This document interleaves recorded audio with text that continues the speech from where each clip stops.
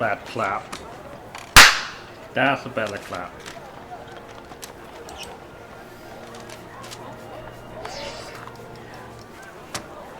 Yeah, that's a better clap. Okay.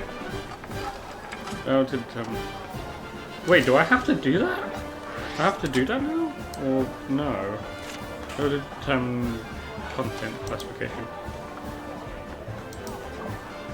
Where do I set that?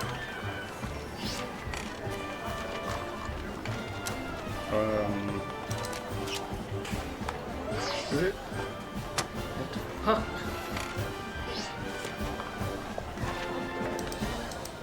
Apparently it logged me.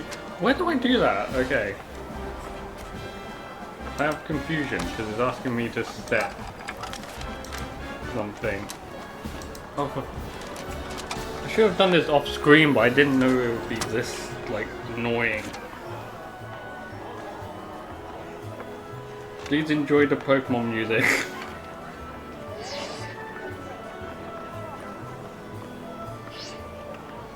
Oh, what?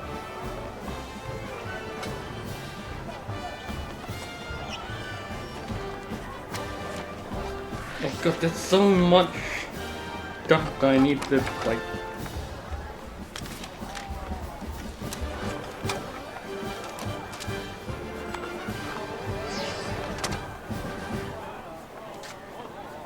The hell was good? Where did I set this?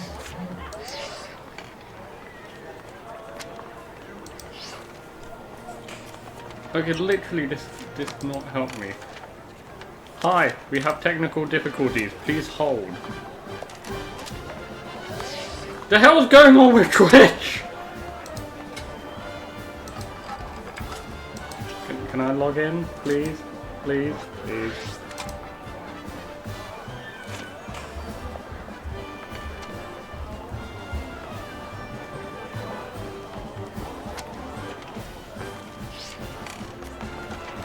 Okay, there we go. For some reason it logged me out. I'm guessing it's in settings.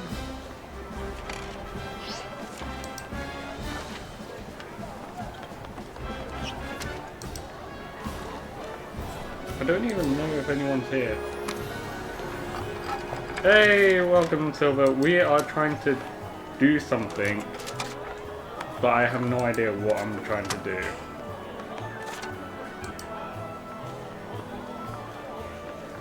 Because,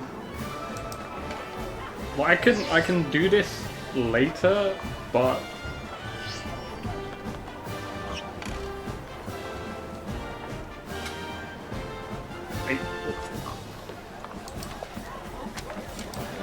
it's like I'm guessing on I'm guessing you can see it on your screen. On the screen it will say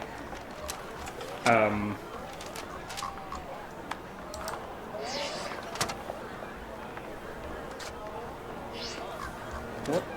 Because on the screen it will say if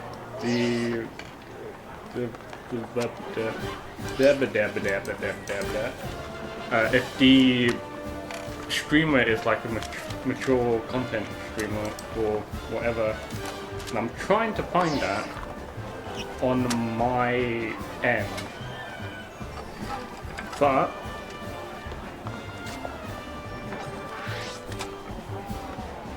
yeah, there's no increased odds, which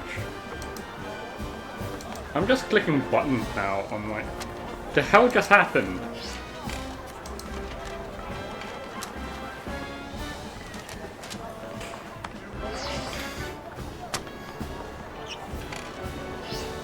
I think I disabled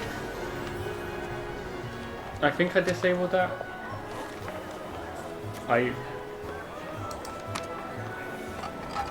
You know what? We'll do that late. We'll do that later.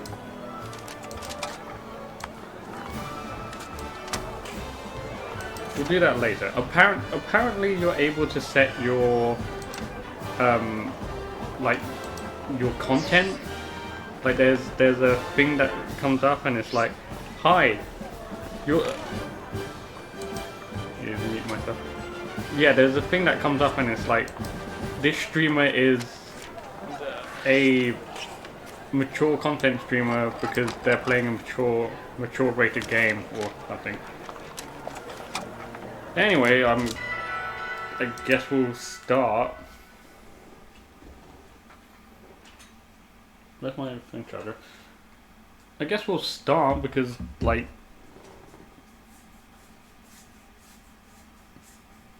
oh, it only pops up on the first time. Wait, what am I saying? In any case, I wanna make sure that it's there so people understand what I play and like what kind of person I am. I also have coffee and I am also very, very cooked. You would think that being a phoenix would like not inhibit that the one? You would think that being a phoenix would not the heat would not irritate me.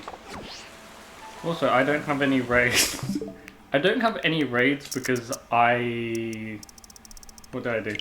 Yeah, I was up. That's not it. Yeah, I did some raids at like 3 o'clock in the morning. That didn't change anything because I didn't give it time to update. Okay. I also think I'm losing my voice, but I don't have a clue. So, streaming was not the correct answer today. That should be enough time for it to update. There we go. Okay. Cool. So, we are looking for the Shiny Gimmighoul. I'm gonna go this way round.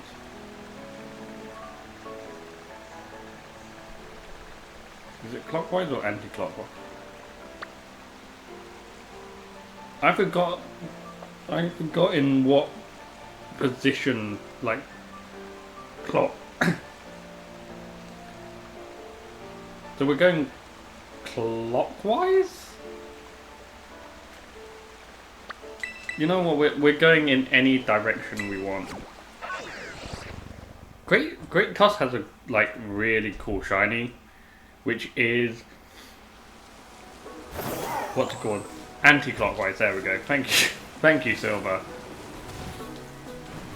Great Tusk has a good shiny, but what am I trying to say? It has a good shiny because comparatively to the Future Paradox, which is basically all silver, the past paradoxes have way better coloration. That's what I'm trying to say.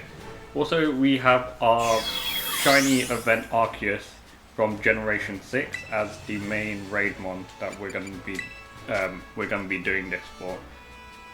What typing was this? This was... If I get the shiny, I'm probably not. I've seen people in the Discord I'm in get it within like 38 captures. 38 or like less than 38 captures. This is rock, I believe. So I can go fighting or ground. I'm gonna go ground. I do have the creator on my side, so at some stage I'll get a shiny, I guess. I don't know. At some stage. This is free. I'm still gonna do the 3-star ones because I might need the Terra Shards for VGC stuff, so it's what's it called? It's beneficial. Like the only problem I've seen people have is basically that they weren't giving out the Gimmighoul coins, which is understandable because you need 99 of them to evolve one of them. And if you're going for a shiny living deck, you're going to need 1,808. Is it yeah, 1,000 something. You're gonna need like 1,000 plus in order to get 2 shinies. Oh wait, no, you're still gonna need 99 coins, but you have to find 2. And finding 1 is a pain in the arse, so finding 2 is equally as difficult. Oh, the music's loud then.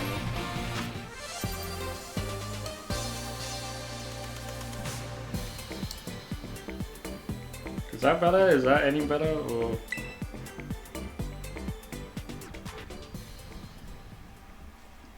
Wait, what do I normally say it as?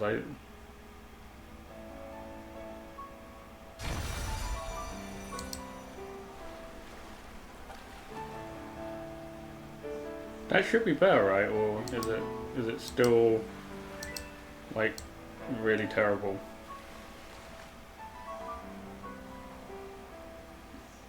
I am fiddling with this and I shouldn't be.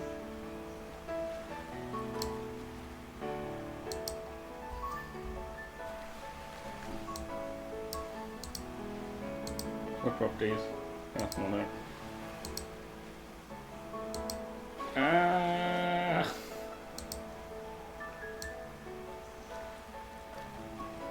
Oh, the Terror Raid, yeah, the Terror Raid music is like super loud. I shouldn't have fiddled with this, now I can't. Actually, can I can probably change that in my options.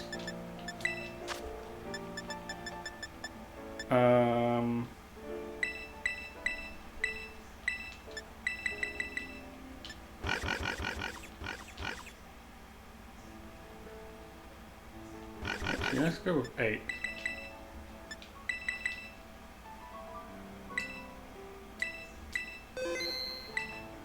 That should be better. I'm not 100% sure.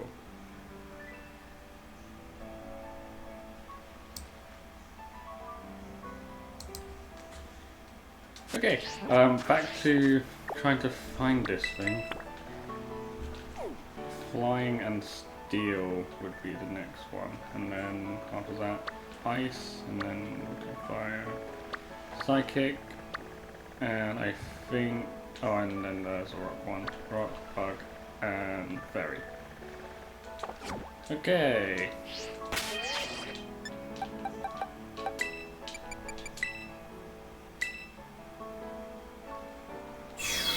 And I was playing you sounded quiet. Oh, okay. So it's the raid music that's like super loud and blaring.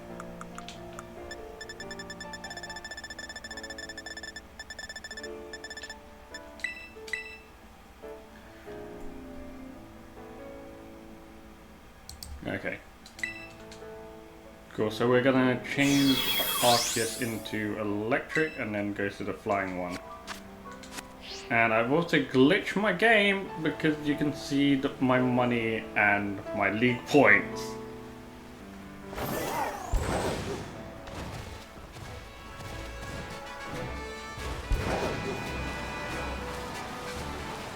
Totally finished game, guys. Totally finished.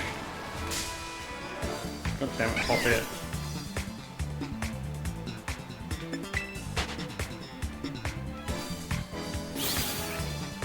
Totally finished. No bugs, no anything in this game. Okay, I'm gonna save because there's a possibility this might be the shiny.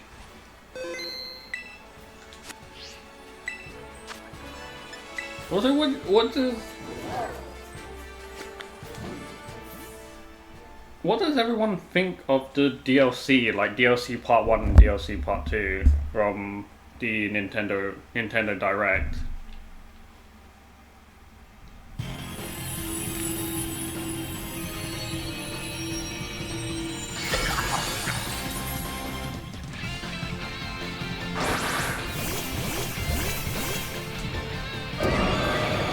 I already have the DLC.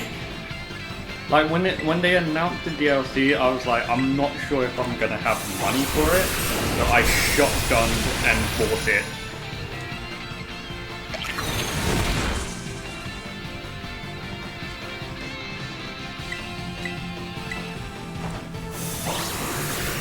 Also, is the audio okay now, or am I still like super loud? I mean, super quiet.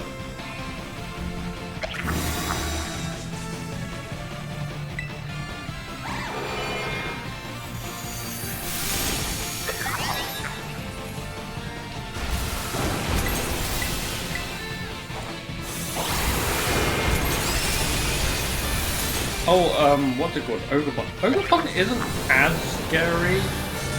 Like, its design is cool.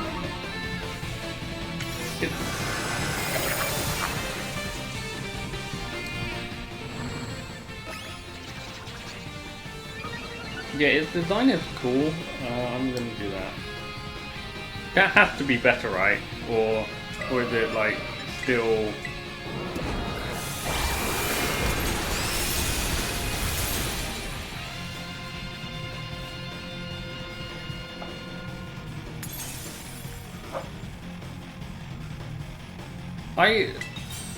What's it called? Like when I catch Ogerpon, I feel like I'm gonna name it Majora, just because it's like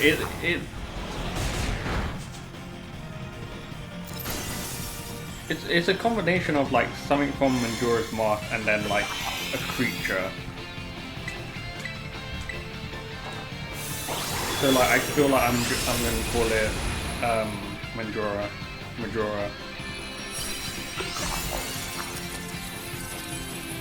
I can't tell if that's shiny or not.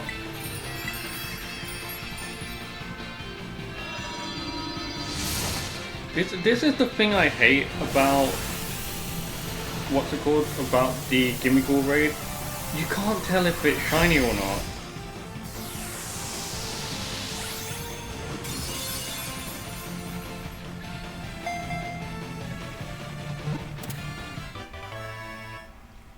Like the shiny version is white.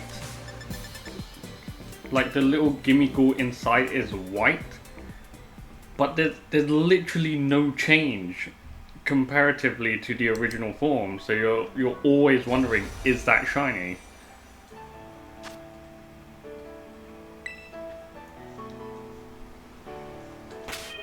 Oh yeah, the stoic face of is not shiny. I hate everything now. Look at my box of. It's still glitched. Like the thing is still glitched. I'm gonna release this. You don't have amazing stats, so you get released. I'm only keeping the ones with amazing stats. Next one is Steel. Like I like DLC 1. Like DLC 1 looks fun. Mainly because of the festival stuff and whatnot. Steel, so we're going with Earth. Or mass releases. I think they more so want you to use Home because it's a paid thing. Like I understand the sentiment of everyone wants mass. I'm gonna catch. Like I get the sense that everyone wants mass release within the game itself and not having to exit out and then go into another game to mass release. But at the same time, I think Pokemon and Creatures, the other parent company, they want your money in the sense that they'll charge you right over it.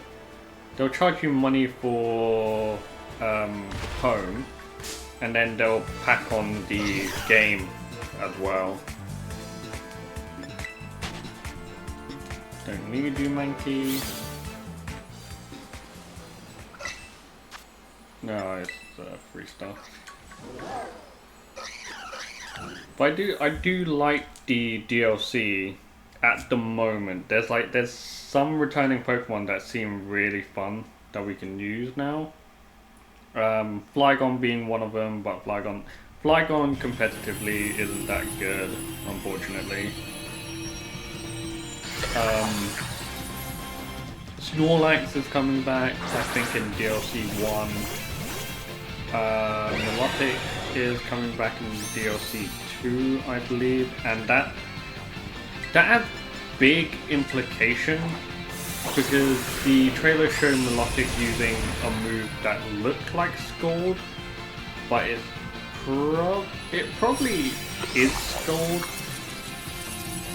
but we're not sure at the moment because if you follow Lu2 on Twitter, I think he said that a lot of the move animation got rehashed for other stuff. Like if you use Kyogre's Origin Pulse, it's eerily similar to what's it called? Regidrago's signature move, which I don't remember. Like it could be like there's a chance it could be Scald and we get Scald back, but there's also an equal chance of the game devs being lazy and just slapping the same animation onto some other move. I never liked Komoro. Like there was something about it that I don't like. Like the Pokemon itself getting what's it called? Noble Roar, I believe, is the signature move that it gets. That was cool. But like the Pokemon design wise, I'm not a big fan of. I think I'm in the same realm of agreement that the three legendaries, Iron Defense and Body Press made it a threat, but I think it's getting outshadowed now, unfortunately, because I've seen clips of it on Twitter. This is Ice. I've seen clips of it on Twitter, and I'm using it as well. If you use... Actually, I might be able to go to my boxes to show this off. If you use Hisuian Goodra... Where's my Hisuian Goodra? Here we go. Yeah, I luckily got this Hisuian Goodra off of the GTS. I had to trade one of my Golden Goes, but I've got a Goodra. Anyway, the Goodra, like the Hisuian Goodra I'm using, it has Shelter, Body Press, and Heavy Slam, which is, I think, the standard set that you run. If you're able to get Hisuian Goodra, like this is the standard, like, moveset. This is all at level 100, so like take it with a grain of salt that it might be different, stat wise. But it's like, it's got good special defense, it has decent defenses, and it has good attack, which in a sense you're not using the attack. You're not using the attack stat because Body Press and Heavy Slam are based on its defense and its weight respectively. And the only real thing you're worried about is what's its defense stat is and what its HP is. And also having it like really specially defensive means that it can tank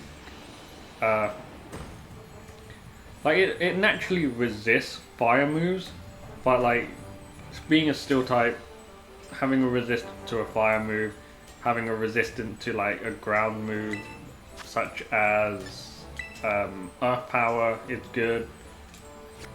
Like all of that is pretty good on that mon. And also in this meta game, everyone's going to be running Ursaluna, because Ursaluna 1 hits like a truck, and 2 has a pretty decent type combination of normal ground.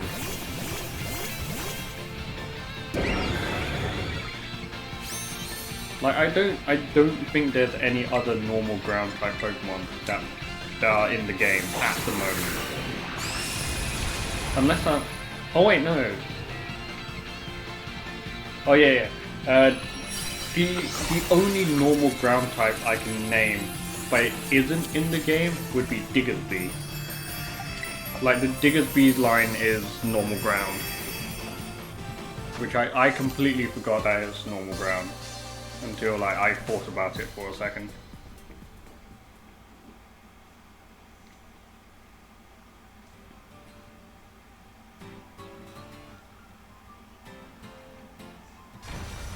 But yeah, like, what's it called? Dare comes back. There's a Gimmighoul there, I need to grab that. Like, again, what I was saying was what's it called? The trio in the teal mask. A lot of people hate their design, and I hate their name. If you... Like, I hate their name because there's, like, really... They're really stupid, but, like, I get what they're doing. Like, all of them are rooted in, some sort of, like, happiness thing. Like, the etymology of their names are like something to do with happiness or like that emotion basically. Yeah, they look god awful.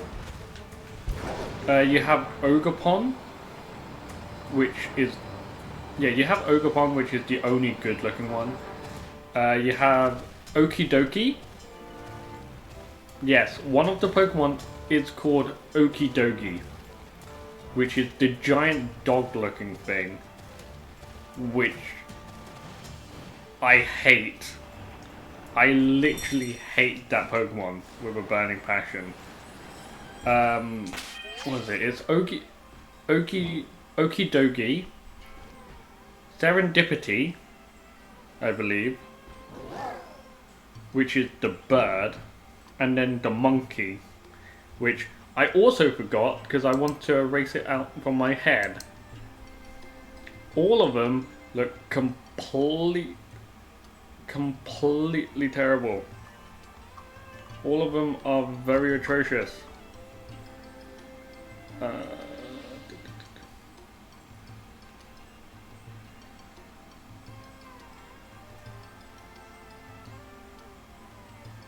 Apparently Japan released another trailer for the Teal Mask, and it's focused all around Snorlax. I don't know why, but sure.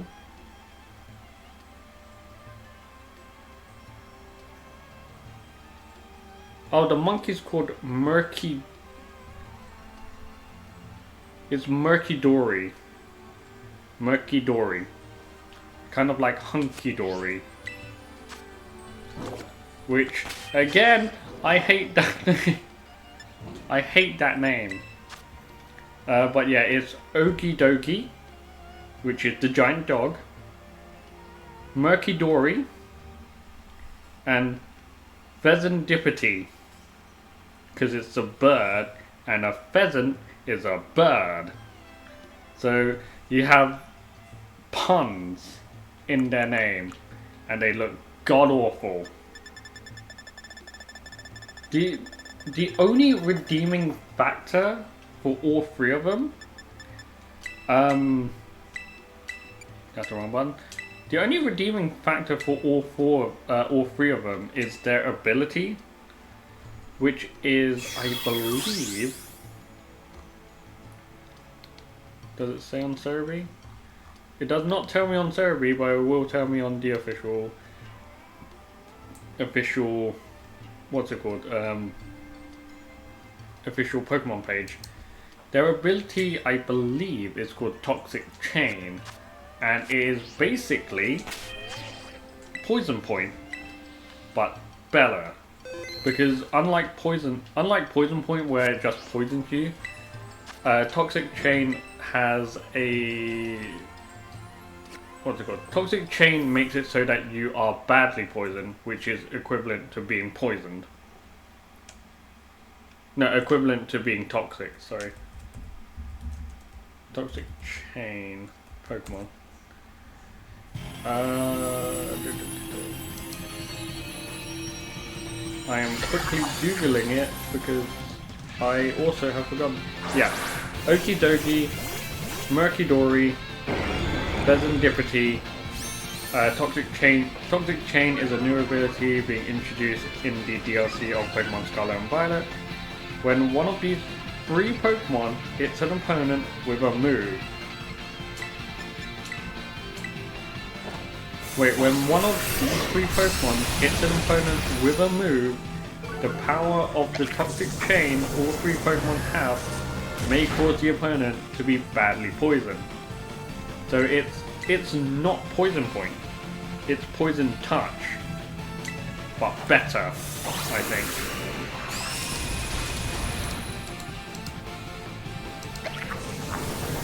Yeah, it's literally a better version of Poison Touch. It's... I'm not sure how busted it will be.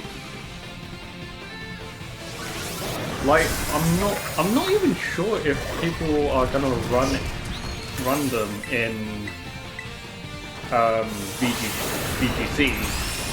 Like the main thing. I'm trying to open my windows because it's very warm and because one of the blind things is like broken. Yeah, I don't know if people will use them because there's other Pokemon coming back and other Pokemon existing in the game who have much better abilities. Much better abilities than a boosted poison touch. Like you got Pokemon like Glamora.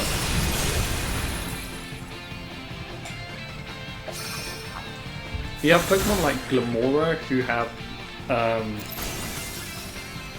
what's it called? They have access to Mortal Spin, which is a spread damage move which can make both of your opponents poisoned instead of just one target. Secondarily, like Glamora also has Toxic Debris. I'm gonna catch this just in case. Glamora also has Toxic Debris, so if you hit Glamora with any physical contact move, it will set up Toxic Spikes on your opponent's side of the field. Which, yes, some people are running, what's his name? Some people are running Amoonguss, and that would be a great way to get rid of the Toxic Spike. But not everyone has a counter to Toxic Spike. So like when you have the Toxic Spikes up, what's it called? When you have the Toxic Spikes up, you can like, that's not shiny. You can have, what am I trying to say? When you have the Toxic Spikes up and people switch in, all of them will get poisoned, which, if you're running a Glamora like mine, which has, what's it called? It has Venoshock, it will do double damage because the opponent is poisoned. So there's one there, and one there, and one there, and one there. Okay. So this is the fire one. That's the wrong button. But yeah, like I'm not sure if the Toxic Chain Trio will be used in VGC as much. Like there might be a, what's it called? There might be a small window where they can be playable, but currently I'm not 100% sure. I'm not the best VGC player like there is. Like if you want a, I would say if you want a detailed analysis on if they are usable, the best person I can say to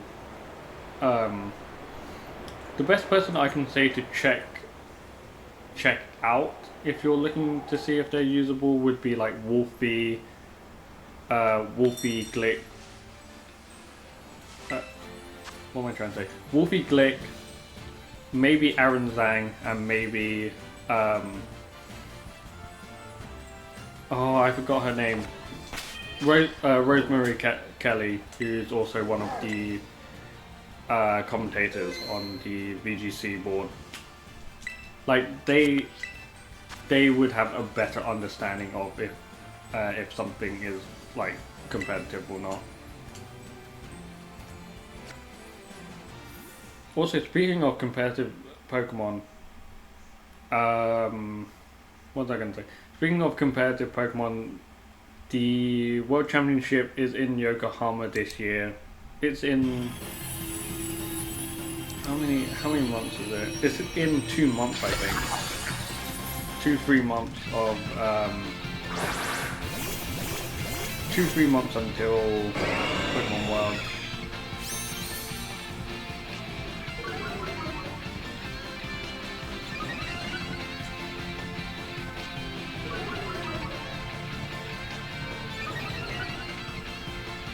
Okay, let's try and do this.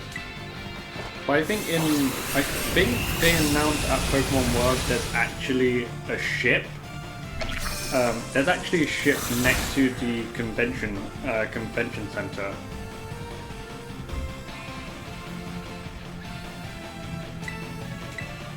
There's an actual ship next to the convention center, so like it's literally the SS Anne. Only thing is, if you remember in the anime, and if you remember in the video game, the ship either A, never came back, or B, the ship sunk. So, you know,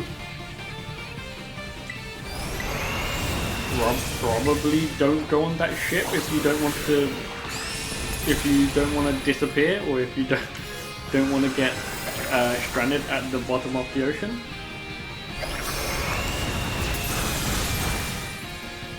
But what's it called? But yeah, the ship isn't actually going anywhere. It's like it's docked next to the convention center. I think at the moment, from what I've read on Cerebi and the Pokemon website, the ship itself is just there to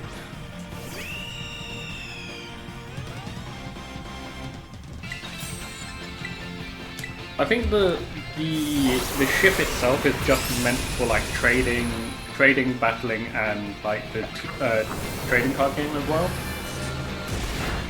Which is actually really cool, and it's a really cool photo op if you're in Yokohama this year. See, if I was able to go to Yokohama, it would be really fun. It would be really fun. What was I gonna say? Because I was there at Pokemon World's last April. Why did I say last April? Last August, sorry. I was there in Pokemon World London last August. Like that atmosphere of Pokemon World is like something you can't match. Like, I feel like in any convention or any event like that, there's a sense that you can't match it with anything else. Like you have to be in like that same kind of what's it called? Same kind of environment to get the same feeling. Oh, you saw Yeah, I tweeted a lot when I was there. Like, I met a lot of some good items. I met a lot of the like Pokemon content creators there, and like a lot of people I didn't know were Pokemon content creators. I also met like a lot of the moderating team from the Pokemon creators as well. Like it's such a fun event. And it's not shiny. Next one I need to go to is up there, which is Psychic. We will go here. Like it's a really fun event, and like I think during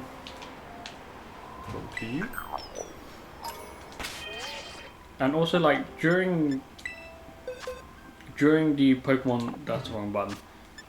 During the Pokemon Worlds event, we got information of Psylizard, the loaded dice, which everyone thought would be broken, which it is, but now it's slowly going out of favor. Like no one's really using it anymore. We got. Need to stop clicking that. We got confirmation of that item, Psylizard. We also got confirmation of what's it called? Of Psylizard's signature move, which was the Shed Tail. I can't ride on here. I think everyone, when they saw Shed Tail, they're like, what if you can... What's it called? What if it's exactly like Baton Pass, where you can set up and then you can pass the substitute off to someone else.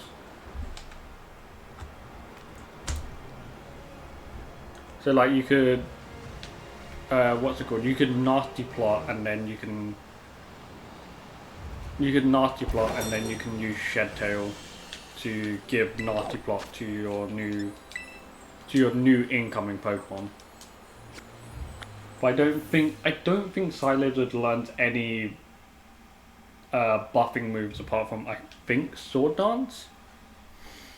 And then other than that, it's like not that good. At least I don't think it's good anyway.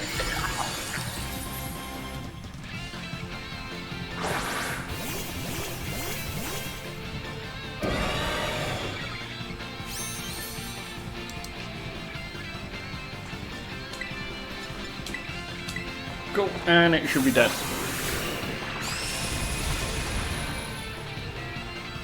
Cool. I have a feeling I'm not gonna find the Shiny Gimmighoul. Like everyone had better luck than I do finding the Shiny Gimmighoul. Yeah, Judgment is crazy in this game because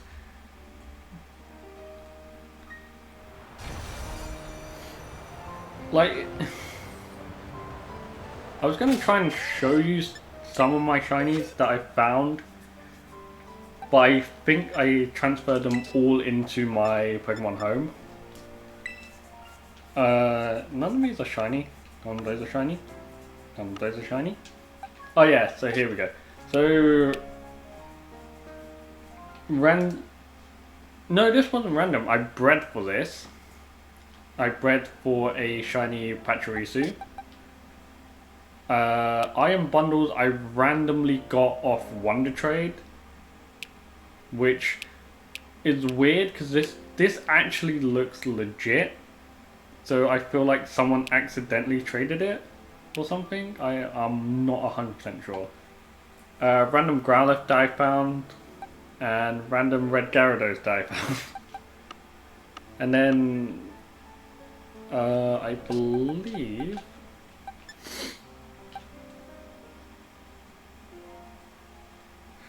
okay, what's it called? Iron Bundles isn't terrible. Iron Bundles has seen quite a bit of play on VGC. Only problem is because we lost Gold. Yeah, because we lost Gold, you have to use Hydro Pump, and because Hydro Pump is inaccurate, there's a good chance you lose the match because you couldn't hit Hydro Pump. Which is annoying, but when you do hit Hydro Pump, it's very fun. Shiny Dragapult, which I bred for, because it's one of my favourite shinies from Sword and Shield. Who else did I have that was shiny? There's like more shinies that I found. Oh, there we go. Shiny Regieleki, which I found in Sword and Shield. This took me a while because I was doing the... Yeah, like, I feel like the dragons are like really sought after for like being a shiny. Regieleki I found in Sword and Shield. What was I doing? I was killing the Regieleki, and then that was how I was resetting them. I think the only difference with Regieleki is that the rubber bands turn from a blue to a white pink color, which is actually really cool. Like I like the coloration. I don't think I found anything else. Yeah, I put my shiny Hisuian Zorak into home because I needed it for the Living Dex part in there.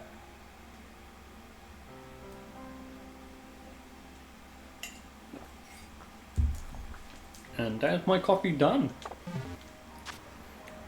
Also, I was like, before the game came out and before I did VGC, I was very hesitant to use King Gambit.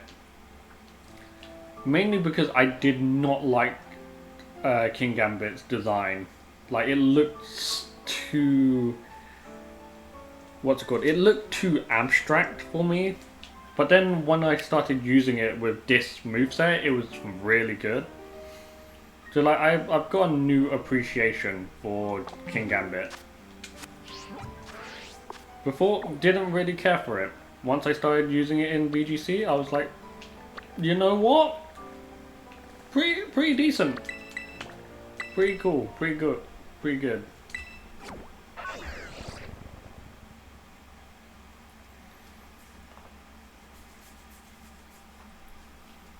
Okay, so we are in the desert. This is a rock. Rock types. I need ground.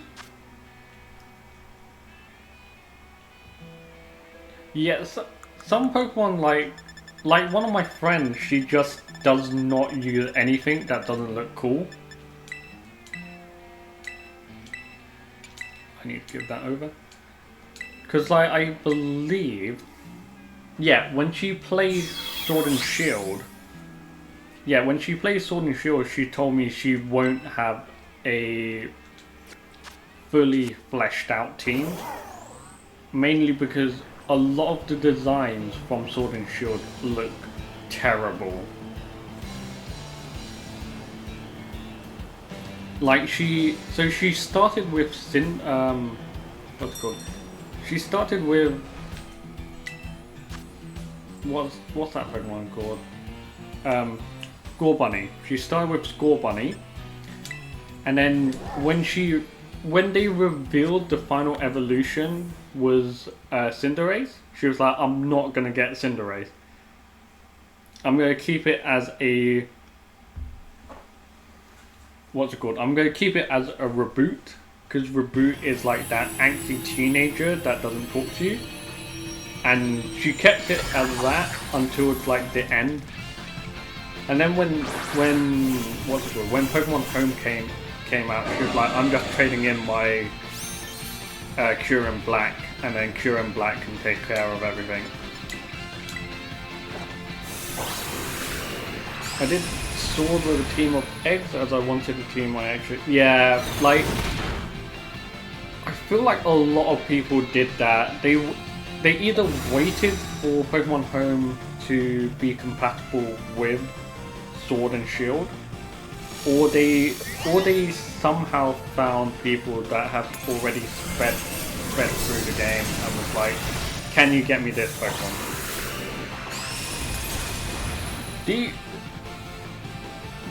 The only pseudo dragon that I don't like from the game, because obviously the pseudo legends, you've got Dragonite line, what is it? Dragonite line, Tyranitar line, the Salamence and Metagross line for Gen 3, Garchomp line for Gen 4, Zweilous line for Gen 5, Goodra line for Gen 6, maybe Noivern, but I don't count Noivern as the pseudo legend. I count Goodra as pseudo. Gen 7 was Komodo, Gen 8 with Dragapult, and Gen 9 we have Baxcalibur, sorry. Only one I don't like from that lineup is probably Komodo, unfortunately. Komodo's like design looks really weird to me. Not really a fan of Hydreigon, but that's more so because of VGC. Like anytime I see Hydreigon, it's not a fun time. But then again, now that I've got a counter to Hydreigon, which is... what element was I going for? Fuck. Now that I've got a Hydreigon counter in the form of Slitherwing, I'm not really that afraid of it.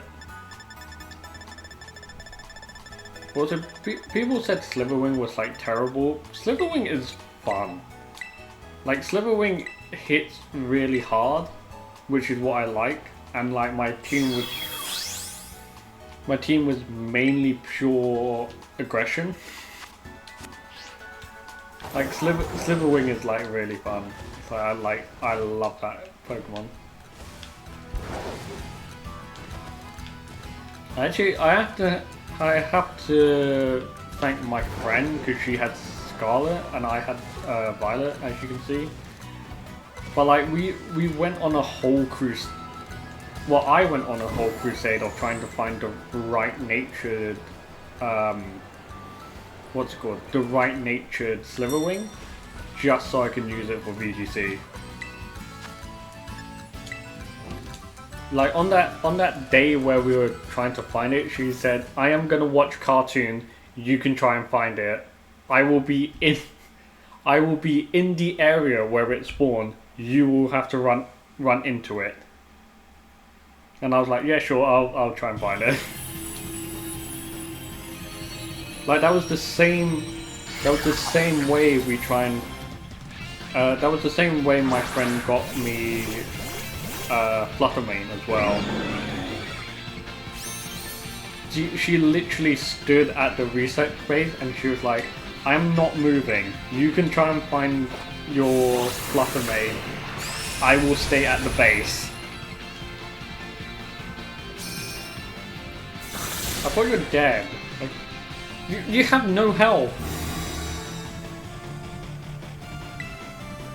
You literally have no health.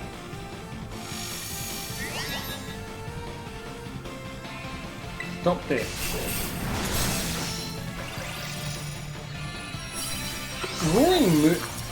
Roaring Moon is cool. Like both the shiny and the non-shiny are really cool. It just sucks that Roaring Moon is only available in one location, which is like in a really obscure cave in the third research station area.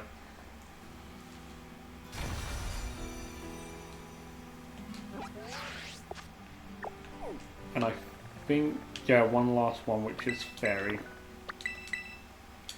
And then we have to reset the time.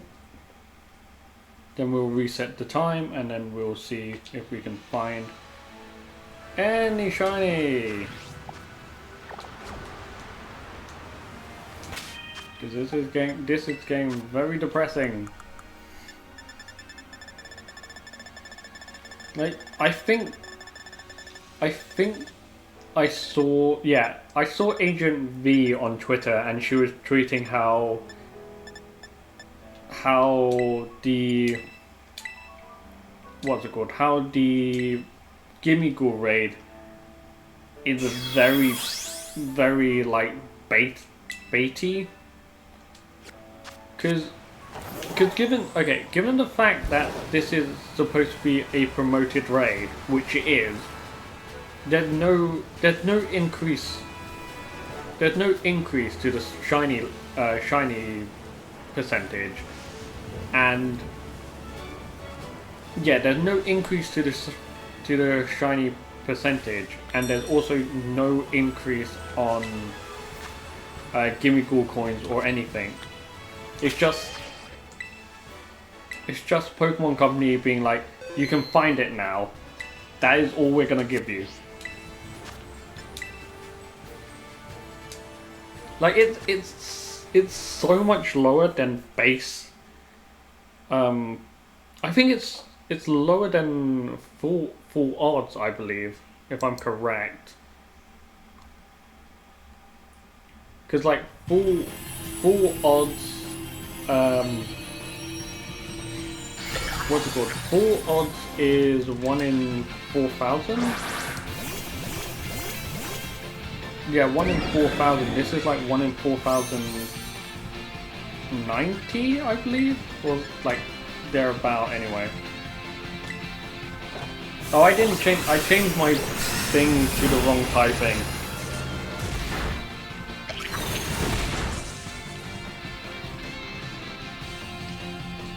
I changed my Arceus to Fairy, which is not what I needed. I needed to change it to Steel.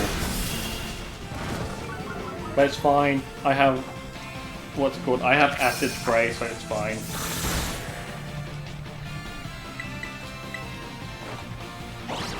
The good thing is I have Acid Spray, so like, it's not a big deal, but it's like, it would have been faster if I changed myself to Poison, or if I change myself to Steel. But it's fine, it's fine.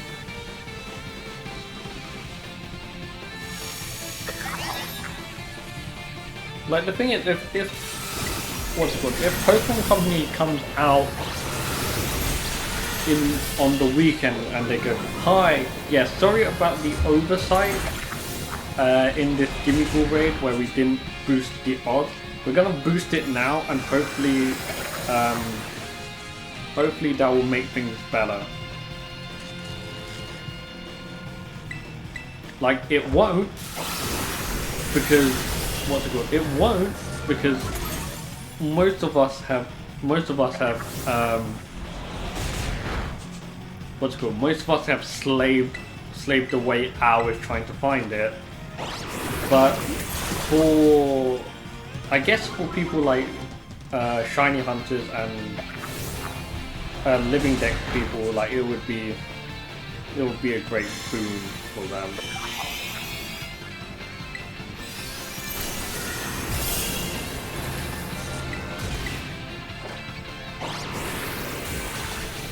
I'm not even sure if I need. Oh wait, no, I do need to, because I want the Gimmighoul and I want the Golden Go for Pokemon Home, for my living decks for Pokemon Home. So, you know, more pain.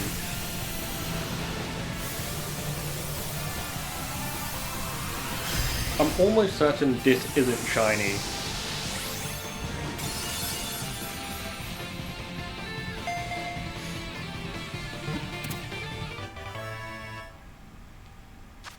Like, if it is shiny, then good, we got one.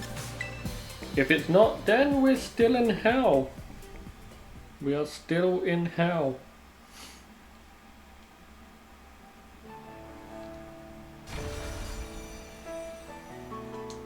Okay, let's check. It's not shiny.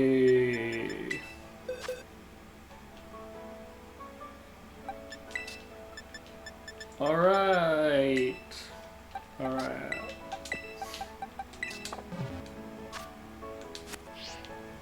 Cool. Now we have to...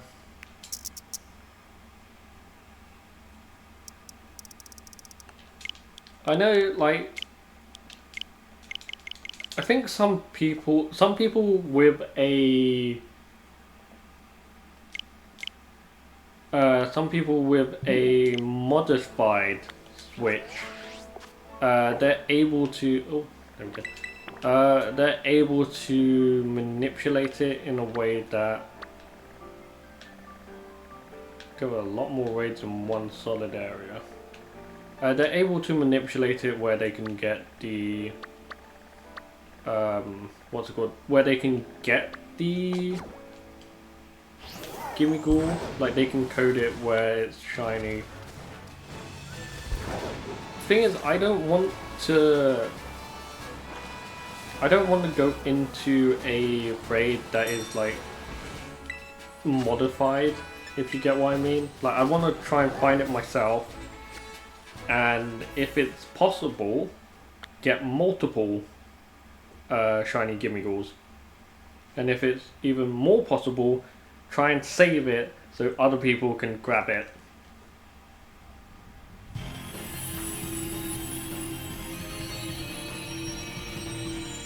It's like if it's what's it called? Like it's a what's it called? Like this whole raid event seems like a big class project. Like everyone is trying to get the work done and trying to find the trying to find the shiny Gimmighoul. So like once one person in the class finds it, they can be like, everyone can come to me and I can give you it. It's exactly the same as when someone buys Prime. That one kid has a bottle of Prime and they can be like, yeah, blood, I'll give it to you, but like you gotta give me like 20 quid in it.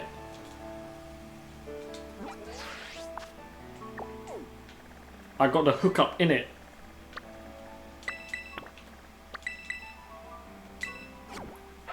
I got the hookup, yeah.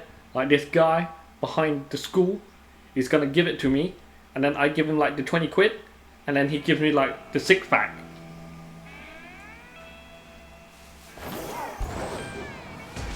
We are going... We just ran into the wall.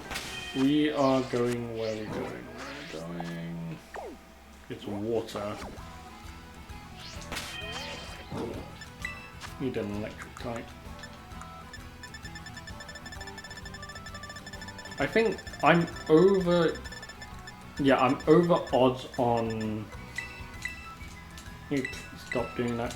I'm over odds on what I saw on Discord today. Because someone in one of the Discords I'm in, they got it at 38 captures. I believe I am well over 38. I think I'm either on like 30...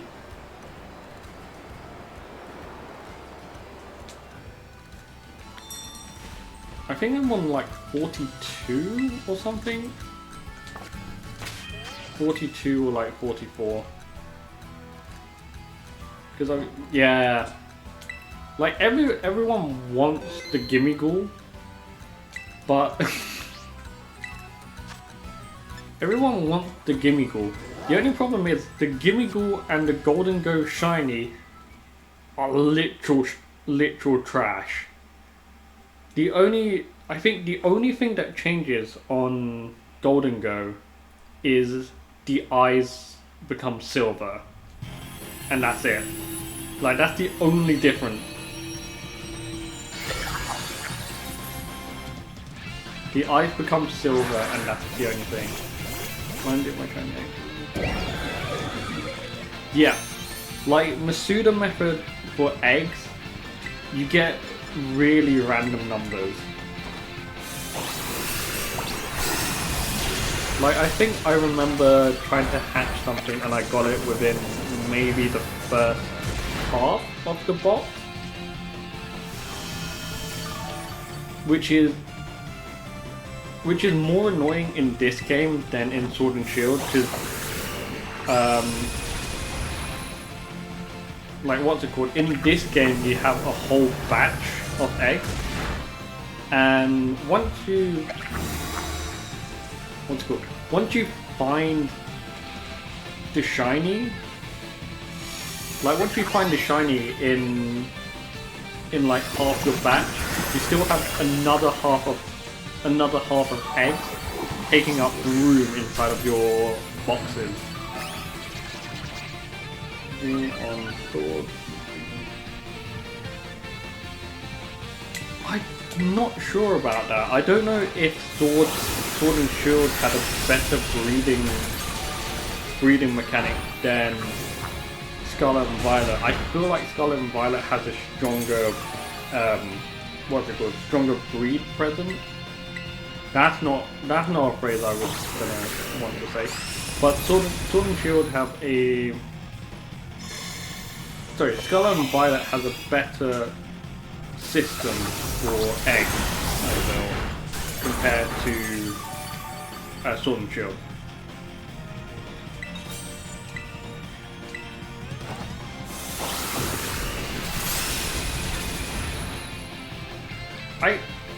I mean, I get that you can't do much when you're waiting for the eggs to, like, spawn. But like, I feel like more people like it this way than they did what's it called? I feel like more people like it this way, where you can AFK, compared to Sword and Shield, where you had to, like, be running around in a circle. Because with what's it called? With the AFK breeding, like, you can do something else on the side. Like, for that 30 minutes, you can... That looks shiny, but I really doubt it is. Like, for the 30 minutes, you can be on Netflix, you could be watching Black Mirror, which, for people who haven't watched Black Mirror this season is really good. I recommend Black Mirror this season. It is not shiny. But yeah, like, I feel like a lot of this generation's, like, AFK playing is like a lot better. Rather run around in circles. Well, I mean, I guess it's a, what's it called? It's a mixed bag, because some people like being AFK and being able to do other stuff while the system itself like runs in the background. For example, what's it called? For example, like doing the Academy, the Ace Academy tournament. Like, if you have a... It was ice, wasn't it? If you have like a turbo controller, you can make a macro.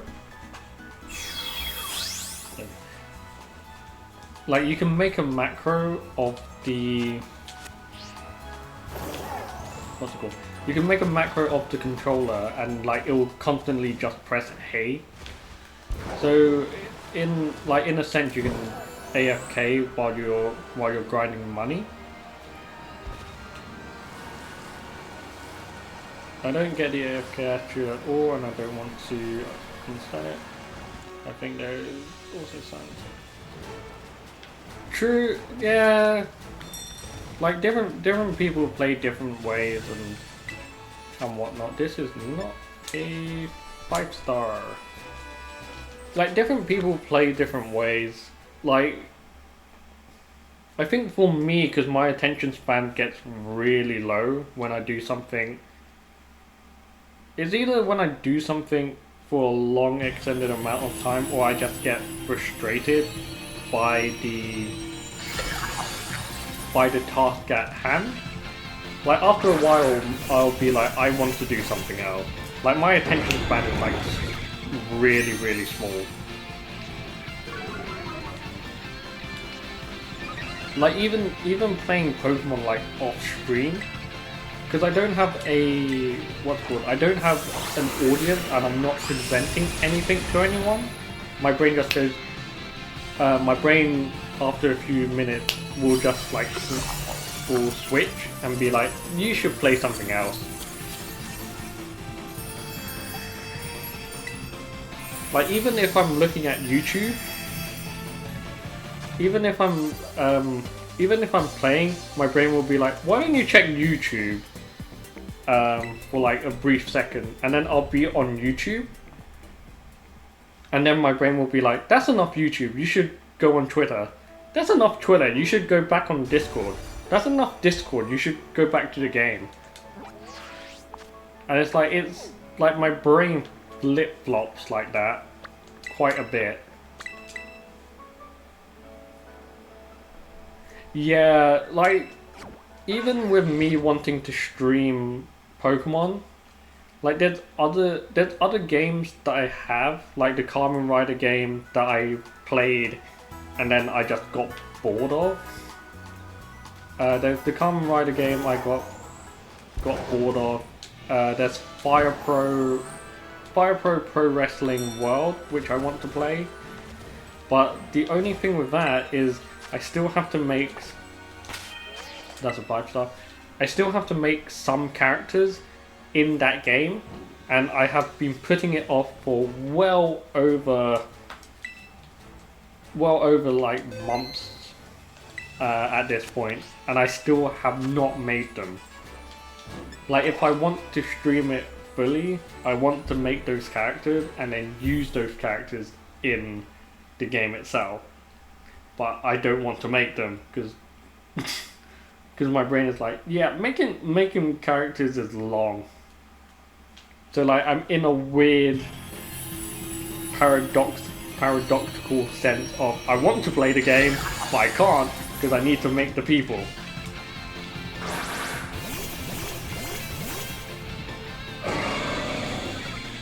Yeah, like you said there, Silver.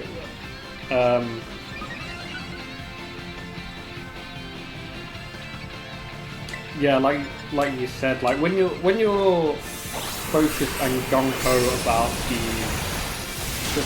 the thing you want to do. My voice is really going, and I shouldn't be playing video games and talking. But yeah, like even when I was playing Sword and Shield, not Sword and Shield, when I was playing Scarlet and Violet, like I breezed through Scarlet and Violet within like 3 days because I said I wanted to complete it as quick as I can. Like I enjoyed the story and it took me 3 days because I was invested in the game. That's what I'm saying.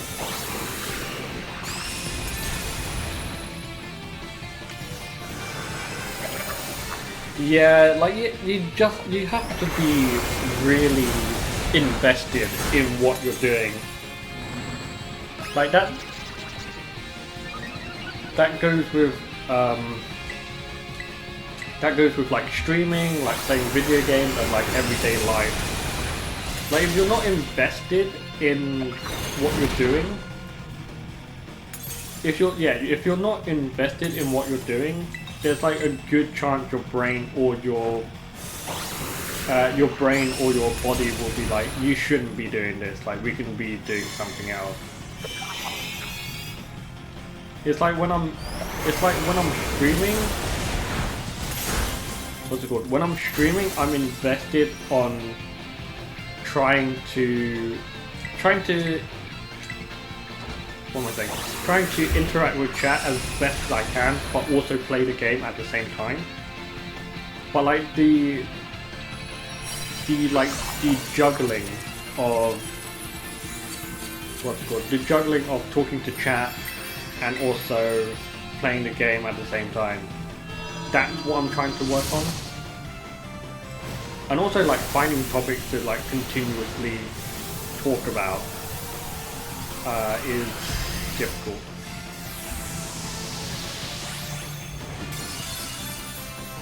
Like one of the streamers that I watch and like the streamer Discord I am in, like they basically said the best advice they could give is to just keep talking. Because the thing is, you don't know when someone's going to jump into your stream. So you could be mid-sentence talking about something and they'll jump in. So like, instead of having dead silence, it's much better to like randomly ramble on about something. Did I check if that was a shiny? It is not a shiny, and I'm getting really sad. Yeah, like sometimes you get like, what's it called? You get into a state of you're only doing this. What's it called? You get into a sense of there's no one else but you, and then after that moment you're like, oh wait, there's actually four people watching me at this moment. This is the right location. Okay, so we need to change it around. Like the person I was talking to who said just like keep talking as much as you can. What's it called? I said to her basically, what am I trying to say? Like my brain's trying to rattle. My brain is like trying to make out what I'm trying to say.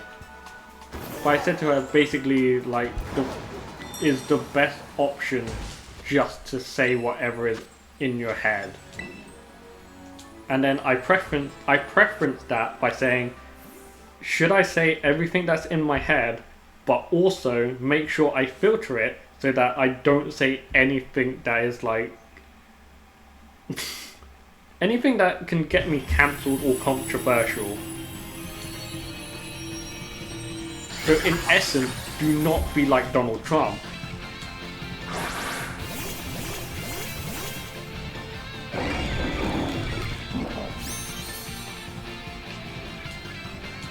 Okay, we're done judgment and we should be fine.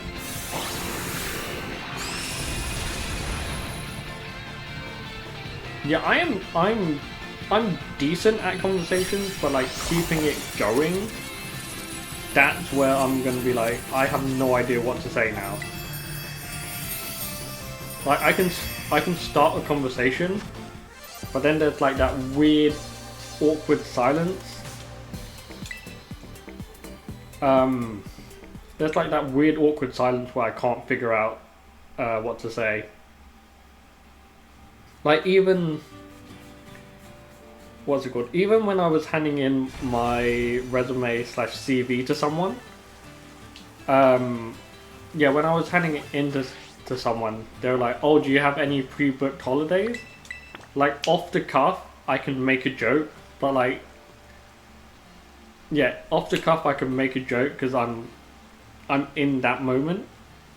But like in any other situation, I'll be like, no, maybe, sure.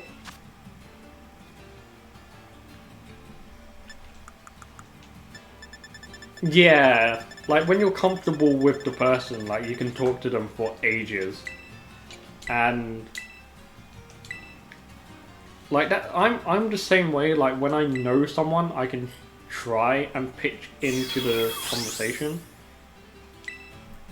Like my only problem aside from like randomly blanking out if I got nothing to say, is there we go. Like the thing is, I feel like I bother people too much by by talking. So like I'm always on the back foot, being like, am I bothering you? Should I stop? Do I need to shut up? And like even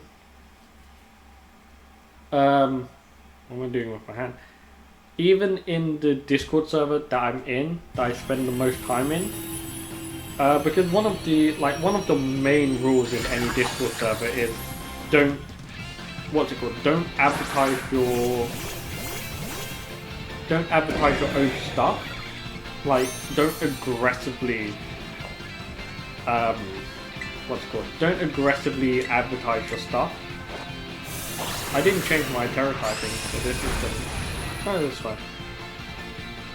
Like if you go into someone's stream, or if you go into someone's Discord server, and the first message you put without any context of anything else is, "Hi, I also stream, please come watch me now." Like if you do that, that is a good way to get banned. That's a good way to get banned and like completely shat on by everyone else. Because I think one of the other streamers that I watch, she always says, let's go there. Like she always says, like going into someone's stream and saying that is exactly the same as going into someone's party and being like, "Hey, your party sucks. My party has beer. You should come and join my party." Also, random tourist trying to spear me. I forgot which.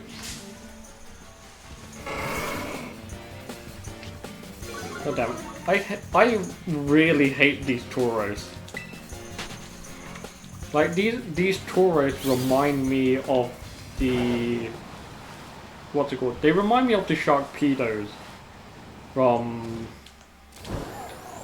Isle of Armor in Sword and Shield. Like you'll be minding your own business, and then one of them just... what's it called? One of them just zooms across and gores you.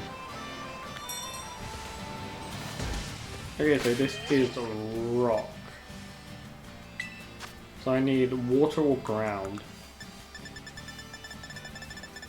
Yeah, the Sharkpedo were really irritating. Like you'll be in the... I don't need to change anything, I'm already...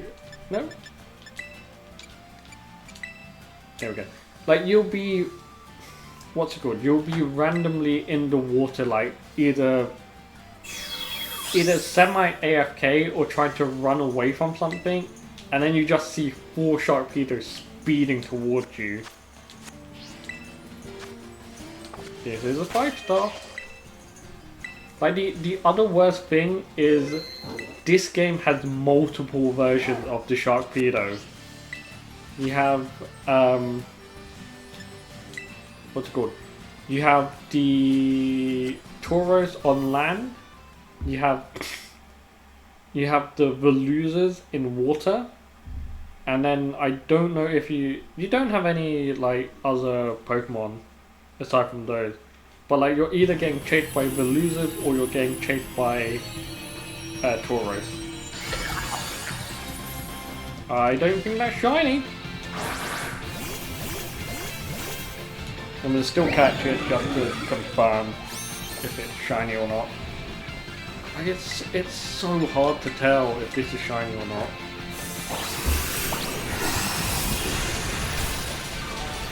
Yeah, Veloozer, psychic water. Of the is it Caponado?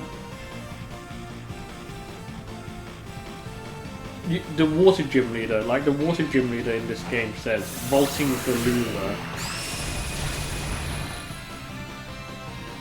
Wait, is Sneasel? I didn't know Sneasel. Yeah, Sneasel is also in this. Yeah, in this game, Sneasel just like bolts towards you.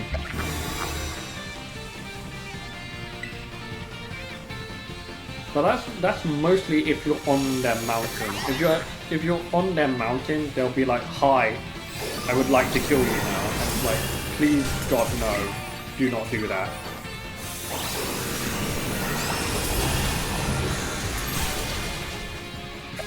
I just really want this shiny, and then again, I still have to find another one because, you know.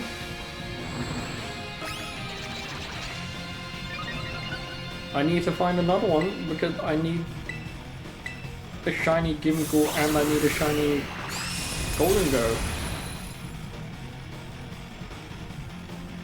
Also, these NPCs suck.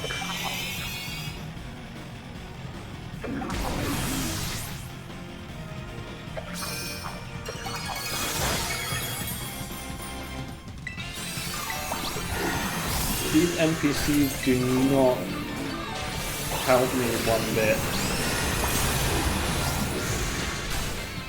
There we go. Yeah, having like multiple switches is probably like your best option. I feel like with the Gimmighoul raid and any raids in general, like having two switches is your best option.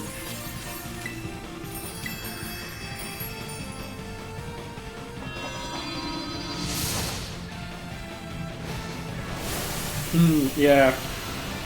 Like, when you have a family account and you have like multiple switches, finding like any of the event mons is like much easier.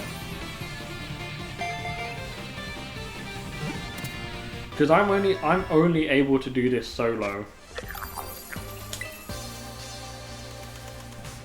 I don't think that's shiny, which is annoying. Because I'm gonna have to keep doing this until like I find it. And then I have to continue doing it once I find it to get another one.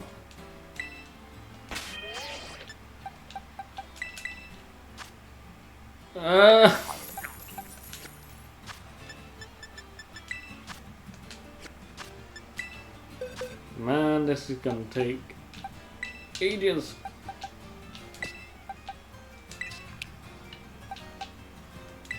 You're getting released because you don't have good stats.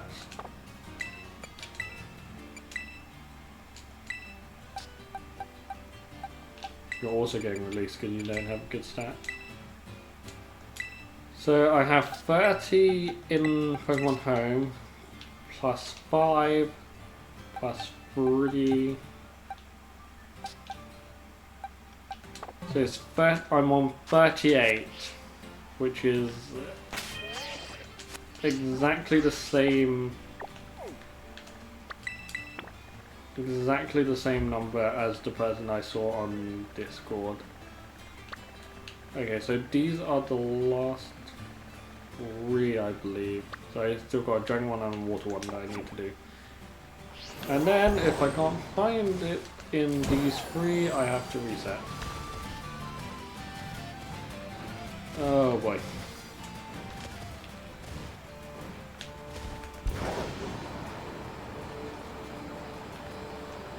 Jump.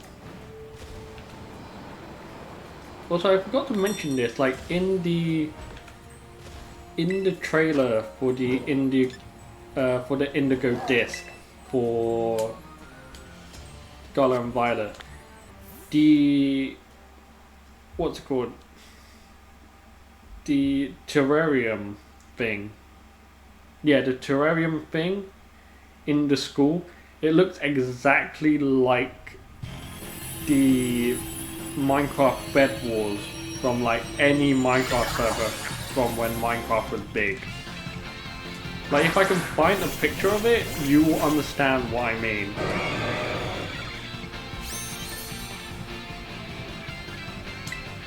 Let's go with Judgment.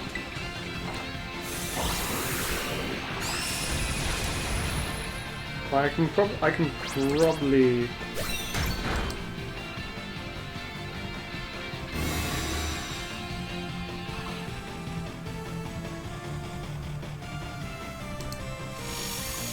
They do not have a picture of it, which sucks because I wanted to put it on screen.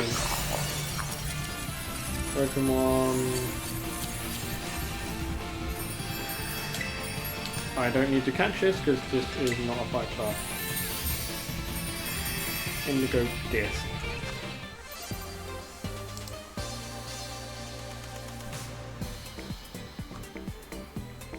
Also, the cool thing about the Indigo Disc is you're in another school, and there really isn't a picture of it anywhere. Like, the cool thing is you're in another school, and what I can tell is the professor of that school. What's his face?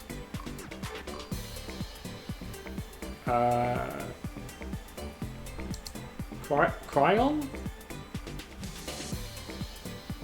Crayon. Cyan. Whatever his name is. Like, the professor of that school, like the scarf he's wearing, that scarf is very reminiscent of what's it called? It's very reminiscent of the Honedge line. So I'm guessing. I want to guess that Honedge is also coming in, because like there's no reason they'll reference Honedge with the scarf and not put them in. I might be wrong, but I might be wrong.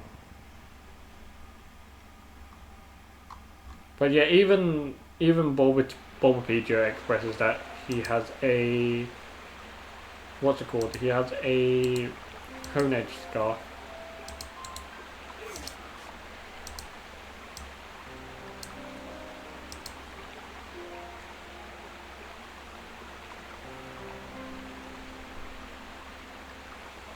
Wait, the giant turtle. I need to change this to berry.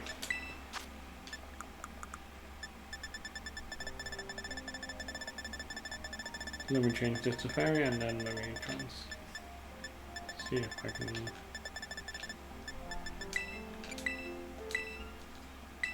Cool.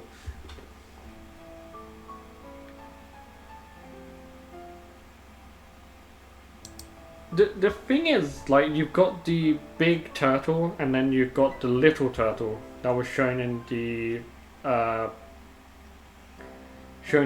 anime, and I'm not sure if they're related or if there's a. Do you not mind what I'm trying to do? Yeah, like, you can't tell me that Honedge won't be in the game if he's wearing a scarf like that. Like, tell me I'm not crazy.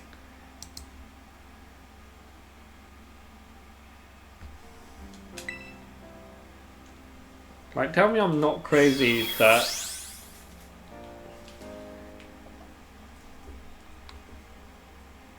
Like, there's a good chance Honedge will be in the game if he's wearing a scarf like that. He also looks really cool, like, comparatively to the other Director Clavel. Like, Director Clavel is cool, but he looks a lot better. Okay, cool. So we now need to head to the Dragon one. I mean, yeah, they could just put the what's it called? They could just put the design there and not bring it in. But I feel like Hone Edge might be back in the game. And if it is, that's cool, because I want to use Hone Edge. Partly for VGC, partly for, like, random stuff.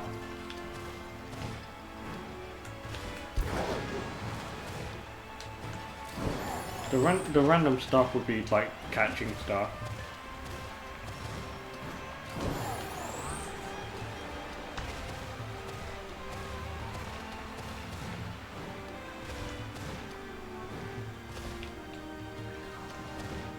It is literally on the edge.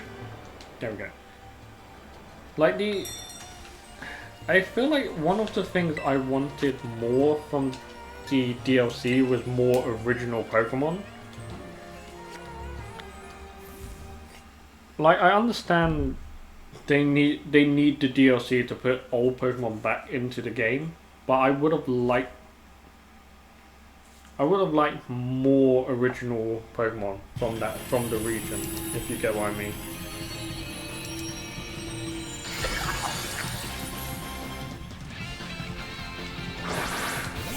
Because like what's it called? Like the Pokemon that we have in this game at the moment, they're really good. And with what's it called? With the Ruinous Pokemon hinting at a possible China region or an Oriental region, like if we got more original Pokemon like that, that would be cool. I would really like more Oriental design Pokemon. Like granted the first 4 regions were all based in Japan, and then subsequently Generation 5, 6, 7, 8, and 9 are now based elsewhere. Like I want more Oriental Pokemon back. Is what I'm trying to say.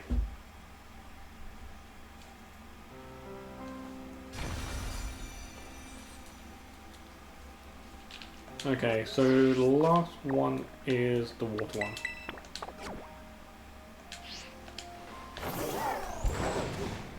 Cool. Also, I want climb. Also, I want Pokemon to add one thing back to the game that was in Sword and Shield that isn't in this game, and that's the that's the ability to whistle. Okay, so I can't climb that. Because like in Sword and Shield, you were able to whistle to get the attention of Pokemon. But in this game, like there's no way to whistle to like get. I didn't know that spawned naturally. Like there's no button to click.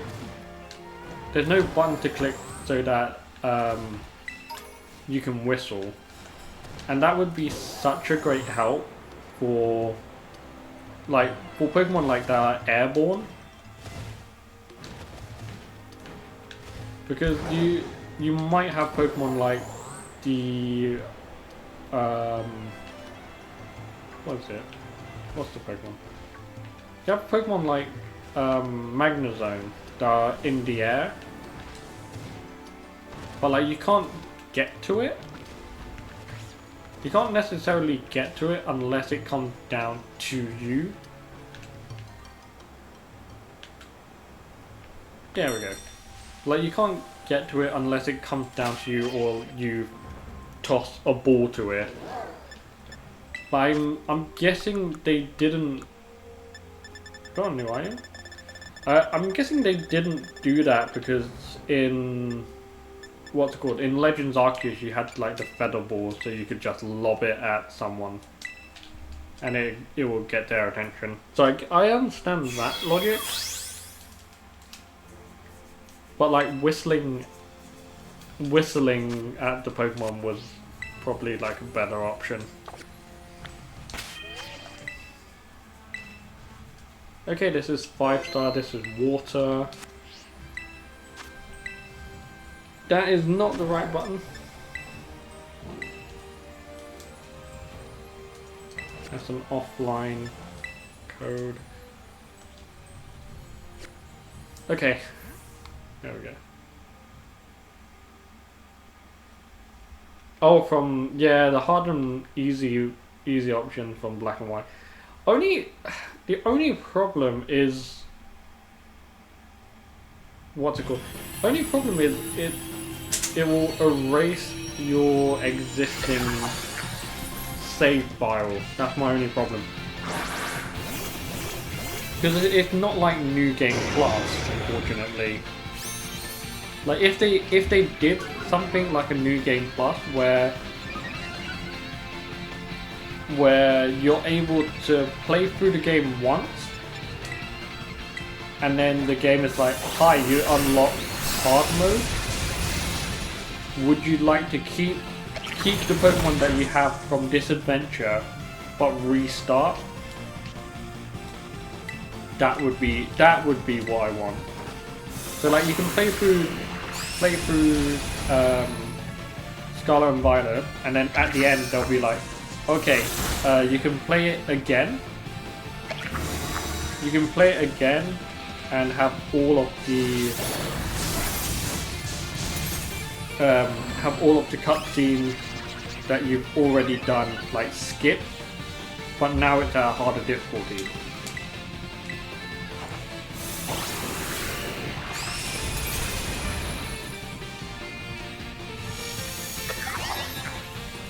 Like imagine you beat the Elite Four, you watch the credits, but then you only get access to post-game you only get access to the post-game via New Game Plus. You can't get it without doing New Game Plus.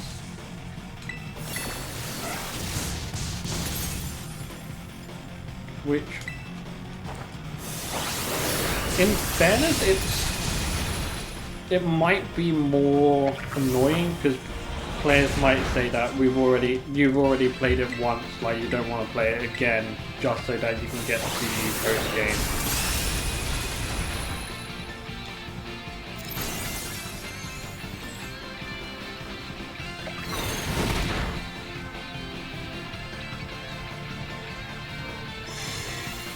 Okay.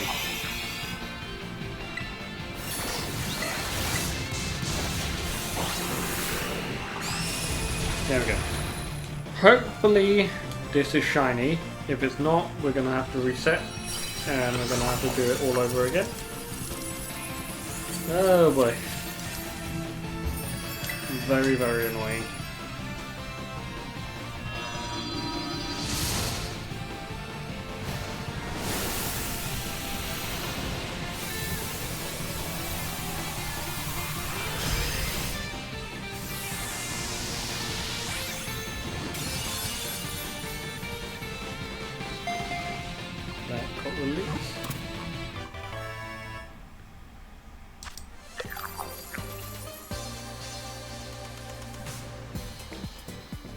I don't think that's shiny.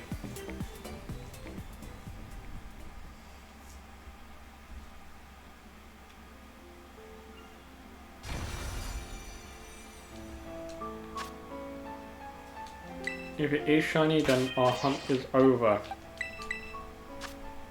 It is not, so we have to keep going.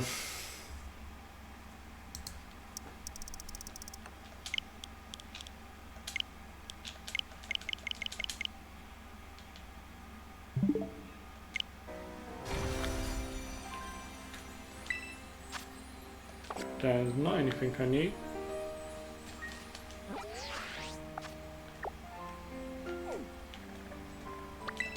One here, and one there. Okay, so we are going to the ice one, which means we need a steel type.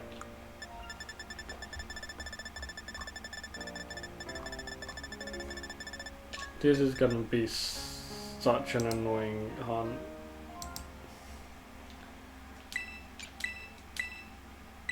Again, I don't know why Pokemon didn't up. I didn't. Blah blah blah. I don't know why Pokemon didn't up the chance for it to be shiny, but it is what it is. It is what it is.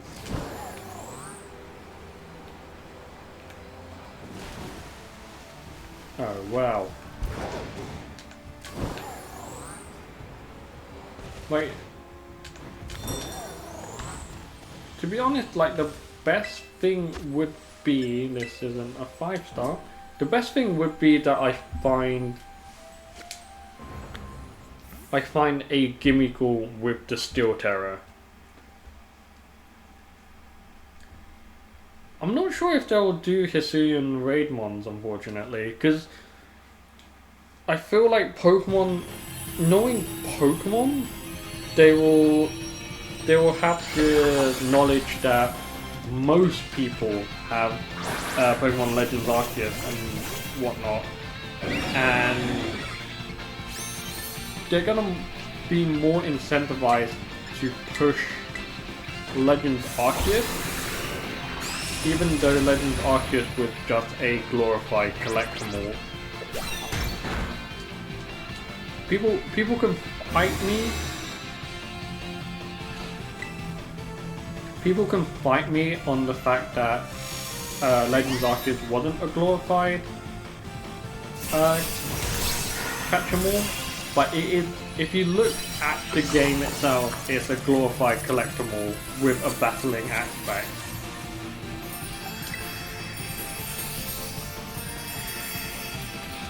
Yeah, I don't have Legends Arceus, unfortunately. Like, I know people who have Legends Arceus, and I've asked them.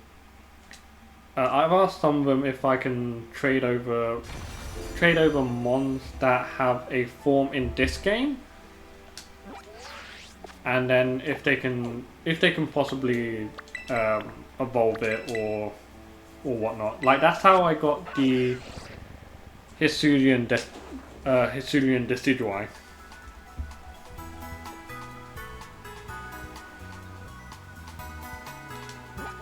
Oh really?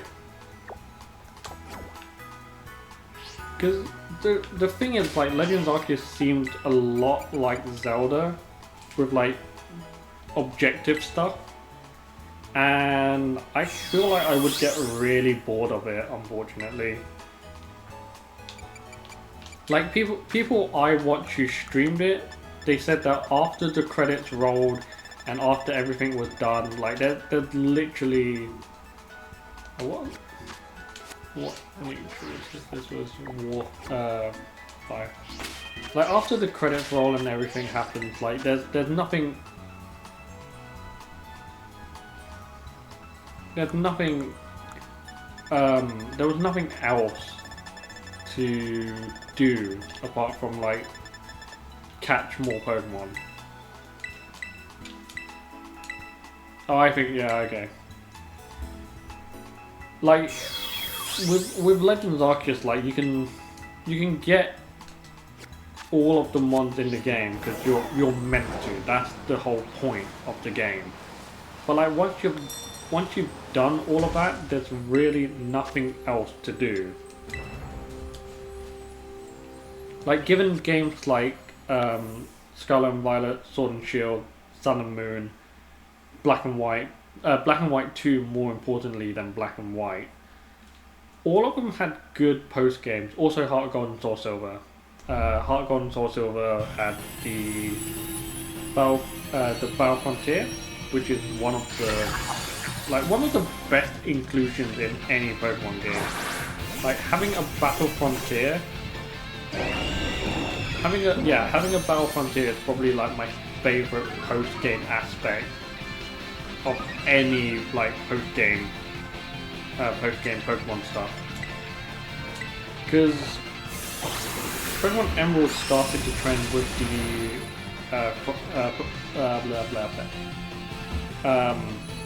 Pokemon Emerald with the Battle Frontier. That was amazing.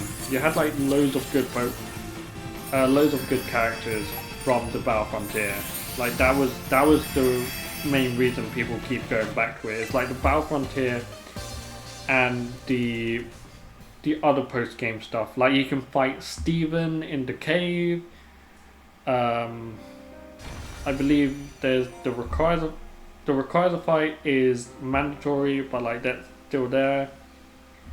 Battle Frontier, like I said, and then Generation 4. You had the Battle Frontier as well.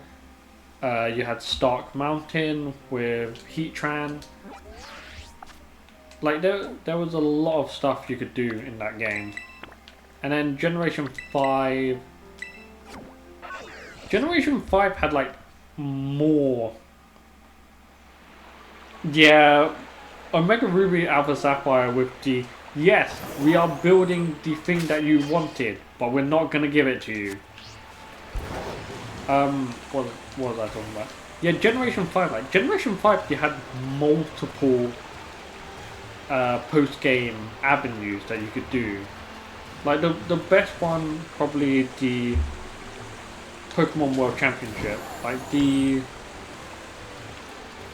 Pokemon World Championship thing in that game. That was fun. To be like you could take on old what's it called? You can take on like old gym leaders and like Elite Four members and champions. Like that was really fun. You also had like the Battle Subway. Like the Battle Subway was also equally as fun as any Battle Frontier, to be fair. Like I love the Battle Subway. I don't think I ever completed the Battle Subway, but like the Battle Subway was fun. And then Generation 6. Okay, Generation 6, you didn't have anything in yeah, BDSP was complete garbage for post game, because here's the thing, it wasn't a it wasn't an upgrade, it was a downgrade. Okay, so god damn it, noise that. BDSP was taking all of the elements of Diamond and Pearl and not giving any platinum stuff into the game. Like if we got if we got a Distortion World or even a Battle Frontier, like a good Battle Frontier, that is. Like if we got a good Battle Frontier or the Distortion World, that would have been fine. But since since the game was predominantly about Diamond and Pearl, like we didn't get any of that, unfortunately. Which was a huge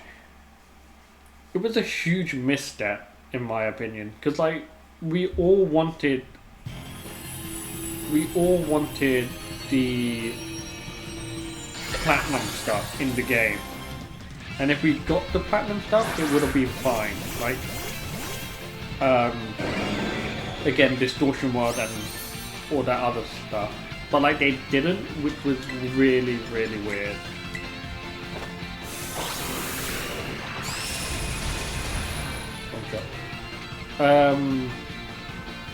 What was I saying? Generation 6, there wasn't anything apart from the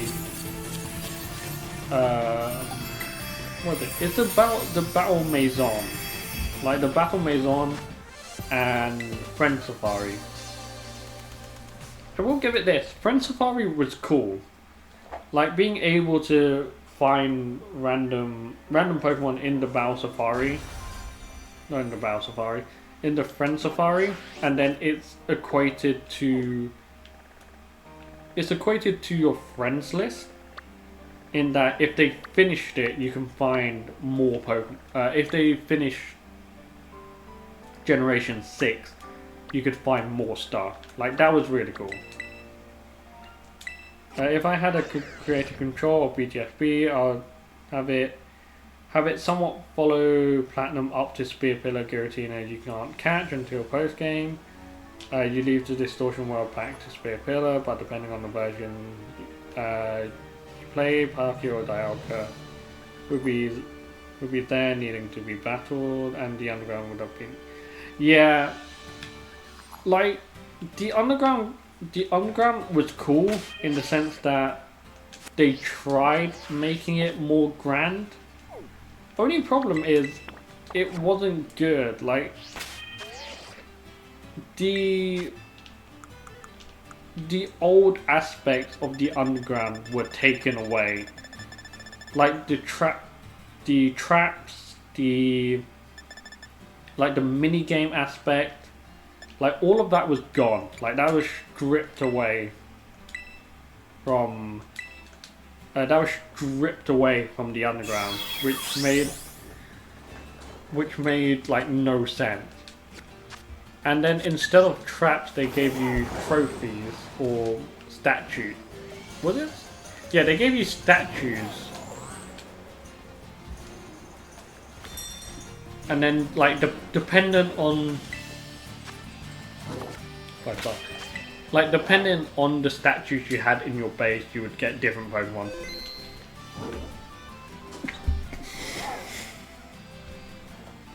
Like that was kind of stupid.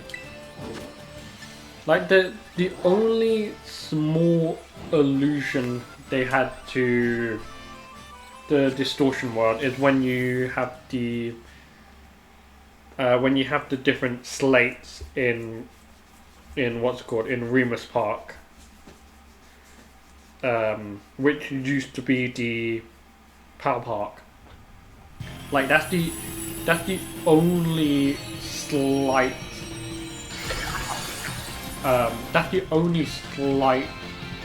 connection to the Distortion World. Like anything other than that, there wasn't anything there. Yeah, the part was annoying. Like I finished BTFP and then I never touched it ever again. Like I beat the Elite Four. And then I never touched it ever again. And like currently I don't own it anymore because I sold it to.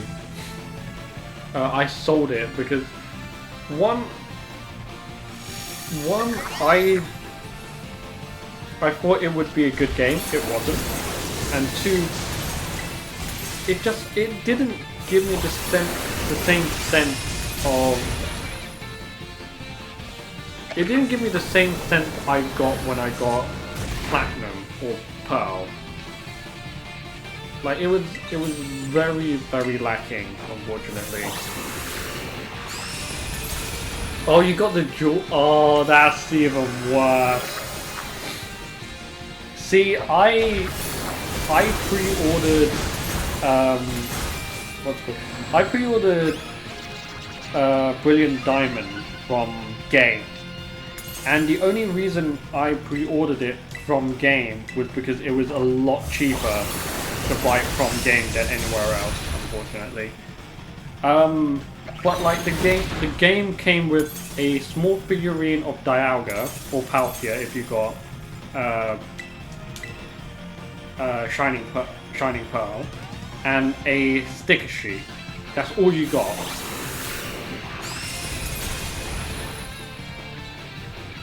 Like that's all I got from the game. And like once I tried playing once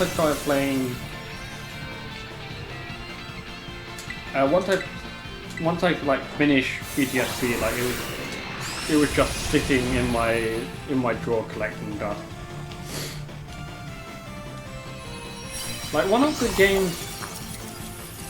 games I'm happy that I pre-ordered from Game is Persona 5 Striker. Like I didn't. What am I saying? At that point, when I pre-ordered it, I've never played a Persona game, and Persona 5 Striker was my first venture into Persona, and then after I finished Persona 5 Strikers, I was like, I want to play the base game. I want to play Persona 5 Royal, which I was able to play, and like I really love Persona 5 Royal. So now if I get the chance and I get enough money, I want to play Persona 5 Tactica. Like there's one, damn it, there's one small gripe that I have with Persona 5 Tactica and also Persona 5 Strikers that I've only learned since playing Persona 5 Royal, and that's one of my favorite characters from Persona 5 Royal, which is Kazumi. She is not in any of those like following games. Like Kazumi is one of my favorite Persona 5 females. Like you have Kazumi, you have Ann, and you have Futaba. Also Makoto. Like if you played the game, if you played Persona, then those are like the 4.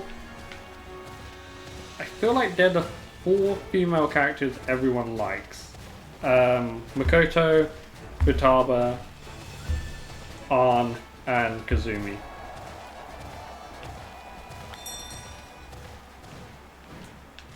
Where's this raid? I'm right on top of it. Okay, cool. Like those 4 are probably the most liked characters in Persona. And then maybe the teacher, and also maybe the teacher, and then also Haru. I forgot what the teacher's name is, but like she, what's it called? She moonlights as a maid, which is why everyone likes her. Because, you know, teacher by day, maid by night.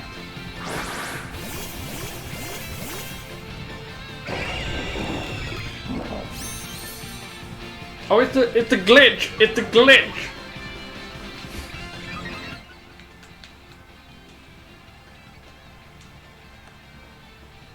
Look at that. Look at that glitch. Don't talk to me or my son ever again.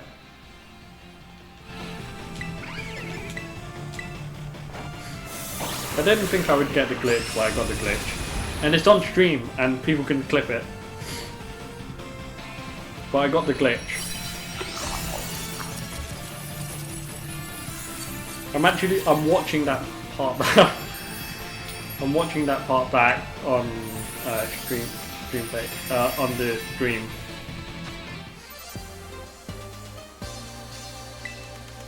But yeah, guys, completely finished game. Like there's no bugs or anything on this game.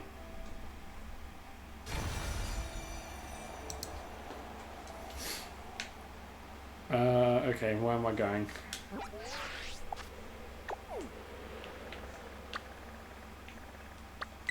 To the fire one. But yeah, I'm looking forward to Persona 5 Tactica. What else was in the Direct for Nintendo? There was, what's it called? There was Super Mario Wonder, which Super Mario Wonder looks cool, but I'm not sure I would play it, unfortunately.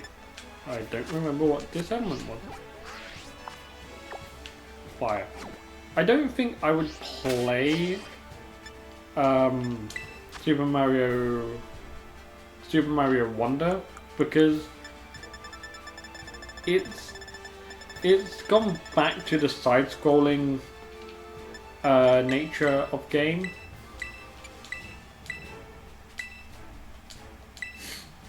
it's gone back to the side-scrolling aspect of the older games. But I was like, a lot of people were hoping for a Mario Odyssey or Odyssey adjacent game. I'm not a... How do I want to phrase it? Like, I'm not played many Mario games. That's what I'm trying to say. But like Mario Wonder kind of...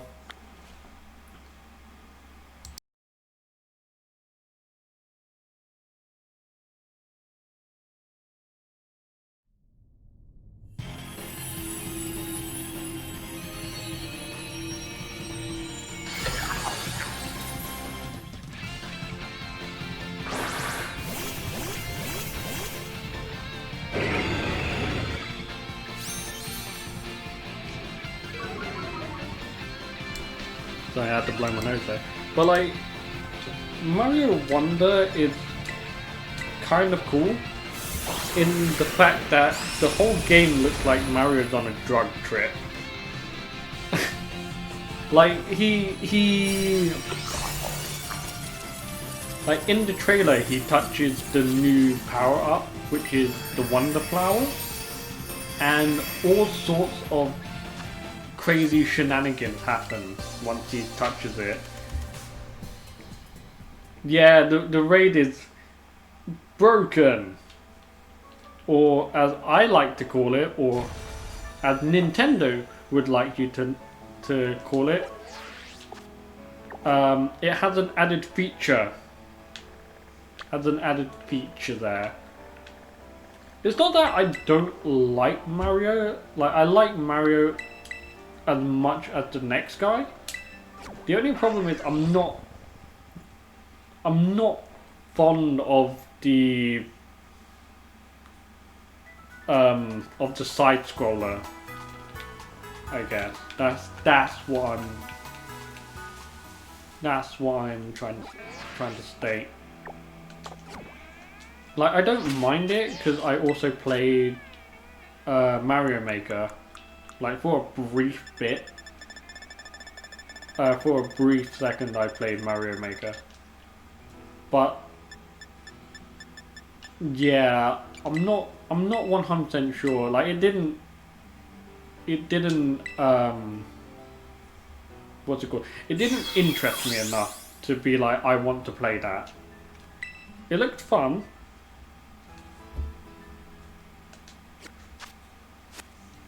Like, it looked fun, I will give it that. The game looked fun. But I don't know if it will, like, hold my attention.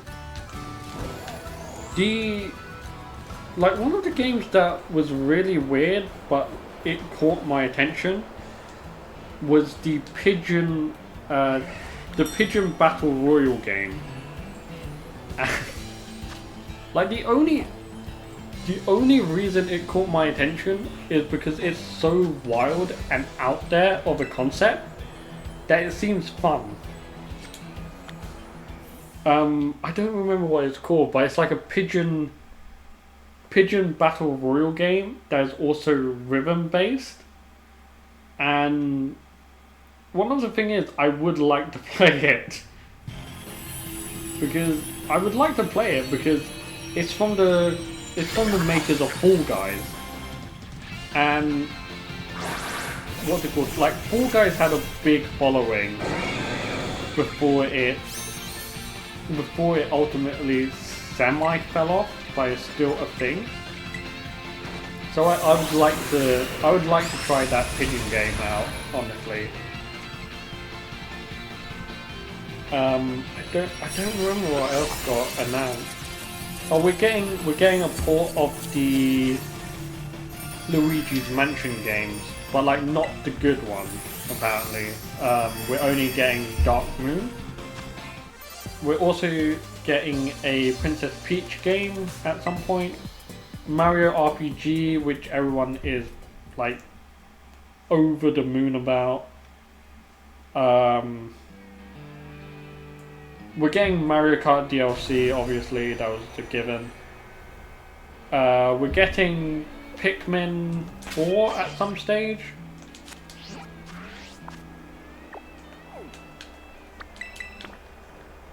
Pikmin 4 is coming at some stage, and I think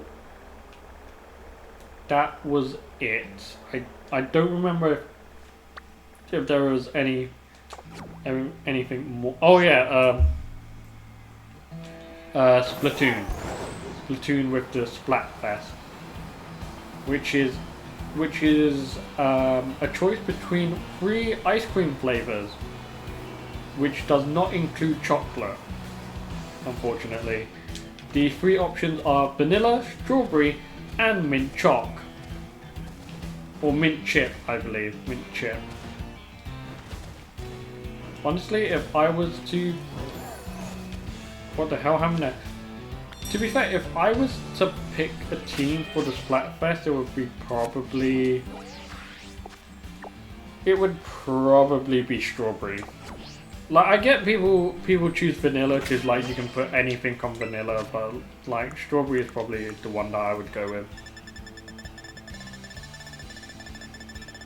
I don't... what's it called? The Splatfest seemingly have run out of ideas. Like, they have no idea what to put the teams at.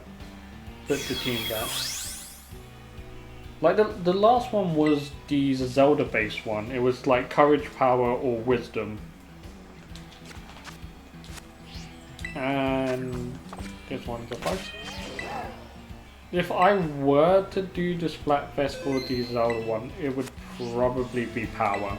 Like, Power's probably like the only good one out of the 3. Wisdom's not that good. Like, you can be smart, but like not really useful, in my opinion. And then you got Courage, which would come from like Power and Wisdom. So it's like, you know, not really the best one. It's another glitchy raid. Oh wait, oh god, I gave it iron instead of the pixel. This is fine. I keep giving the wrong plate to Arceus. Because like they're not all bundled together, unfortunately, like the plate.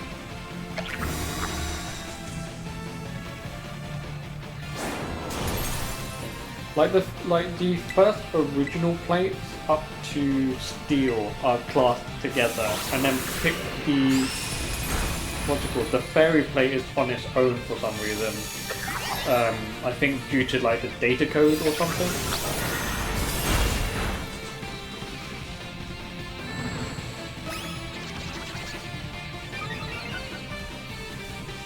So yeah. Oh yeah. What's it called? Metal Gear Solid is coming to the Switch. Batman Arkham Asylum and all of the what's it called? Arkham Asylum and all of its other spin-offs are also coming to the Switch as well. I never played the Arkham games, but like I love the series. And it's also really sad that what's it called? They kind of destroyed the Arkham universe with Gotham Knight, I believe. Like, Gotham Knight is not good at all. Do not play.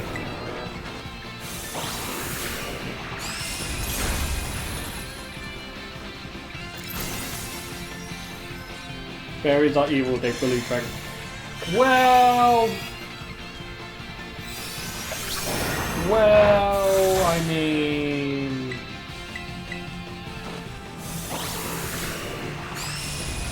I mean,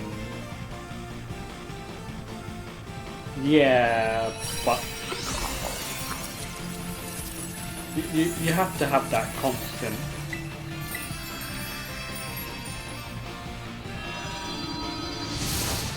I don't know about dragons being the best type.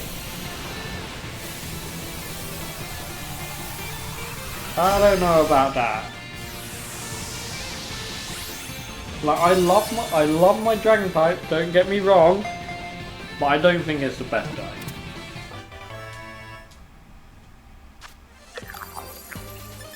I don't think that's shiny. I don't think dragons are the best type. For people who have watched Pokemon and have watched the Pokemon Family Feud segment, the best type of any type is Rhydon. I knew it! Okay, so we're going to the final few, which are Waller. Okay. Yeah, the best type in the game is Rhydon. And that's not a joke or anything. The best type is Rhydon. Hands down. Excellent typing. Excellent type. No competition. Best type is Rhydon.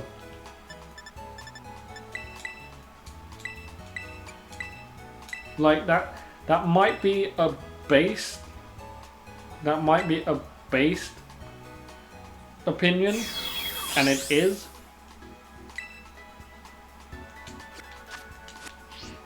But yeah, Rhydon is the best type.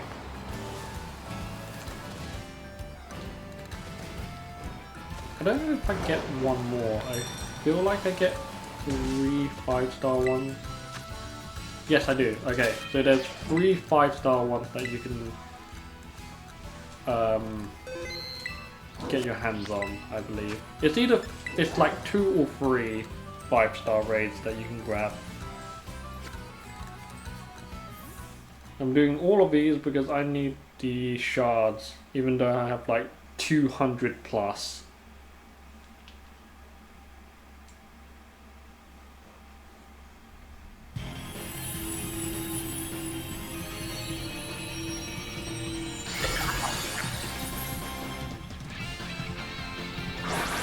I don't know about Shedinja.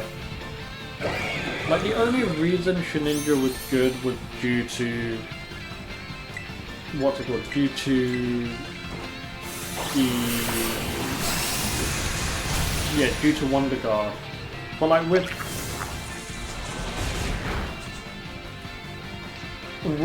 the... what's it called?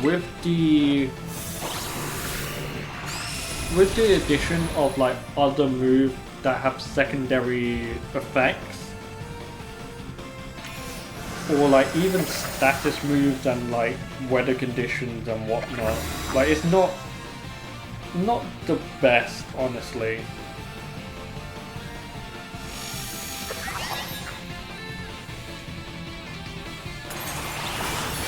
Like, I understand people use Shedinja like during the very start of very start of Scarlet and Violet during like anything Ghost format, but like afterwards it completely fell off because like it's a really like gimmicky Pokemon. Like, it's a really gimmicky Pokemon with like no substantial damaging moves, from what I remember.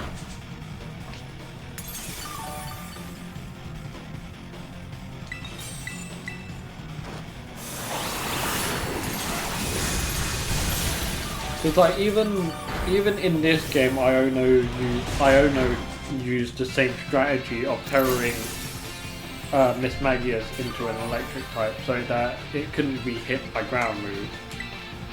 Like, you could do the same thing with Electros as well. Like, Electros into pure electric, because Electros has Levitate, you still won't be able to hit it.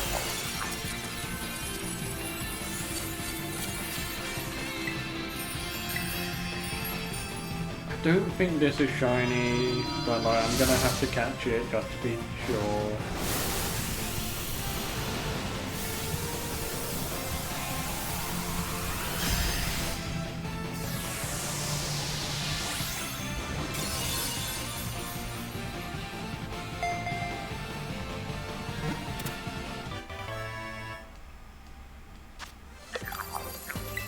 Yeah, it's not light enough to be the shiny, unfortunately.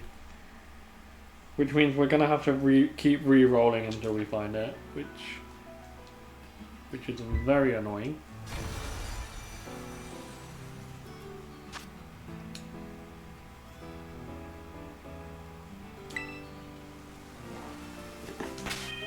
I don't know why I put glasses on my avatar. Yeah, it's not shiny.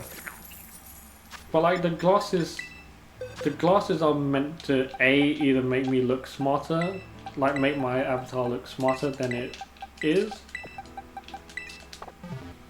or because it's for fashion.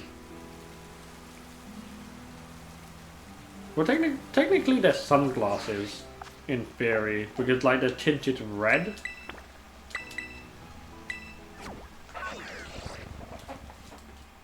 So you know, sunglasses in the Paldea region. Okay, so this is the last one for this batch, and then we can re-roll to see if we get more.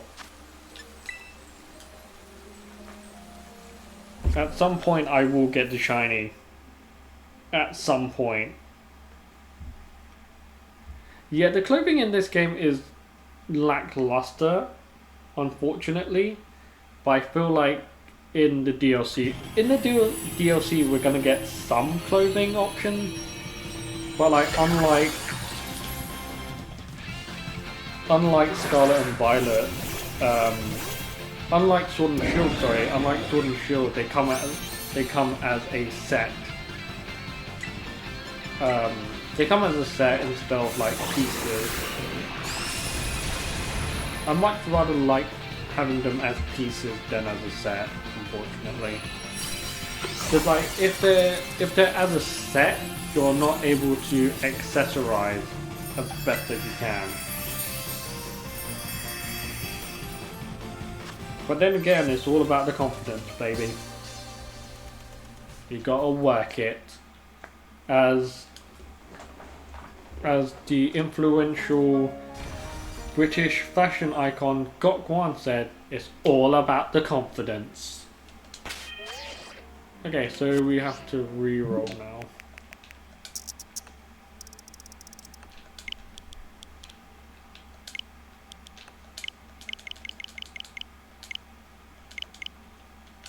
Making sure that it will actually re-roll. Did it re-roll?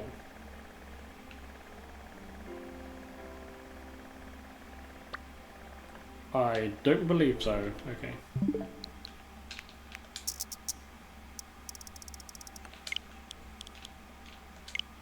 On that one? There we go.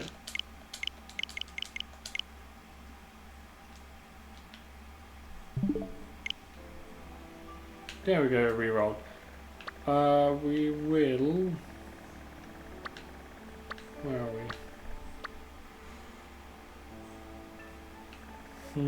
Okay. We're gonna start here and then go back around, I guess?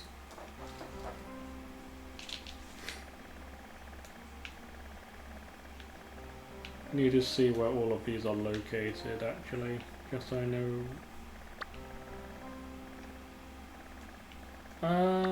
Yeah, let's start here and then go clockwise.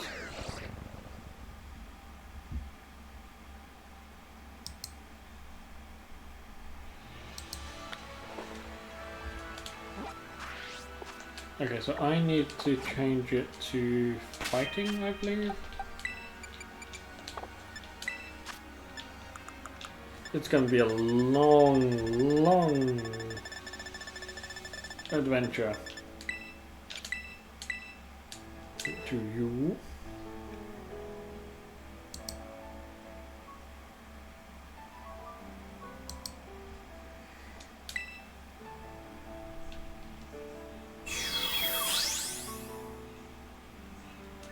Here we go. Okay. Okay, let's head to the raid den and see if this one is shiny.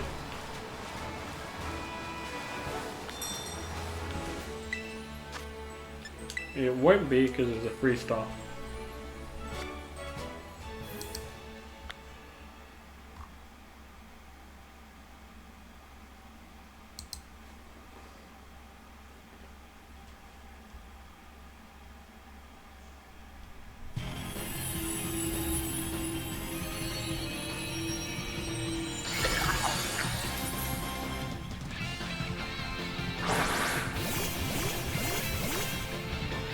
Oh yeah, so Persona 5 Tactica and Super Mario RPG release on the same day.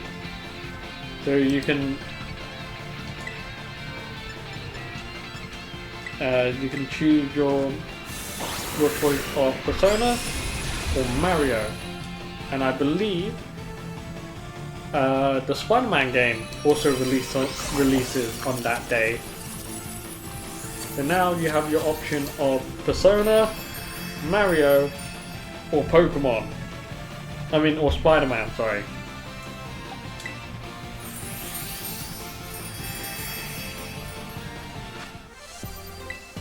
Okay, let's keep going, I guess.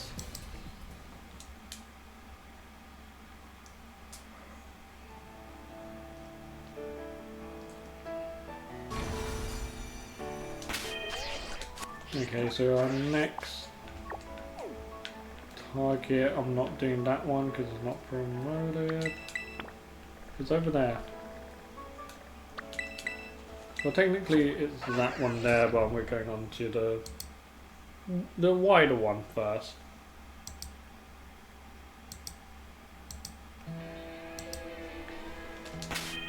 We need to change it to fairy, don't we?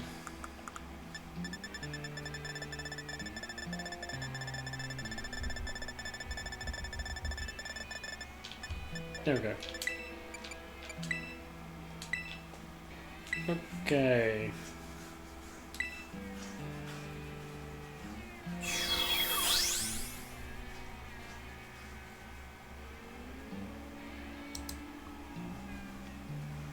Cool. Now we're fairy and we will go to the first of tools.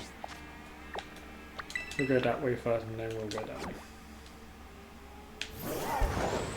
On your bike.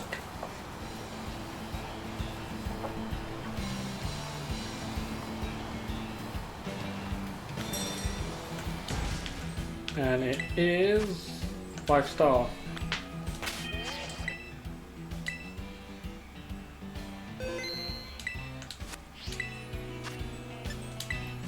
Please be a shiny.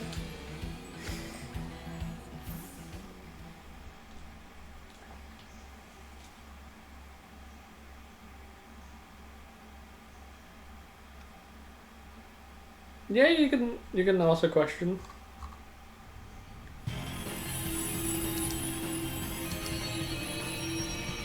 Please don't go in the hand and how I do apologize, but that may also make me damage.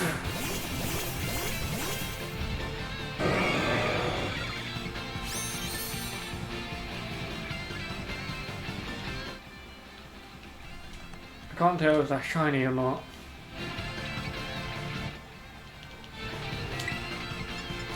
Oh well. Oh, okay, yeah. Because my name is like really hard to pronounce. Most people will get it wrong, but it's pronounced G1. I normally, to be fair, now that I've gotten the online persona of Phoenix Nova, normally people either call me Phoenix or Nova. Like it's, what's it called? Like the official name that I got given at birth is like very hard to, I wouldn't say it's hard to say, but it's like very easy to mispronounce. So like people just call me Phoenix or Nova. It's like it does get some getting, it takes some getting used to for people who don't, who don't know me, or like they haven't been corrected by me.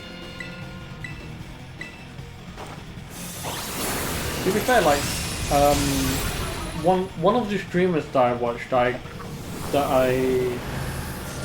of the streamers that I watched who I was able to get into a raid with, they were actually able to say my name like correctly they were actually able to say my name correctly on the first go, which was like, it's very weird to have someone be able to say your birth name like from one try. Is what I'm trying to say. I hope this is shiny, because if it's not, we can keep re-rolling until we find it.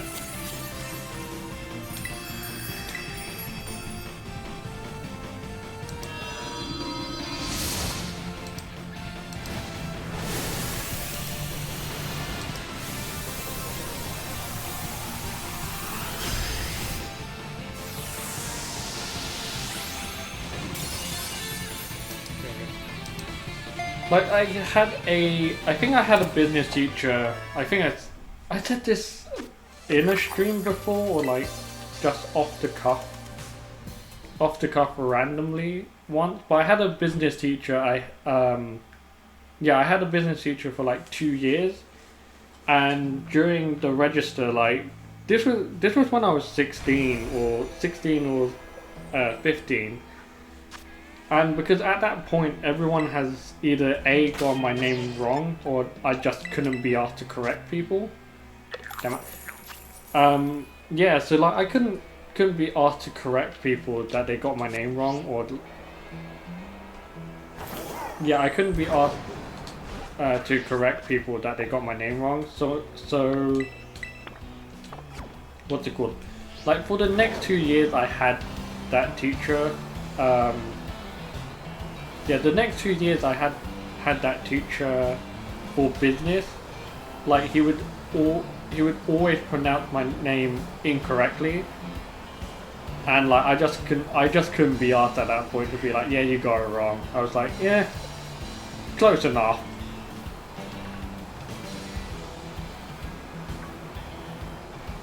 Oh god. Like to be fair, like it didn't bother me that much. I was just like, like you've got the right syllables, but in the wrong configuration. It's close enough. There's also a 5-star.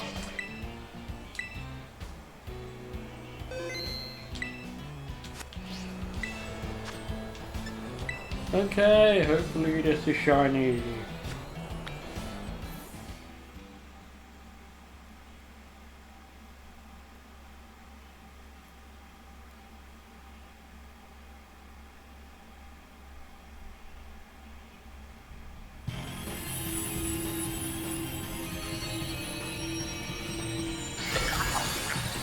Again, I can't tell if that's shiny.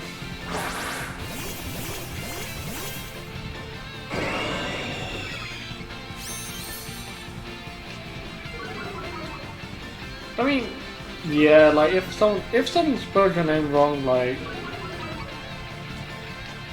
I don't know, like if someone spelled your name wrong after expressing to them how to spell it, like it gets irritating. I understand that, but I don't know.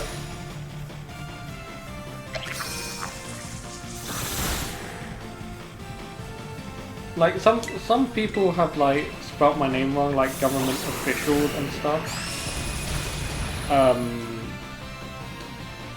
Like officials and stuff have spelled my name wrong. Yeah, like everyone in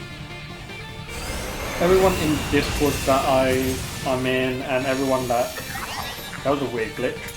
Everyone in the Discord I'm in, and every one of the communities I'm in, like people either know me as Phoenix or Nova, And with the with the new Final Fantasy 16 game, if you watch anyone play the demo, the word Phoenix is said an insane amount. So like I was watching one of the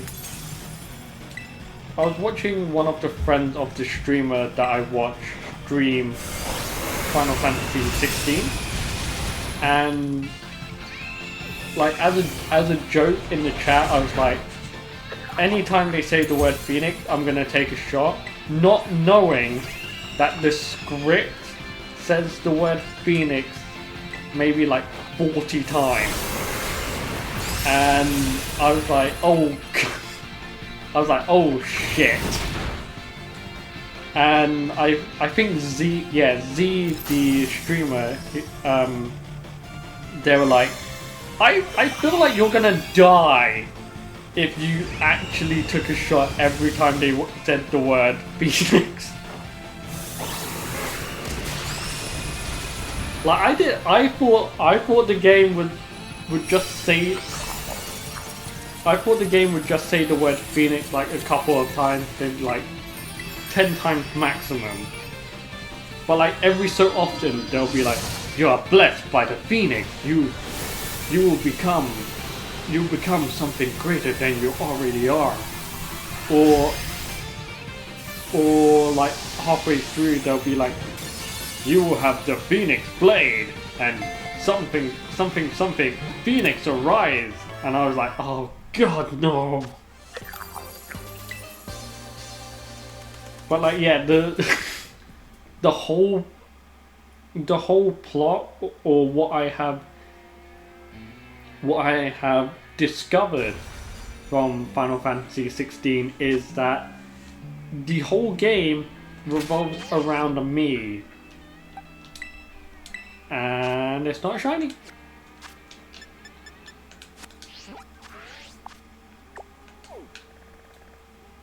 I have to go to drink it. So it's poison, so I should use a ground type because it knows Shadow Ball. At some point I will get this Shiny Gimmighoul and this will be over. But for the moment, I am still trying to hunt it, and it's very annoying.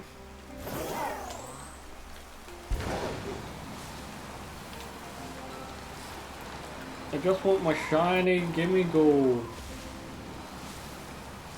and then later the shiny. Oh god.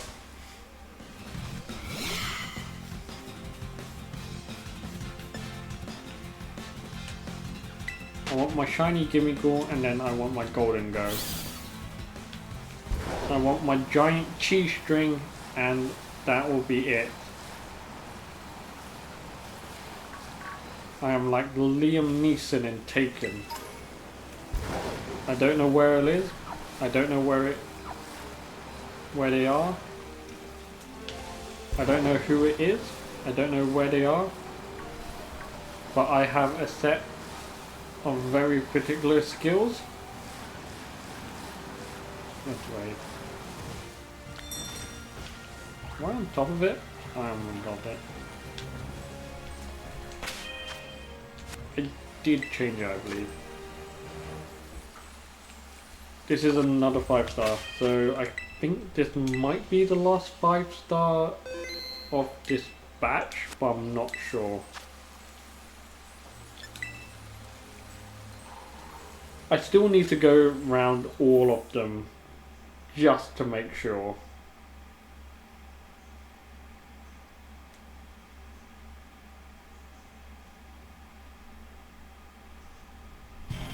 Need to go around just to make sure that I've gone to every one of them, and there's no more 5-star raids, and also because I might need to I might need the shards for VGC, so it's much better to like, what's it called? It's much better to like collect everything rather than collect nothing.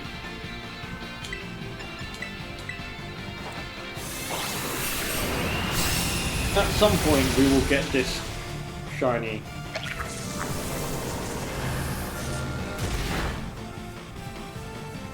And then I will have to find another one.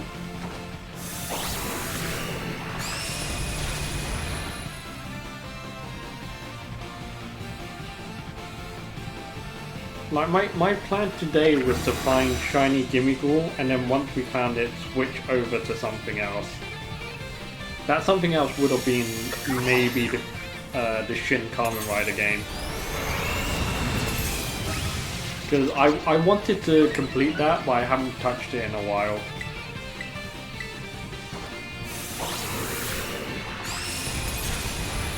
Or we could have played Binding of Isaac, but like at the moment, it seems like I'm not going to be able to do either and be stuck on Pokemon.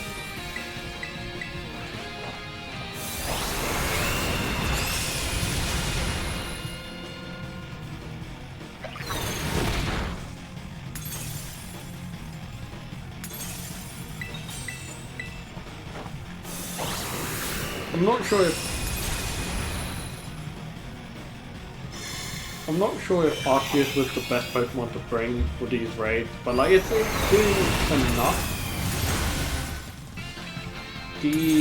What's it called? The other Pokemon people have brought was Belly Drum. What's it called? Belly Drum Ursaluna. Because that is also like really good in these raids.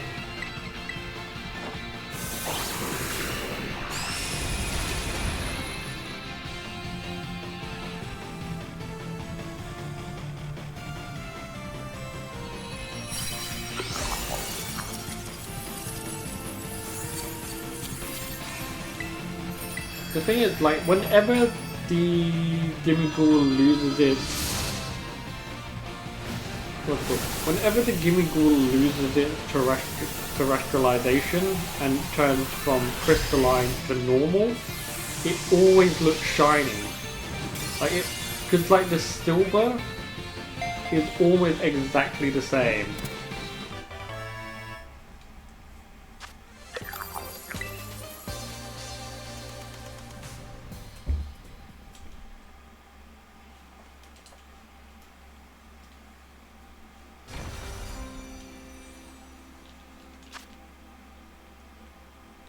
Yeah, like if they made it like the 7-star raid event where you could only catch one shiny, that would have been cool. But they didn't, and now you have to constantly grind to try and find it. So that is 42. 42 or 45 that I've found. Alright.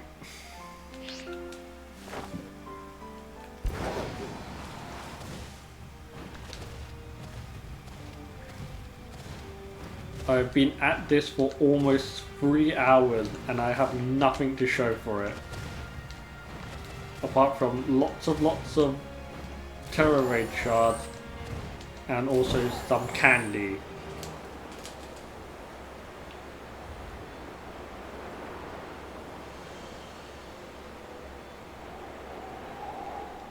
And we drop down to this is Psychic. Yeah, we can do it as a ground.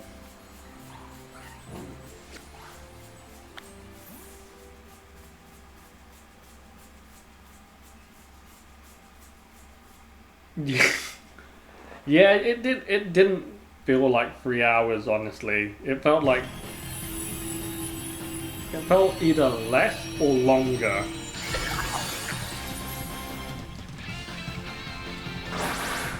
But you know, this is the grind.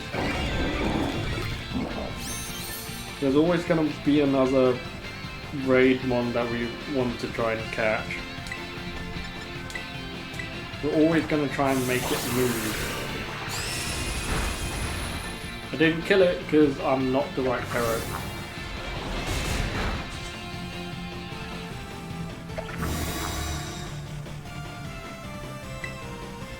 This is why I want to one-shot it instead of having it set up a shield. Like in theory I could bring in my Ursaluna.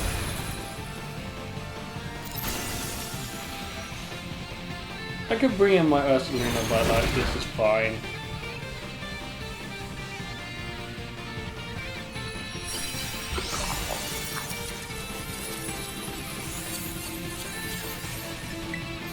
I do have, yeah, so I do have a Ursaluna regular and a shiny Ursaluna thanks to Pokemon Go.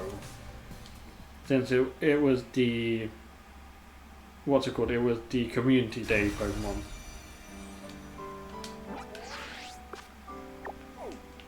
And we go to Rock, and then we will go all the way to these ones. I think there's only 3 left. 2 ground and a bug. Okay. Alright.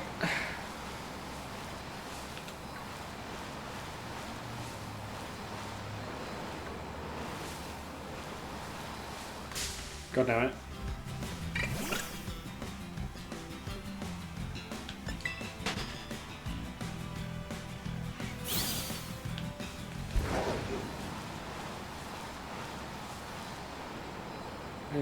Okay, that's...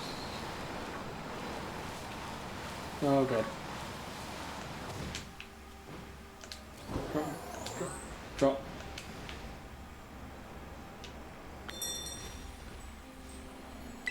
This was a rock one, which is also a 5-star. So I found... Did I find 4? I think I found 4 5-star raids. In this batch. Someone's got to correct me on that because I think it's 4, but it might have been only 3. Someone can look back on the VOD.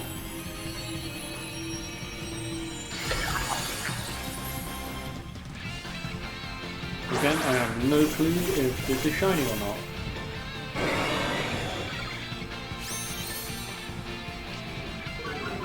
Because it's so hard to tell.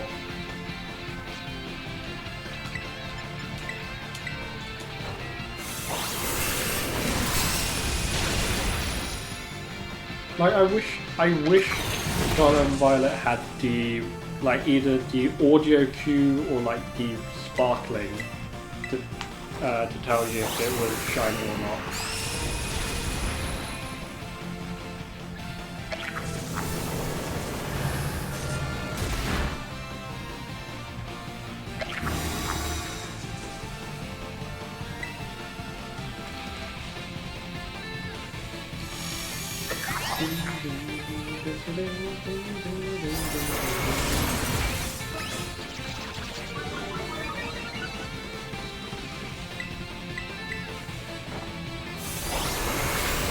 As long as people keep clicking judgment, it will go down.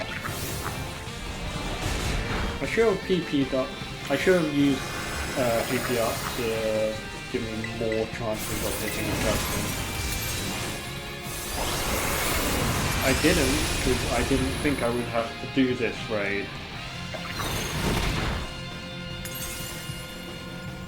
I also should sell all of the items that I've gotten from raid, because I might need that money as well. There's quite a bit that I need to do.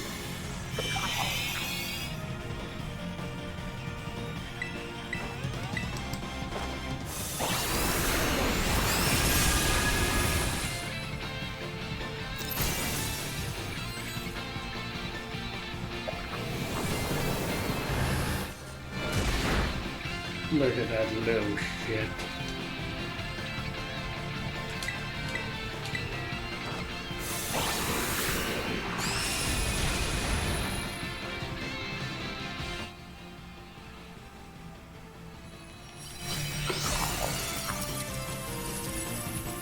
Again, can't tell if it's shiny or not.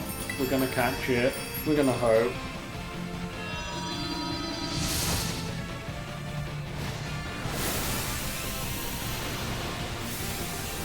We're gonna hope and pray that it's a shiny.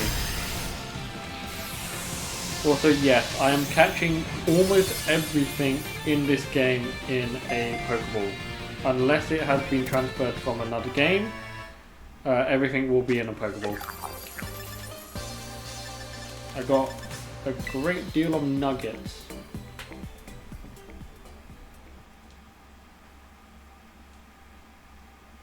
Please be shiny. I want this to be over.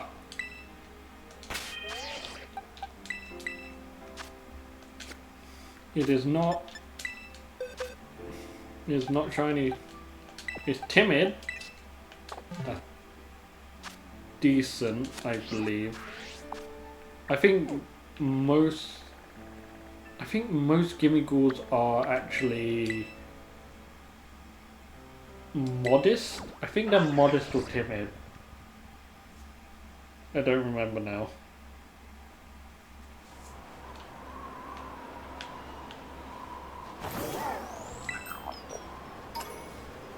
So these are ground, so I need a icicle plate.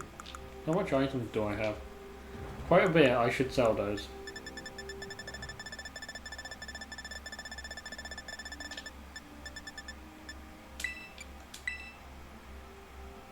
Yeah, it was ground, so ice, yeah.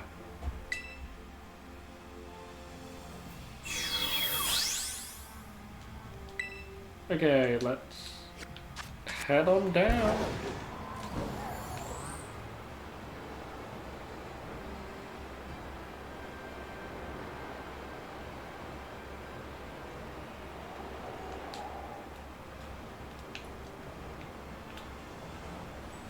Nice.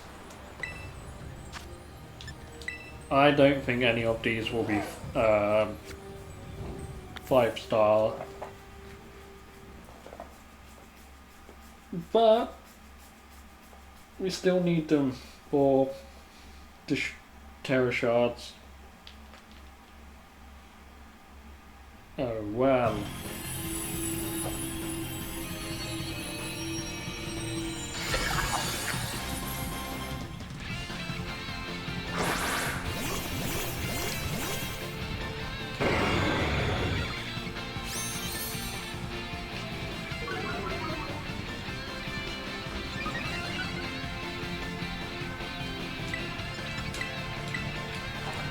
This should take him out. Nice.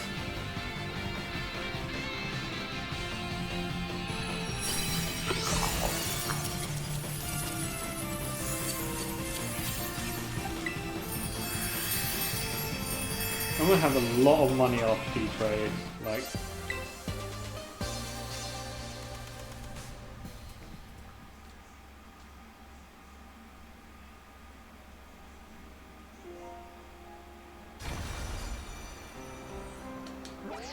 Okay, so the next one is over here. Yeah, we're gonna ride into it.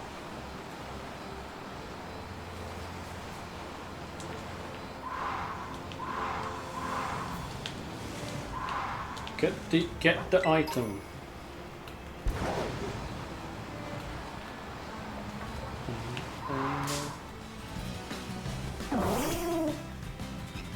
God damn it, Bambi. This is exactly how you died in the movie.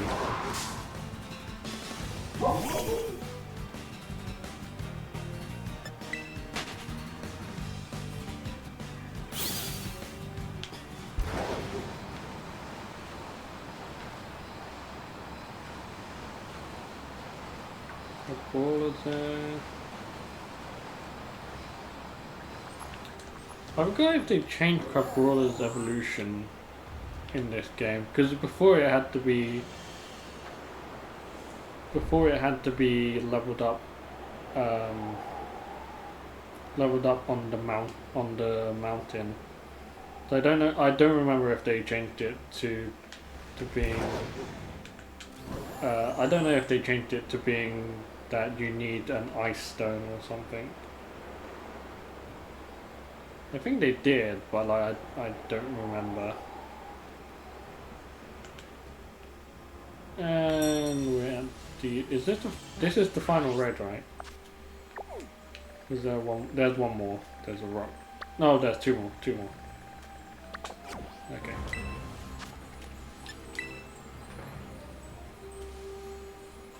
There's a bug one and there's a rock one, and I doubt any of those are 5 stars.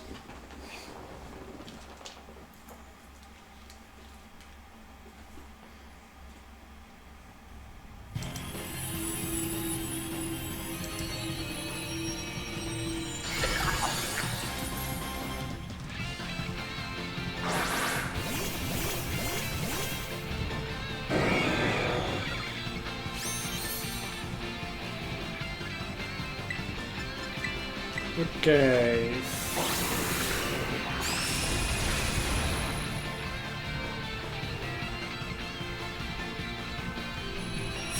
There we go.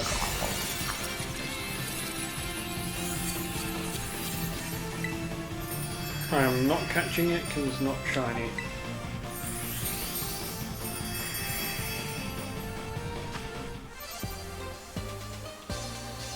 Okay, let's go. Oh yeah, I forgot there's a WarioWare game that's coming out. Okay, so we are going to the rock one.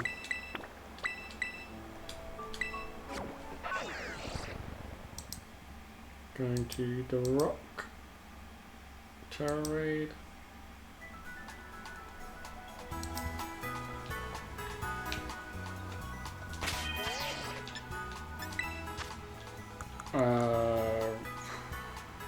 Hey, it's right.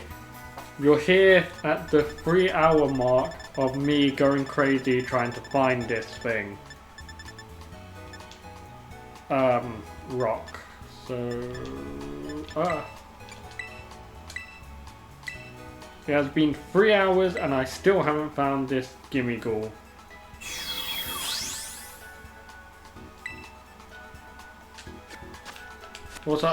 Also, I am going to every single Sparkling Terror Raid. You found it in 38, right? 38 captures.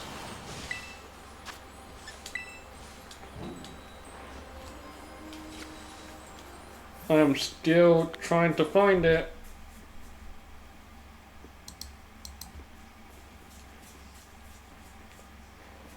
Oh boy. I'm still trying to find it because it's like, it's one of the few Pokemon that I might... Oh.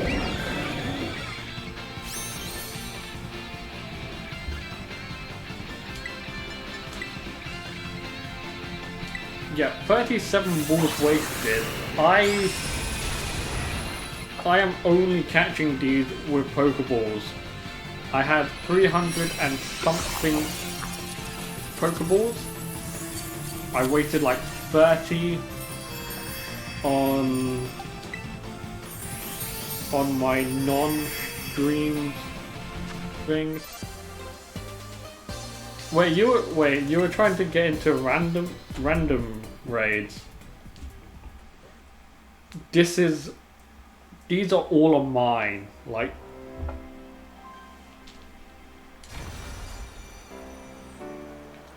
these are all of mine.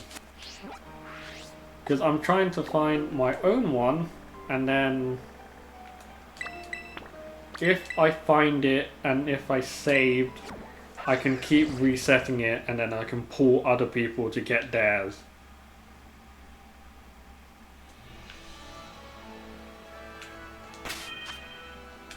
Because the thing is, right, I need 2 of them. I need 1 for Shiny Gimmighoul and then 1 for what's it called? One Shiny Gimmighoul and 1 Golden Go. This would bug, so I can go with fire. It is a painful.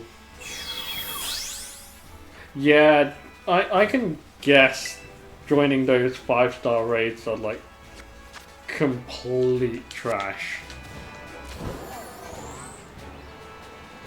I could join one, but at the same time I'm like, I have an Arceus, I don't know what Terra type I can like swap. Okay, so apparently you get 4 5-star Terra raids, or at least I found 4 5-star Terra raids for this event. Also, right, how do you tell if it's shiny, like when you're battling it? Because like there's no indicator, is there? There's no indicator that you can tell that it's shiny. Like you have to catch it, right?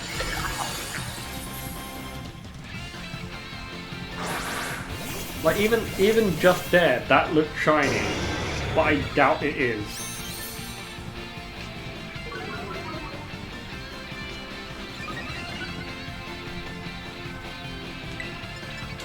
Let's use judgment.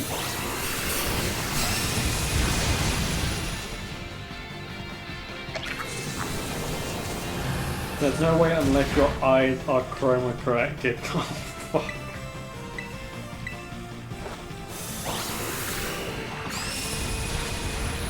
Like, let me, like, even me zooming in, I can't tell if that's shiny or not.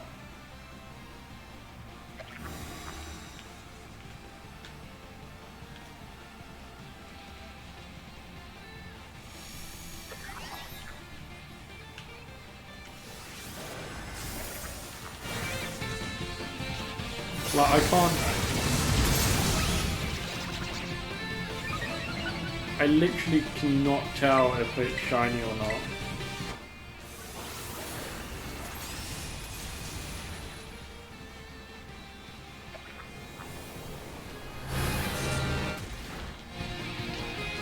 Oh well, we'll keep going.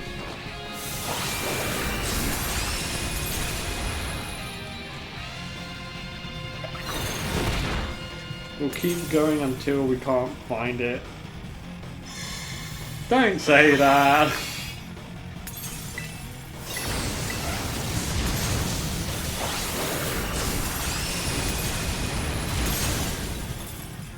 I mean, one is light grey and the other is dark silver. Like, even, what's it called? Even Golden Go shiny is like undetectable. Like, you can't tell shiny Golden Go is shiny.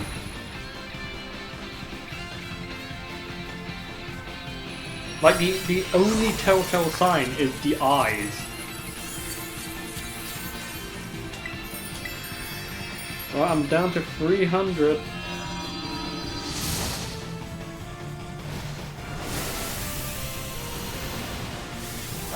I don't know if I should buy more Pokeballs or if, like, if that's like a stupid endeavor.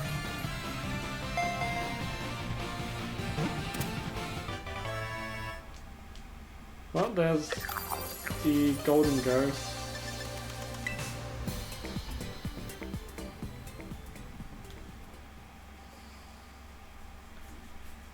Okay, how many of you guys think this is gonna be normal and I've wasted my time?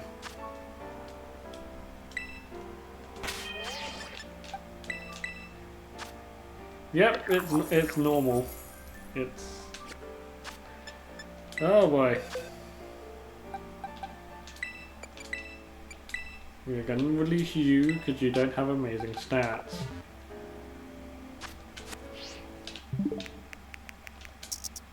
And we're gonna keep rolling.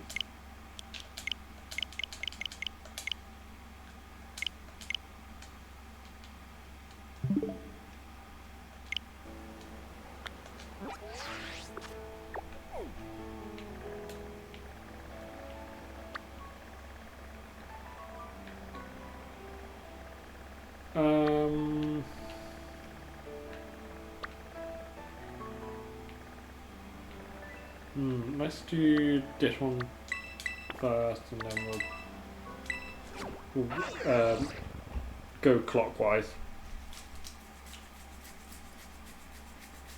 If you find another one, then I'm gonna need it. Okay, so this is fighting, so I need. Everyone's on Tears of the Kingdom. Everyone's making very phallic looking sculptures.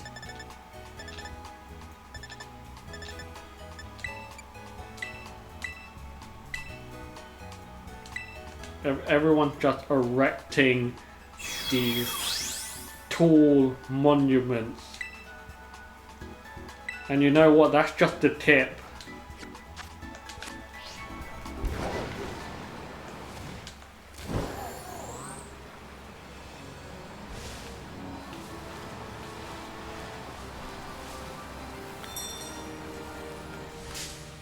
What the hell? Huh? What the hell? How the hell did a Rookidee, like, spawn in the... Sure, whatever.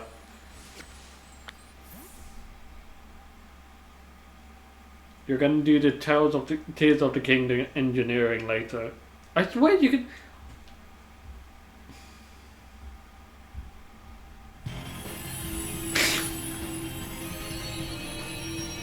Hey, right, it is just the tip, okay? There's no need to go any longer than that.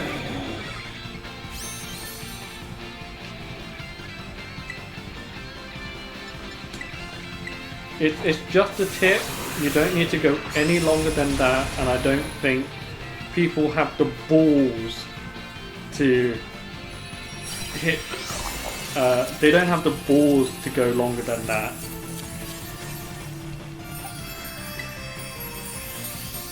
I don't think people have figured out that it goes that deep.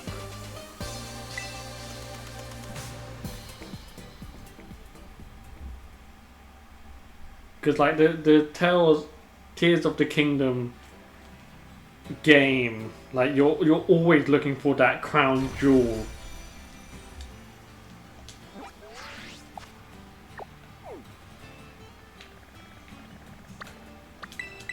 I can say more, but I feel like I'll get demonetized.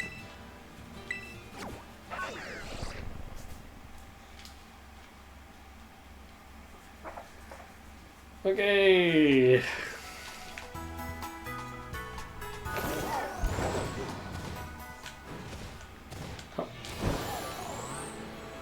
Not the one that I want. There's also not the one that I want. I was going the exact wrong way.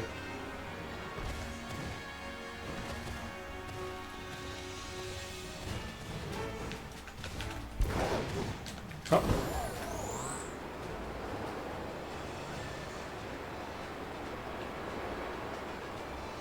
And just... yeah, the elusive... Right.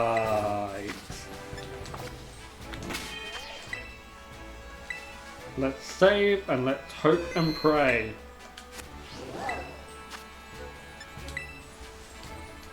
Let's hope and pray that this is the one. And that we can get the crown jewels.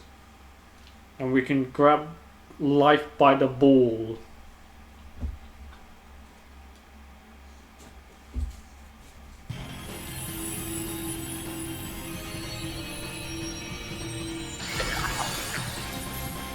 Not sure this is it, unfortunately.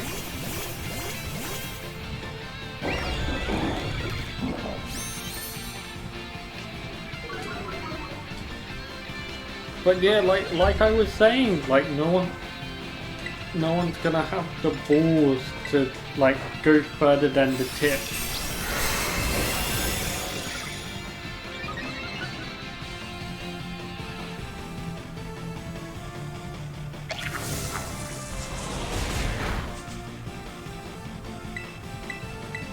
Okay, we're just gonna calm mine because I think I can one-shot it with 2.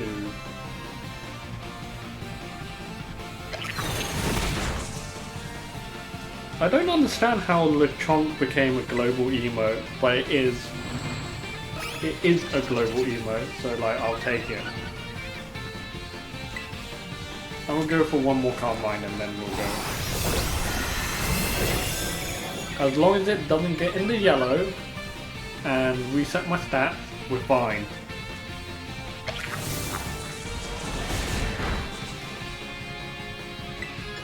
To be fair, yeah, everyone loves Lechonk. Depends how you cook it.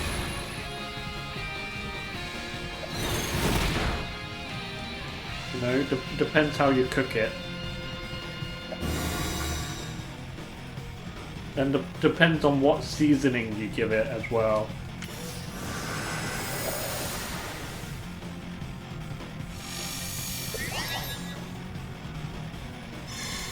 Nullify the stat changes and the abilities. Judgment!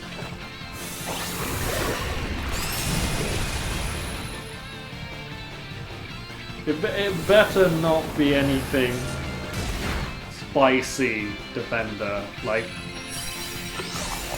if it's some sort of spicy Lechonk art, then you people need Jesus.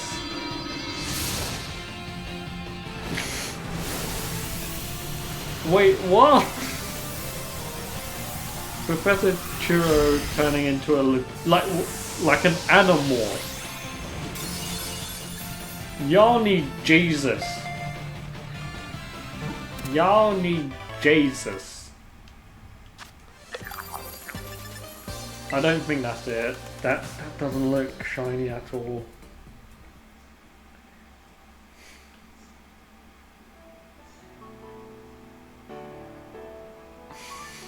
I'm so confused. That's like the, what's it called? That's like the Elephant Mario. That's not shiny. That's like the Elephant Mario thing that was like floating around. I need ground, I think. Okay. Hang on, do you have good stats or are you terrible? You have decent stats.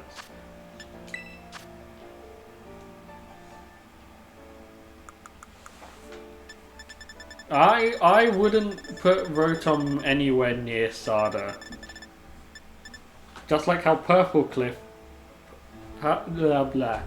Just like how Purple Cliff's response last time on Pokemon Feud to Purple Cliff's response to the Family Feud question, what Pokemon, what electrical device do you not want your Rotom possessing? And his response was vending machine.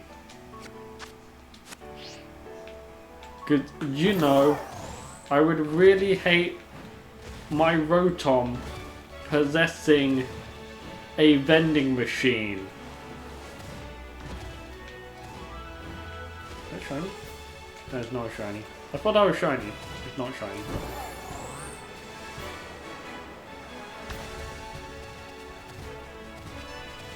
I feel like everyone loves Sada. Everyone loves Sada, and maybe the I think also the nurse, like the nurse in the game.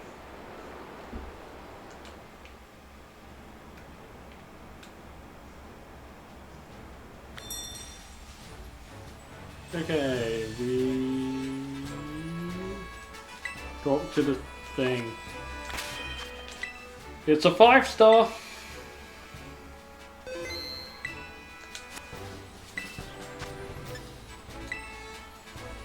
Will this one be shiny? Will this one be disappointment? Who knows?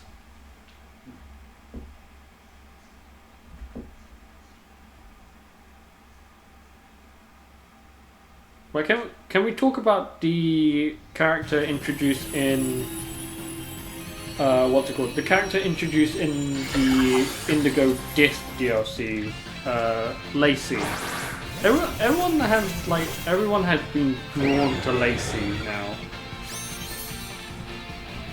I feel like she's gonna be a really cool character.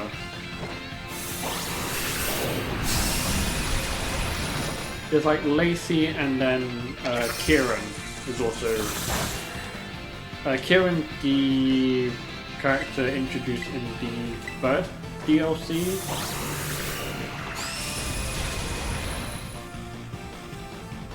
But like the thing is with Kieran in the first DLC, like he seemed like a really shy character.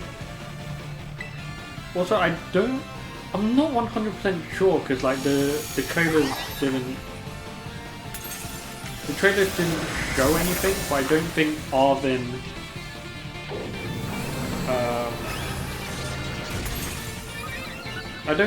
Arvin Nimona or Penny are in the DLC, which is weird because I would figure they would feature in DLC 1 because it's a school trip.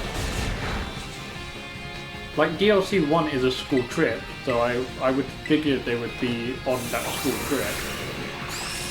Like what's it called? DLC 2 I can understand because like it's only the protagonist because they got invited to Blueberry Academy. So like that DLC 2 I can understand why they're not there. But for like DLC 1 I feel like they should be there, or like they have some involvement.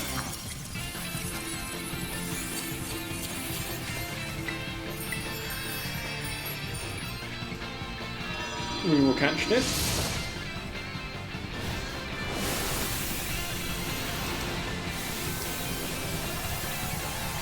But that's also the thing, like in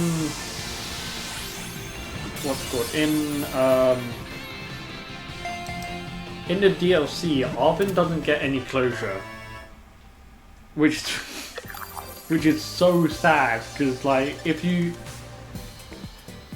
that's a good haul. If you think about it in the context of the game, Arvin's mom and his dad are dead. Like, respectively. Because if you put both of the stories together, no, not shiny. Yeah, if you put both of the stories together, then in Area 0, Sada and Churro wanted to create the time machine, which is canonical. But then either A,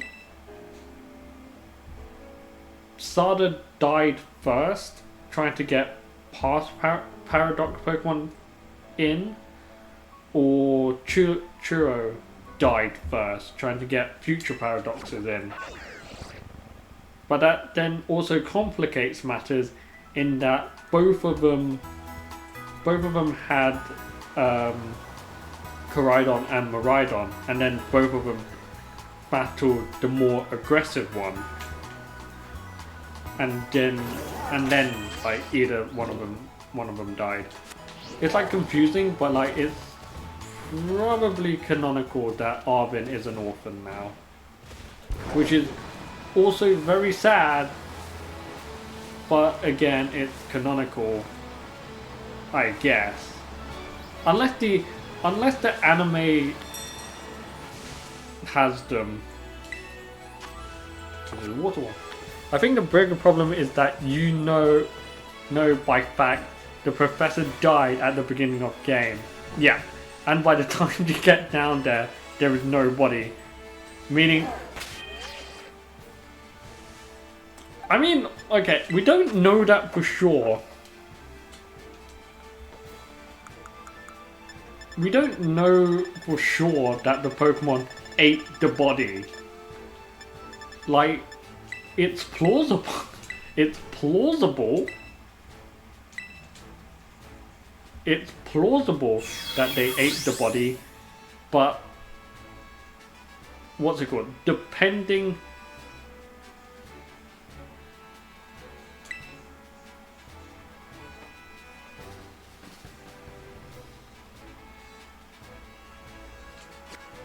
That, I mean, okay, that's given the...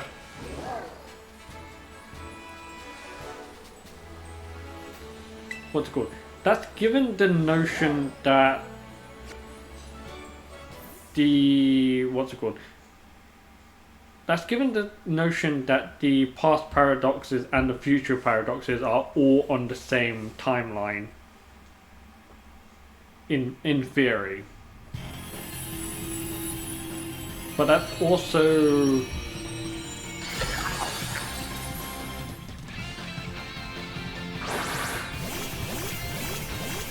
Yeah, that's also true. Like, if Sada was buried somewhere,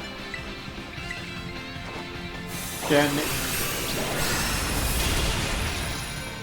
yeah, if Sada was buried somewhere, then they would have said, oh yeah, Sada's like somewhere.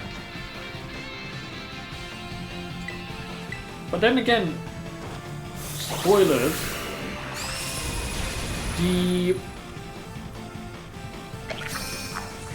What's it called? The AI protocol disintegrated their body like into like a crystalline form.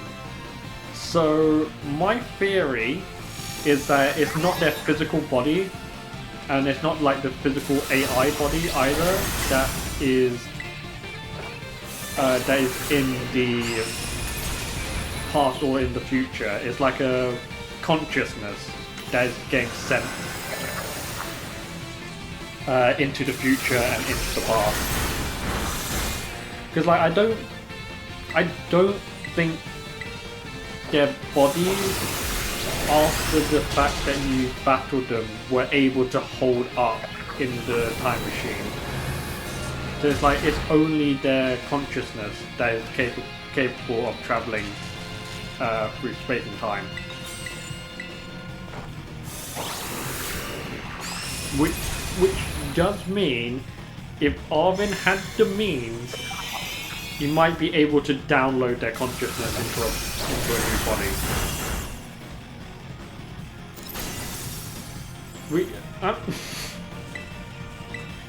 What is the dog gonna do, right? It's like Arvin's in his dorm, and all he has is Mabostic, and he's just like, I can't believe I'm an orphan. And Mabostic's only response is arf arf. Or bork bork. Or bark bark, woof woof, woof woof, bark, bark bark bark, woof. You guys get that?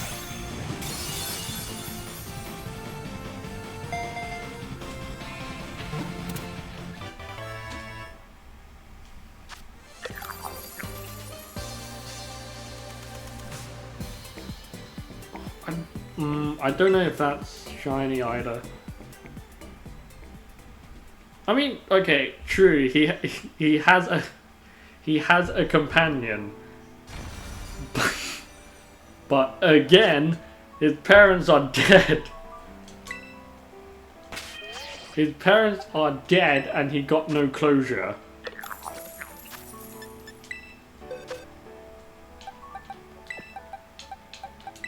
Like, the game gave him no closure.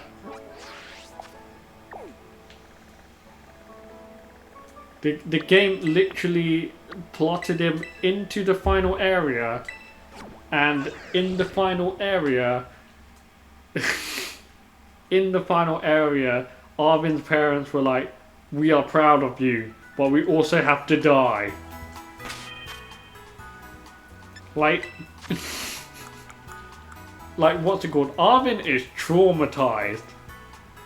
I'll be more pissed at the fact that the person who helped the dog beat the shit out of them. I mean, that is true. Like the protagonist of the game. I think it was fighting, right? Or where are we going? Yeah, ground.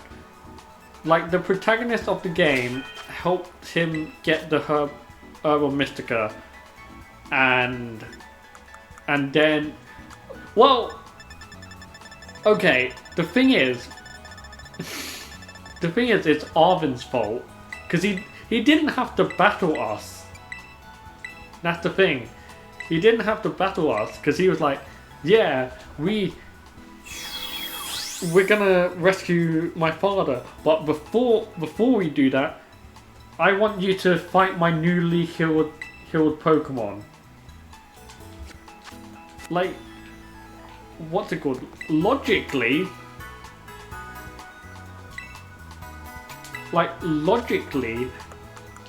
the protagonist would have been like, I don't know about that. You just healed your Pokemon so that I can kill it again.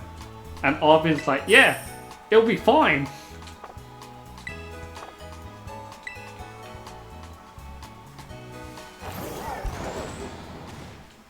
Okay, let's go.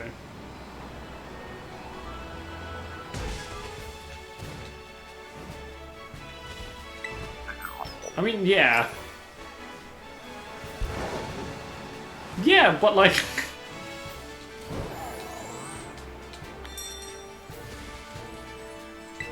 like, Arvin literally got his dog back, and then his immediate thought was, I just got this back, I might as well have it faint for me. For plot development.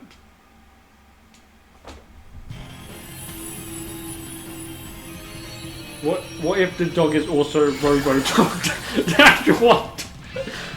The actual one died and the robot parent made one quickly.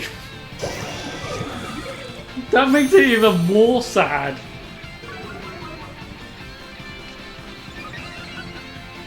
It's like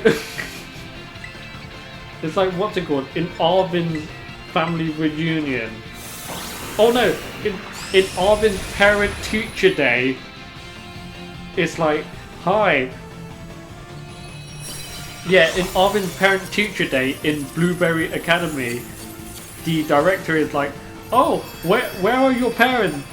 Where are your parents? We need them here so we can discuss stuff. And it's like, yeah, here is my mom, who is a Rotom, my dad, who is a Rotom, and my dog, who is also a Rotom. You thought this was actually dog? It's actually... oh, it's Rotom inside of the dog.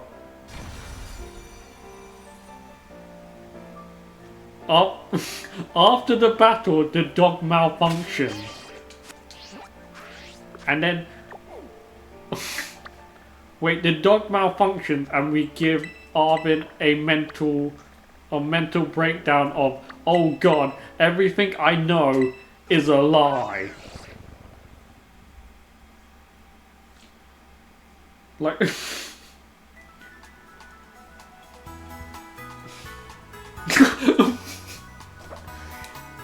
mid-battle, the dog gets a Windows update. Explain why potions and Pokemon centers do... Yes? Yes? But at the same time...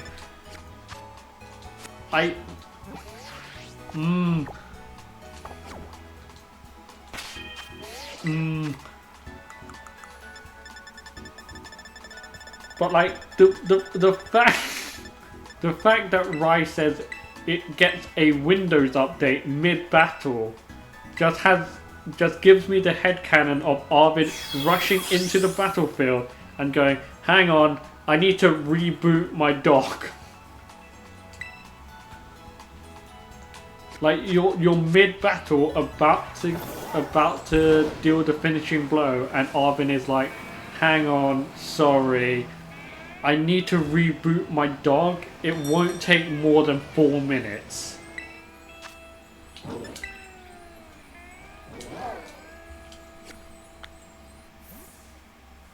Like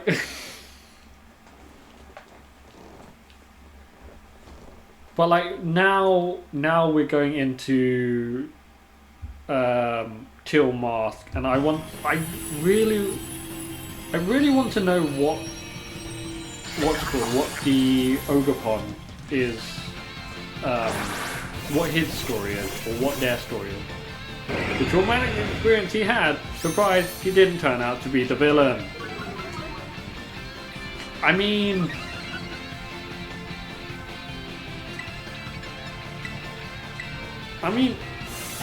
yeah, that is true. There is a chance that he could be the villain. There is a chance he could be the villain in the DLC. It's just out of nowhere. I just want them to give us clothes that are not school uniform. I mean, okay, I said this like before you came in, but I feel like Scarlet and Violet, even if they give us clothes, it's all gonna be a set of clothes. They're not gonna give us like the pieces, unfortunately. So it's gonna be like you have a set that is the Blueberry Academy. You have a set that is the Till Mask holiday outfit. Like, they won't be like, hey, this is the top half and this is the bottom half. This was rock, I believe. Yes, this is rock. So I need a water type or a gun. But yeah, I think like they're just gonna give a.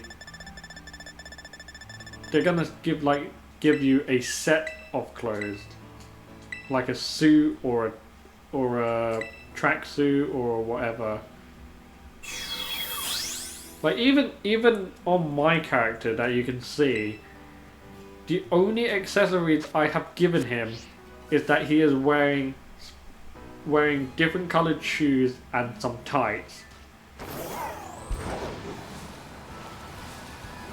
Thanks for coming, Silver. Hopefully we get it. Hopefully when I do this next time, I will have a shiny. I don't know. Fun fact, you are the villain in Sun and Moon. Immigrant child takes head of newly found Pokemon League. I mean, that is true. To a point, that is true.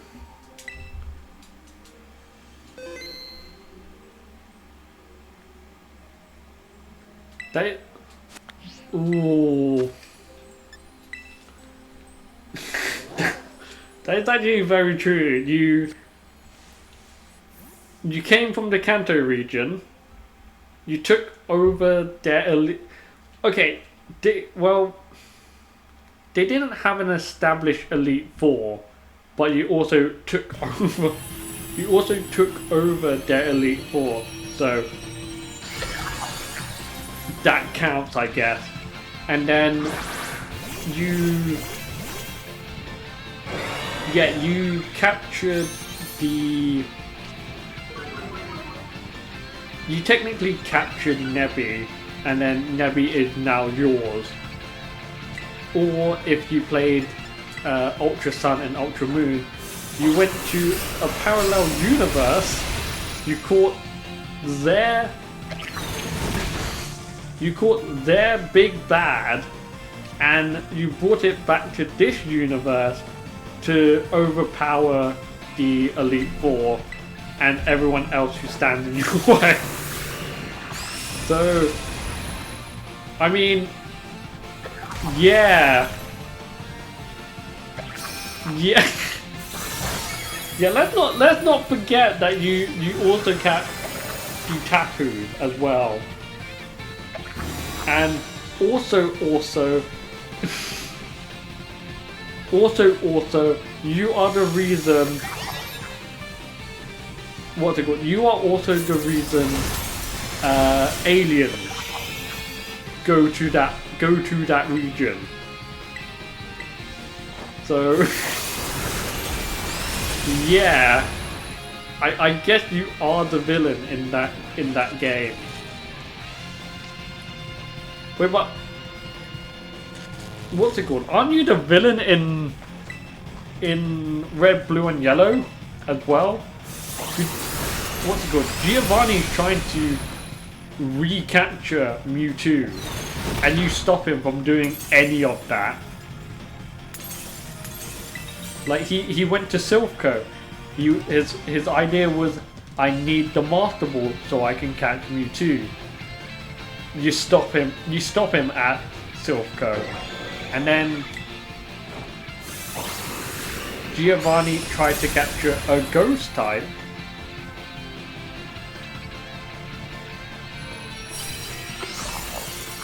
I mean, yeah, you capture it yourself, but at the same time,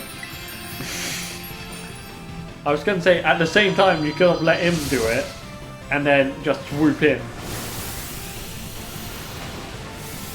I mean,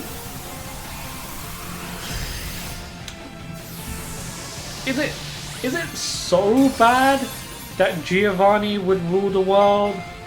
Is it really that bad? Like, in terms of evil boss corporations, would you rather Giovanni ruled the world? Would you rather Maxi rule the world? Would you rather have Archie rule the world? Cyrus ruling the world? Getsis ruling the world? Lysander ruling the world? Technically Gen 7 he didn't want to rule the world, he just wanted like chaos. And then Gen 8, technically it would be Marnie or Piers, but they didn't really want anything, they just stood there. And then, oh wait, no, Sword and Shield was, what's his face? Chairman Rose. Like, do you want Chairman Rose ruling the world? And then in this game it's Team Star, but like Team Star don't actually want to do anything. They just want to stop bullying, which is admirable, but also it's admirable, but like I don't think they really understand what they wanted to do. Guess he'll be. He would be better than Team Plasma if it weren't for the fact that N could also rule the world. And to be fair, if N ruled the Pokemon world, I think it would be a much better place. Given the fact that he can talk to Pokemon like Dr. Dolittle. He can talk to Pokemon and be like, please, stop fighting. I can speak your language. And then he would probably either get his head ripped off by a giant predatorial monster, or the better thing is that all Pokemon will be like, eh.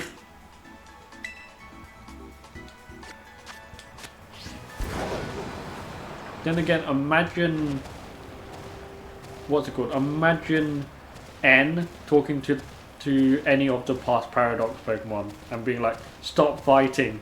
please, this is not good for the like ecosystem or whatever.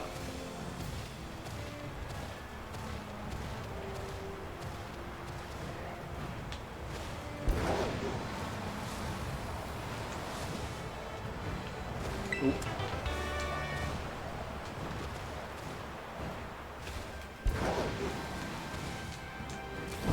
Okay, so we're going to the fire one now.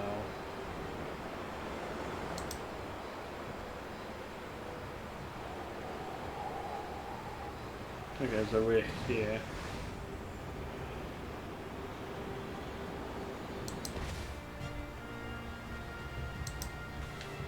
I don't get why my Discord name doesn't change when I'm streaming, even though I have it set up. I gave it the wrong one. I don't know why it's not like. I don't know why it's not doing that.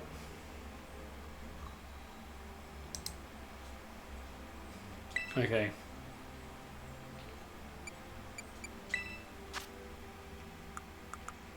Okay.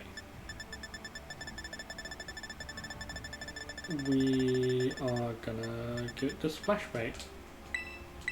Okay, I am gonna quickly try and do this. Streamer mode, here we go.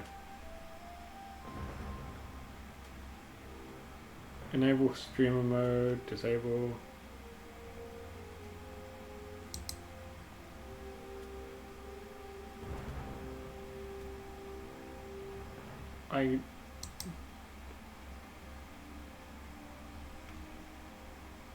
Yeah.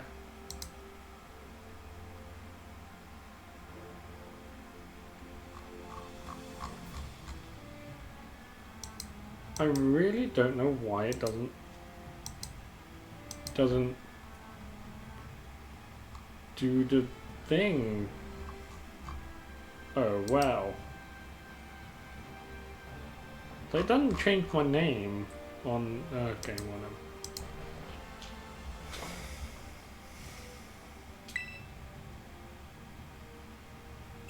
So what do you mean make money on this game?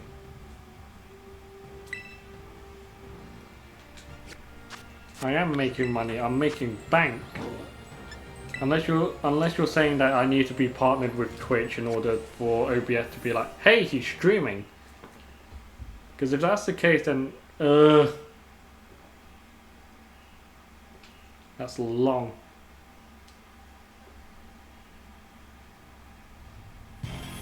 I've been going for 4 hours and none of these are shiny. At some stage, I will find it and I will capture it.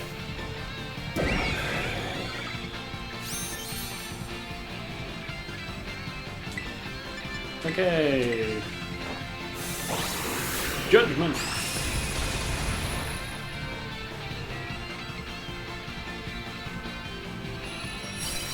Oh. Wait, didn't you like sell all of the items that you get from these raids?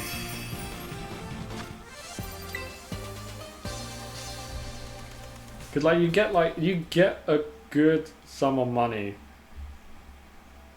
from like these raids.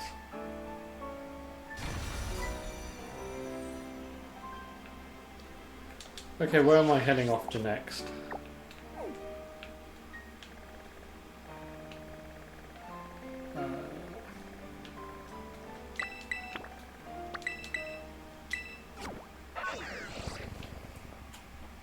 Also, I don't know if my audio was any good, because I think Silver said my audio was like, my audio was a little bit terrible because the raid music was louder than my microphone. I literally cannot hear myself when I'm streaming because OBS will blast the music into my ear and I can't actually tell. I can't actually tell if I'm good or not.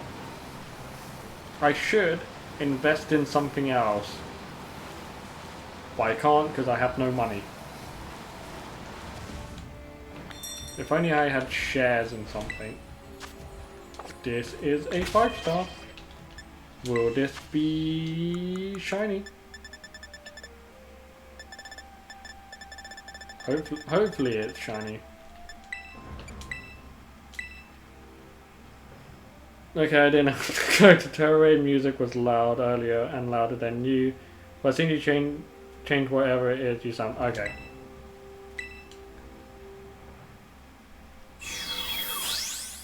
I'm learning that I'm at least decent at this technology stuff.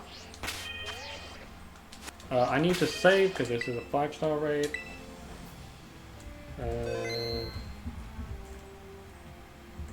There we go.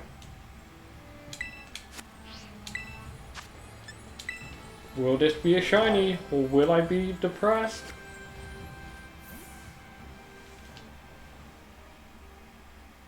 We will find out once I catch it.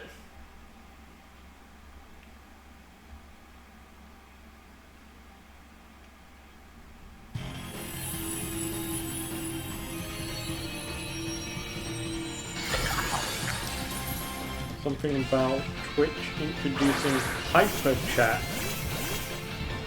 I have no idea what that is and I kind of don't care. Hey, it's Stealth! Hello. We have been trying to find a Shiny Gimmighoul for the last 3 hours and 50 minutes. Have we found it? No. No. Are we still gonna keep going until we find a shiny one? Maybe. Am I getting more and more...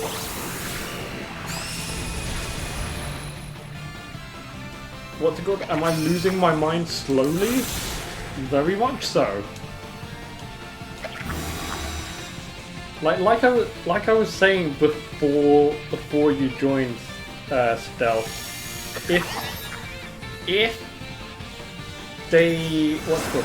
they increase the odds on this promoted raid, it would have been fine. They didn't. One, they didn't, and two, they made Scarlet players for the first few hours that it was live, unable to get any Terror Shards and unable to join Violet players' raid, which is stupid.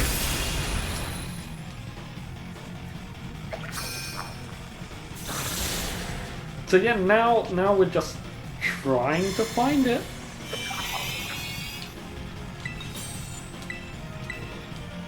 And again, to re-emphasize this, the shinies look exactly the same as the original. But if you're going for a living dex, you need these two shinies.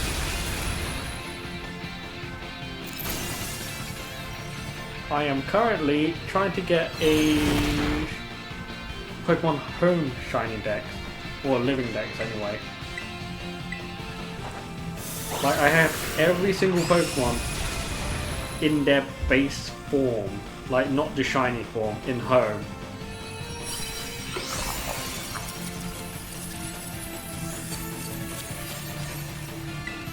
Like, what's it called? Excluding the Pokemon that can't be shiny, or you have to hack in to get shiny, I have all of them completed, for the moment. I need Gimmighoul and Golden Go and like a whole hell of a whole other other list of shiny Pokemon, and then I would have a full shiny living home dex.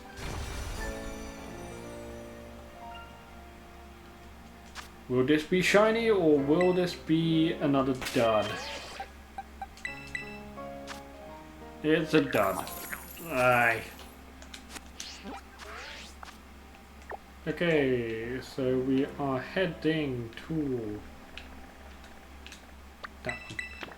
Heading to a ground one, and then I think that's the last one that I have. Yes, that is the last one I have. Oh boy. I'm gonna get this shiny at some point, but I'm very skeptical that I will. With the amount of people complaining that this shiny was like stupidly hard to find.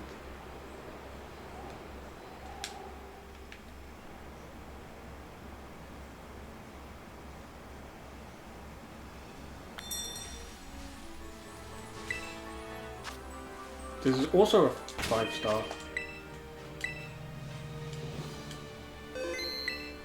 So someone has to correct me. I think I get four 5-star raids per reset. I think I got 4. So then I just need to do it.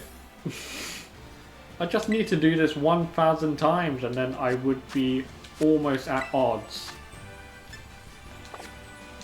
I'm gonna save again just in case.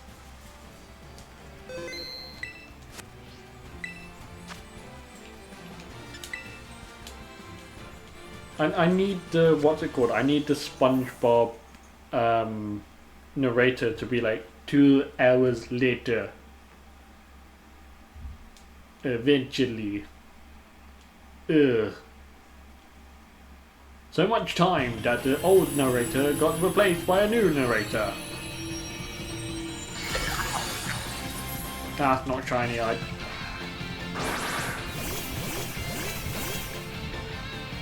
feel like this isn't shiny. If it is, yay. If it's not, ugh.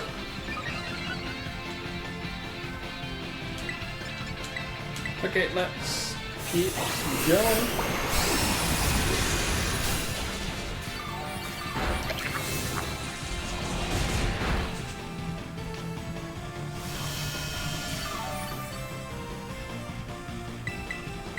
We are just gonna keep clicking judgment until something else happens.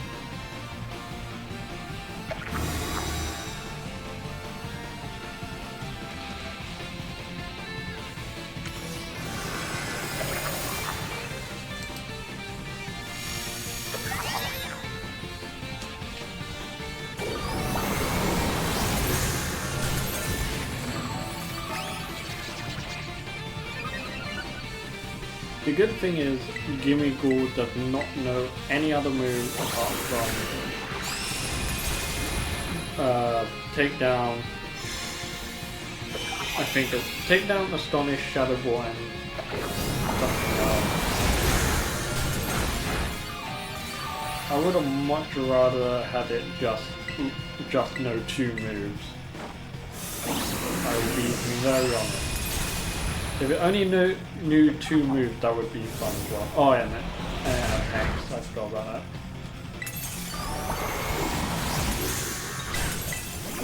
I clicked the wrong button. I clicked the wrong button. That's fine. We're going to take it out in a bit.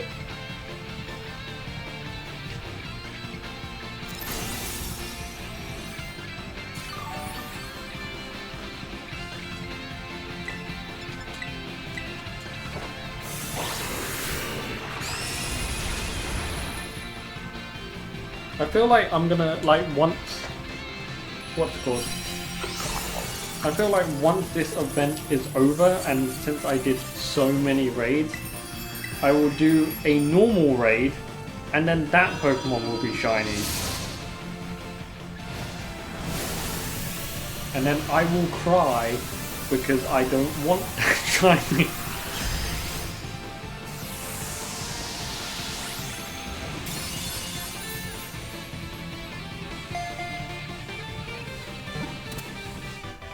It'll be like, oh yeah, here is a raid for X Pokemon, and I'll be like, cool, that's nice. And then it'll be like, oh yeah, I forgot to mention it's also shiny, and I'll be like, ugh.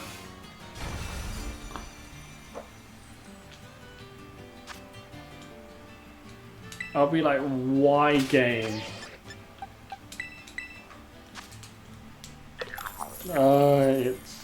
It's not good.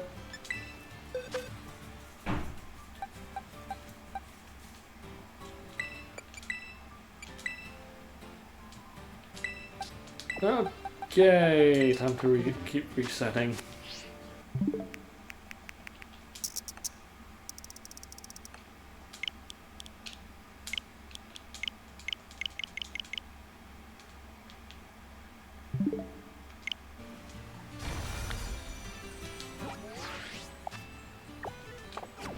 Is it a promoted raid or is this not? This is normal. Okay, let's see. Have a dragon one, ghost one, fire one, all in one area, fairy one. Nothing. That's not it. Bug one, dragon one, dark, electric, poison grass, and that's all of them. Okay.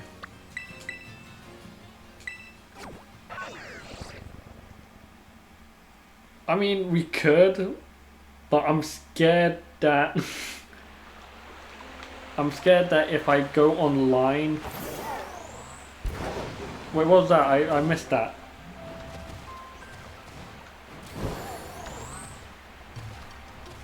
I heard the notification, but I missed who followed. Oh, Samir! Hey! I just got ambushed. I just got ambushed by a Holucha. Samir, hey! How's it going? I'm slowly losing my mind.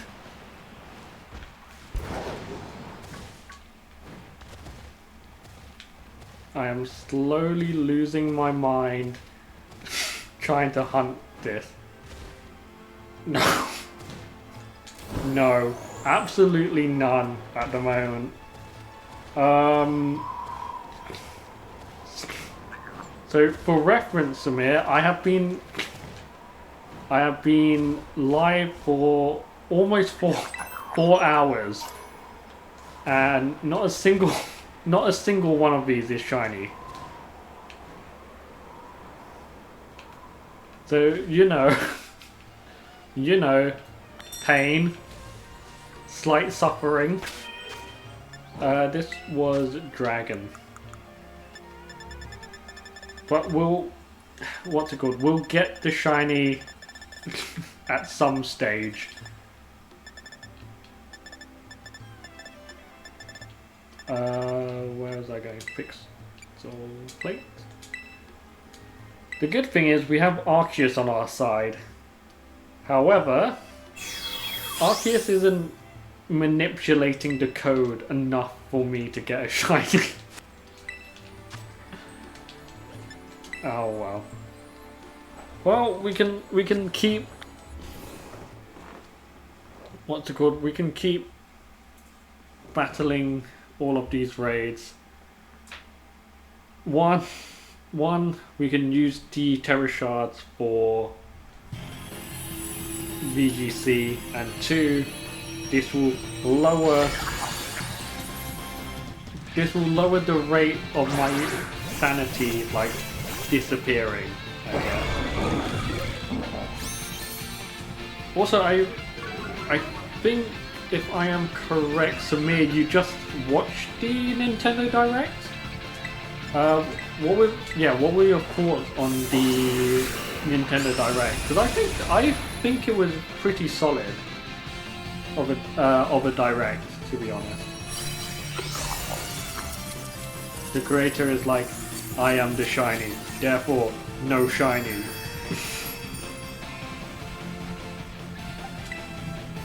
since I am the shiny, none of my minions can be shiny. But why, creator? There is no need to ask that child. But yeah, what was I saying? Yeah, the Nintendo Direct, like, what am I saying? Nintendo Direct. Like, there's a lot of games I want to play, but I can't because I don't have any money.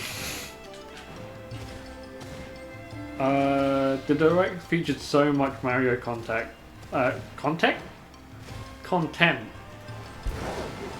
So much Mario content. I was taken aback. I was expecting, yeah, Zelda DLC, Fire Emblem, or Xenoblade.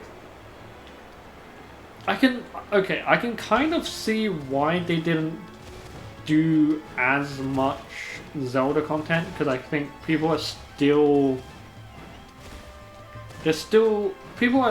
either about to finish Tears of the Kingdom, or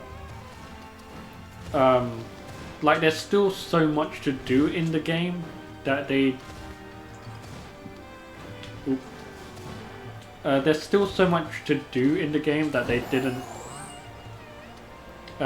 didn't need to put out a DLC. I am surprised that I am surprised that there weren't any Fire Emblem stuff or Xenoblade. But if I remember correctly from watching Steph play Xenoblade, they already have a DLC, right? Angry fish shake.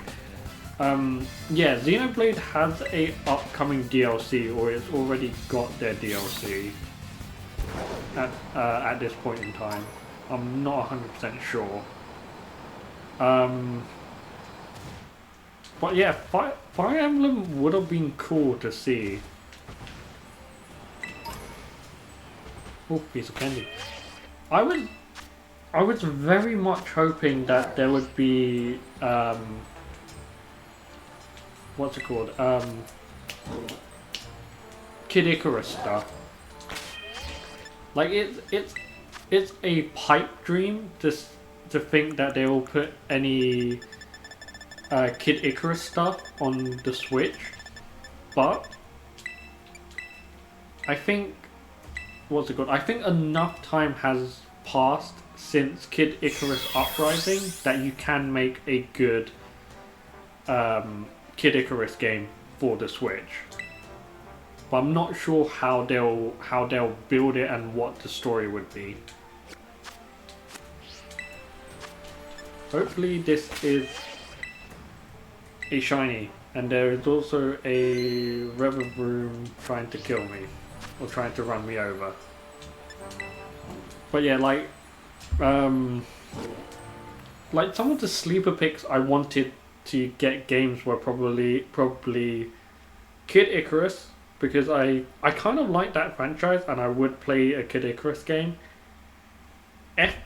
F-Zero, but like F-Zero is so niche that I don't think Nintendo would be like, okay, here's F-Zero and here's F-Zero and it will sell a bunch of copies. Because I think either people have died down from wanting F-Zero, or like not many people in this generation know about F-Zero enough to have a good demographic.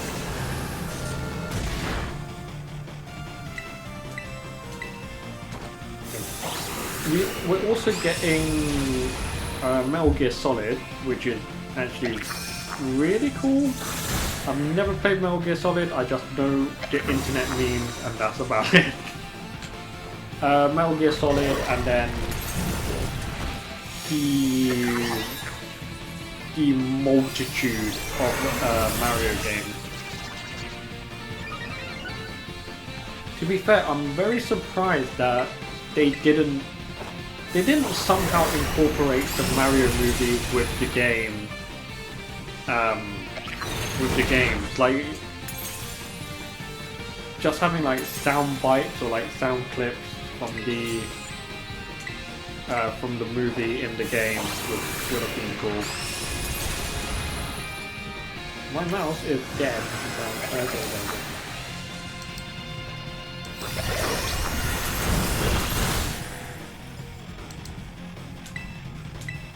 Hopefully we can get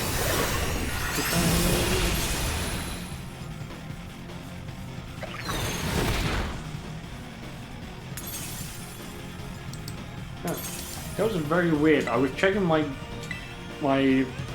viewer list, and for some reason Stream Element was in my chat and then Stream Element disappeared. So I'm not sure. Because like it was there for 1 second and then it disappeared, so now I'm scared that it's gained sentience and Stream Elements is gonna become some sort of Black Mirror evil tech thing.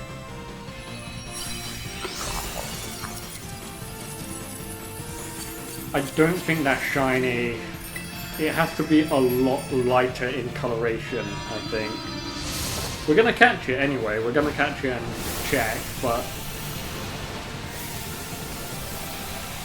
Oh, these rays are like tough.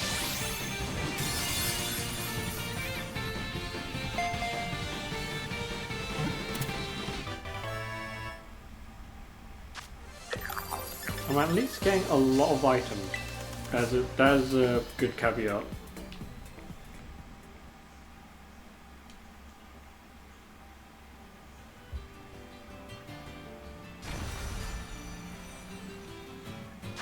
Please be shiny. It is not. Sadness.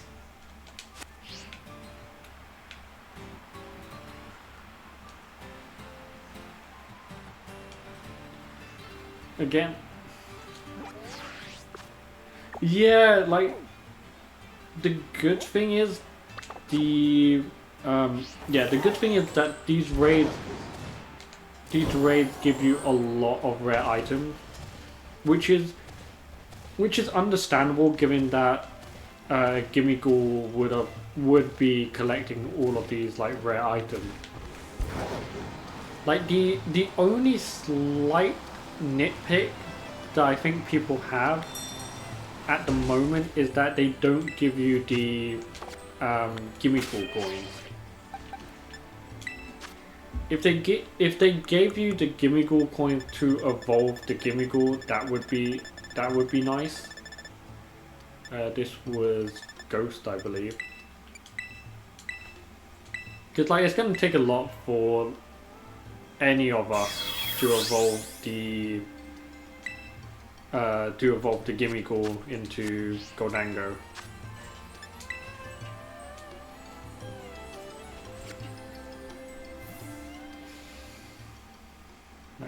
Also, I'm very ready for the DLC, to be honest, for Scarlet and Violet. My only small problem, I don't like the design of any of the three legendary trio in the first DLC. I do not like their designs. Because you have, what's it called? You have Moki Doki, you have, yeah, Moki Doki, Okie Doki, and Pheasantipity. And I like how Rai's like aggressive. Yeah, those Pokemon look terrible! But yeah, I really don't like their design. Like, Ogerpon looks cool.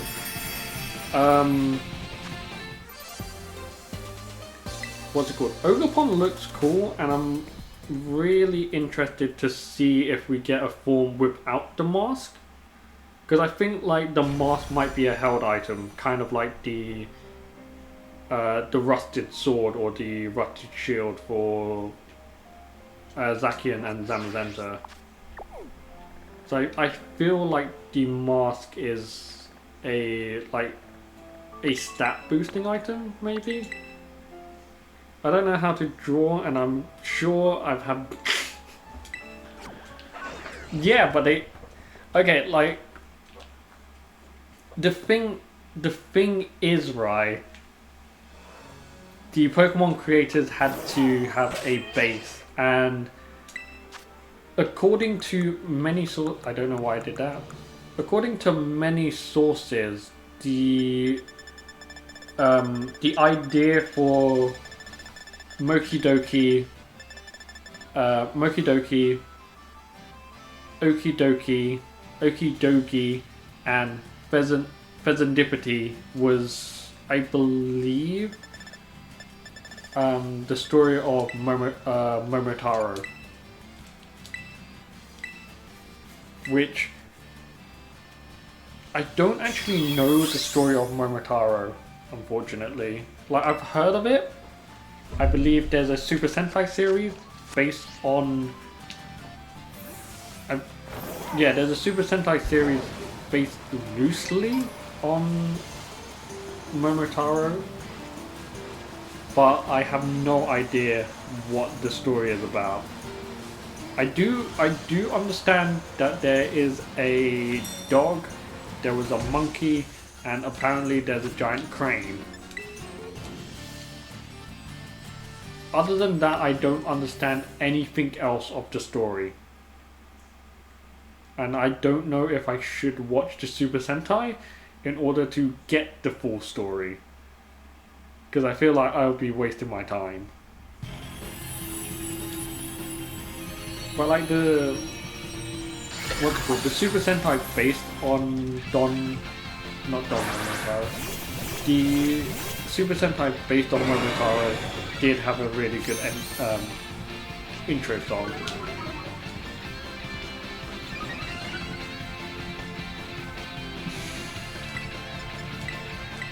Part of me wants to do random raids, but I don't actually have a good Pokemon that can one-shot everything apart from Arceus. So I might pass on that.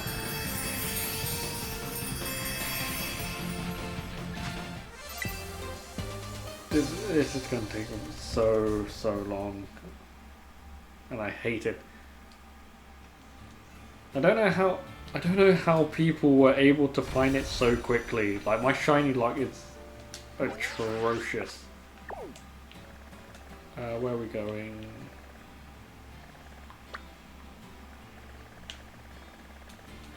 Bug. Bug, then Dragon, then Dark. Oh boy!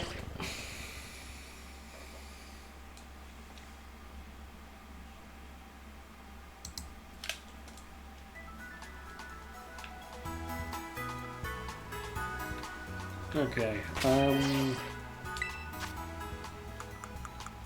right, so we need to change it to fire, I believe, or flying. We'll go for flying.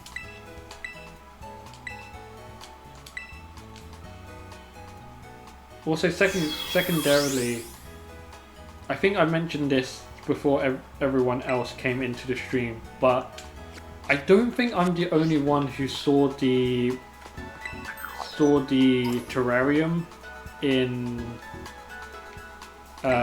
the second DLC, in the Indigo Disc, and didn't immediately go, hang on, that looks like the Minecraft bed wall map. Because like, you could see how it was divided in fours, and I was like, that's a Minecraft map.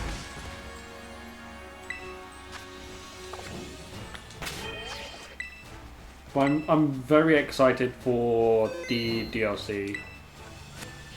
But the only in-canon problem I can find with Blueberry Academy is it's built in the middle of the ocean.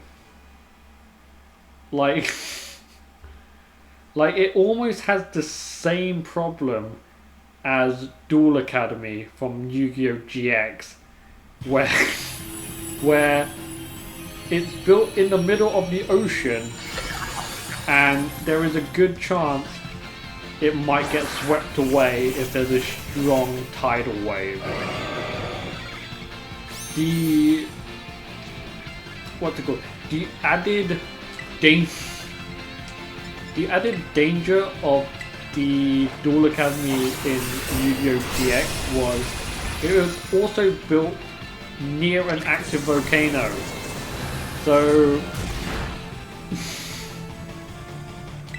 essentially, the people in Duel Academy were either going to have their dorms flooded by a storm, or the volcano will erupt and lava will be everywhere. I think for Blueberry Academy, the in-canon problem would be, what if Kyogre got angry? And what if Kyogre got angry and then he plunged the world into...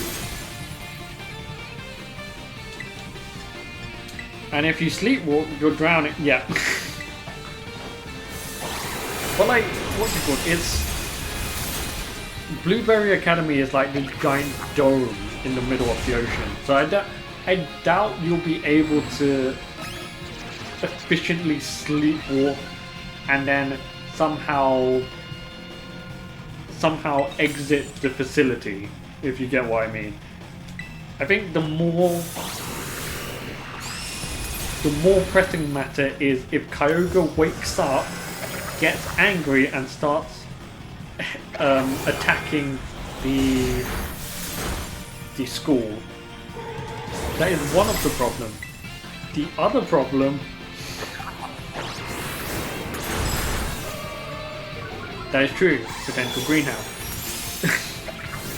The other problem would be, what if a giant whale lord tries to surface and it's like right underneath the school? Like you don't know that a whale lord isn't under the school and just trying to surface.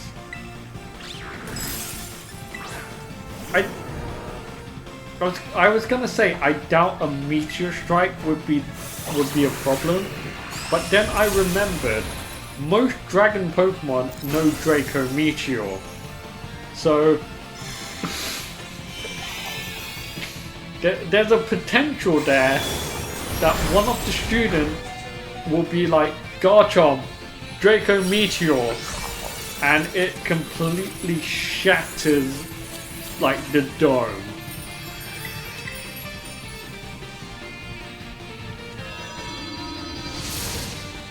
Not only that, but you got to worry about students using a ground type and having them use Earthquake, because if they're on a tectonic plate, what was that? If they're on a tectonic plate and they randomly use Earthquake, also Dig, yeah, Dig is also like a big problem, because there'll be a giant hole, and then it'll. Well, then again, the what's it called? The school has like stilts or something to hold it up. That is not shiny, and I don't know if you can hear outside noise, but there's outside. Apparently, that's amazing stats. Okay, yeah, there might be outside noise. I can't really stop that because I don't have soundproofing. I wish I had soundproofing. That would be fun. Like any move that is disruptive on the environment would be very terrible in Blueberry Academy. Even what's it called? Even even like the what's it called? Even the weather conditions, like, because on the official Pokemon website, it states that the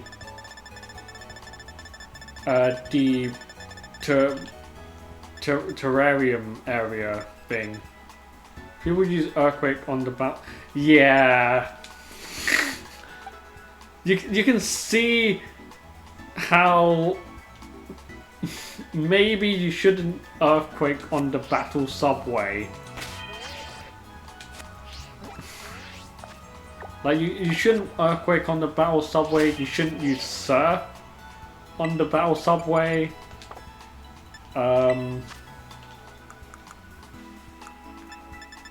You shouldn't.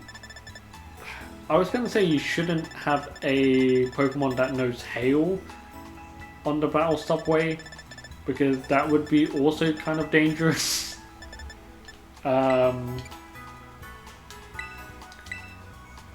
Like any move that destroys the ecosystem or destroys the ground in any way would be a very big hazard on the battle subway, in Blueberry Academy, or any location that is kind of fragile. Also, let's not forget that in this game you can have a Pokemon erupt in the center of town.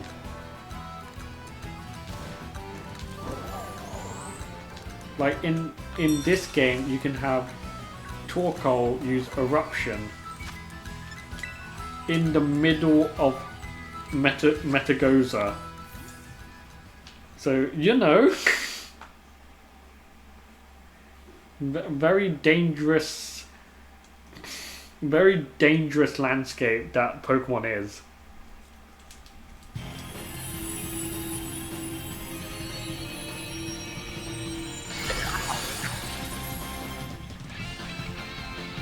Okay.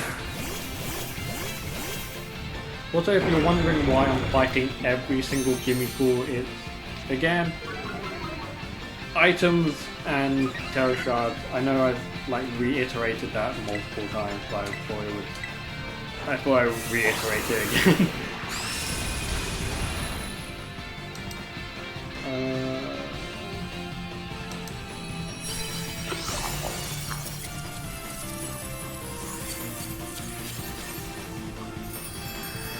I think everyone's complaining about something in a Discord, but I have no idea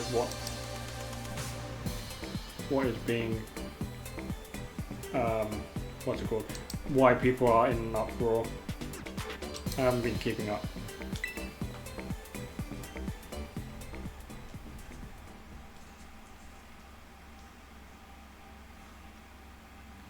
I'm just looking at the sky outside my window, and I believe it's gonna start storming in the UK. With the thunder and the lightning and the very, very frightening.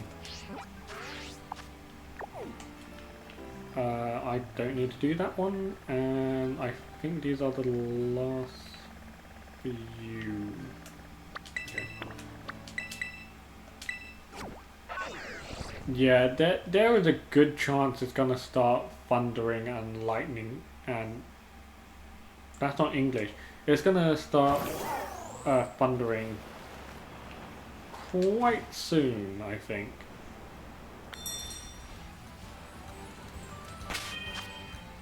There's gonna be thunderbolt and lightning, very, very frightening. I said that already. I'm very tempted to go outside with a kite and like tie a key to it to do the Benjamin. I don't know my American history, but I think it's Benjamin Franklin that did that. As you can tell, I do not know anything about American history. I get most of my history I get most of my history from watching great movies.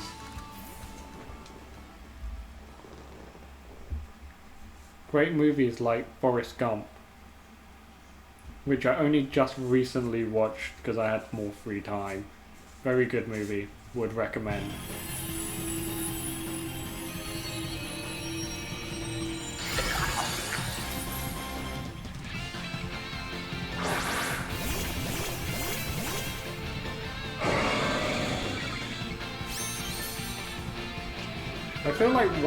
I feel like once Scarlet and Violet is over, we're all going to miss. We're all gonna miss the Terror Raid hats. Terror Raid? No. We're all gonna miss the terrestrialization hats. Like they're really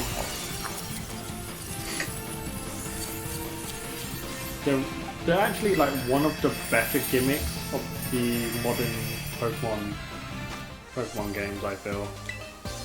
I'm not a very smart man, Jenny. We're gonna... I forgot other lines from the movie. Like, I only watched it recently, but I have forgotten every single like dialogue from the movie. Let's go here. But like I liked that movie. It was very well done, and like the actual story of it was like really good.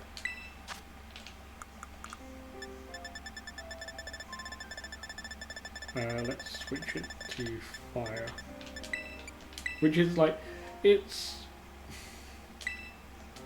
one of the reasons why I've been watching people on YouTube analyze Black Mirror. Like, I don't know why, but recently I've enjoyed like watching or listening to people explain why a director does like certain things in a movie, and like how they present stuff in the story or in the movie, or even in like a book as well. Because like when I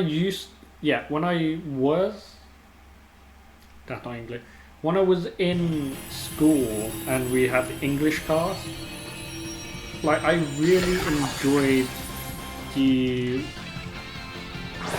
I really enjoyed like the dissection of the book.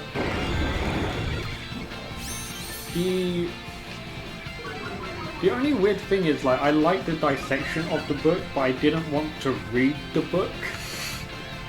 Which I can tell some of you are like wondering, okay, but then how did you know to decipher the book or decipher the text or whatever if you didn't read it?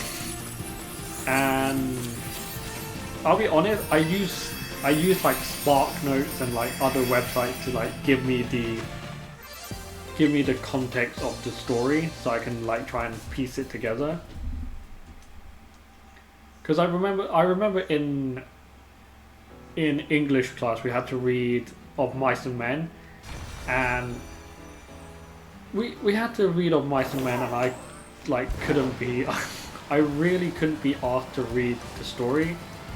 So I either asked my friends in a different class to like try and explain it to me, or I just went on Google and was like, what does this mean in Of Mice and Men? But like now as a this is poison? Poison.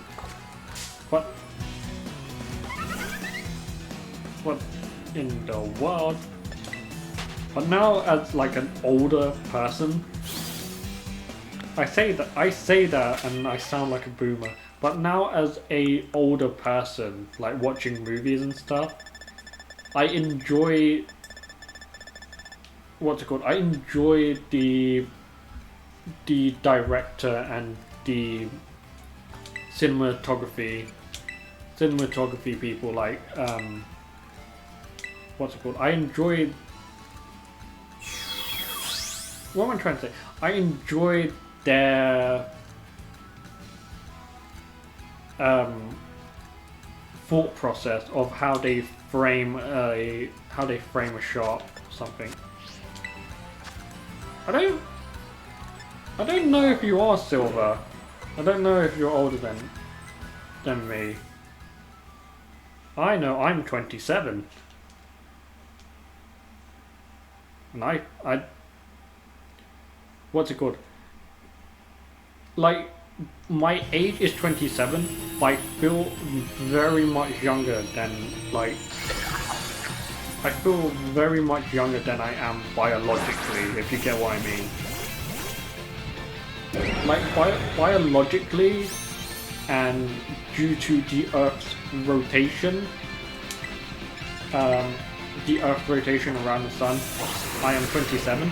I feel very much younger than 27.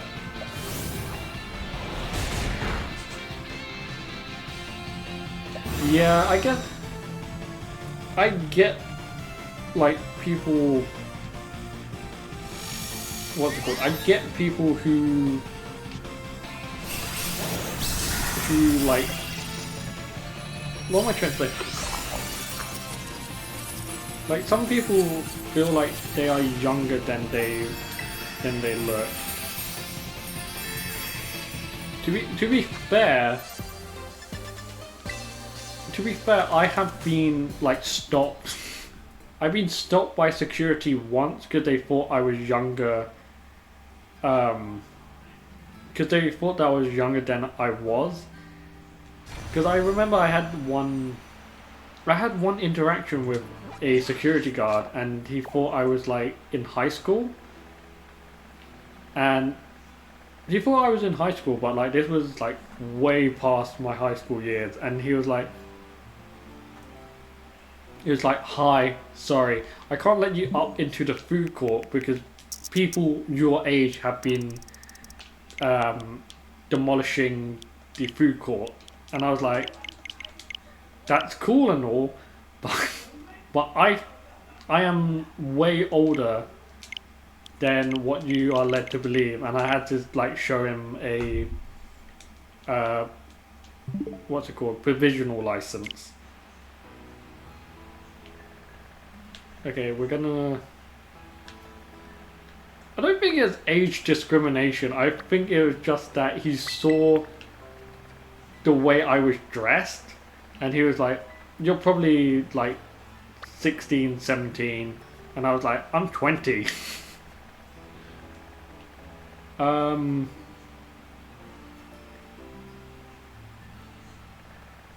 Yeah.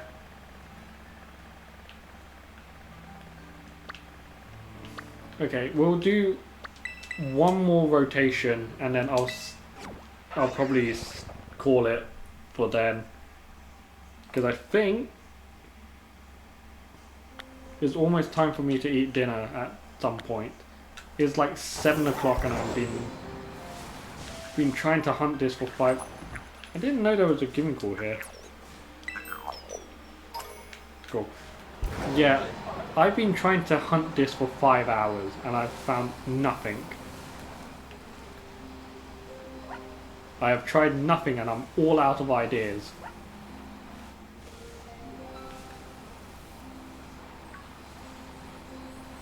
To be fair, I really should just fight the 5-star ones, but I kind of want the additional items. So, you know, we're gonna keep... What's cool? We're gonna keep going. Toad School. Also, speaking of Toad School, I actually used a... I actually used that line on one of my teams for VGC. Like, it's not the best Pokemon in the world, but it's really funny. Because, okay, the thing is with Toad School, you're meant to use it on Trick Room. However, you can also, I am on top of it, You can also make it like really fast. I don't need to change my Terra type. You can also make it really fast, which is also kind of counterintuitive, because if you make it really fast, its ability mycelium might will mycelium might will put it back to being really slow, but then all of its powder moves will have added benefits, because mycelium might will allow your powder move to hit no matter the ability. So for something like a golden go, which has purifying salt, Golden Go, who has good as gold, which prevents status moves on it, you can still put it to sleep with a Toast Scroll if it has Mycelium Might.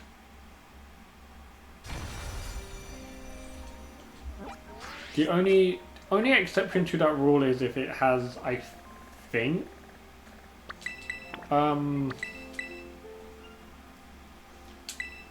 if it has safety goggles. If it has safety goggles, then you can't do anything, unfortunately.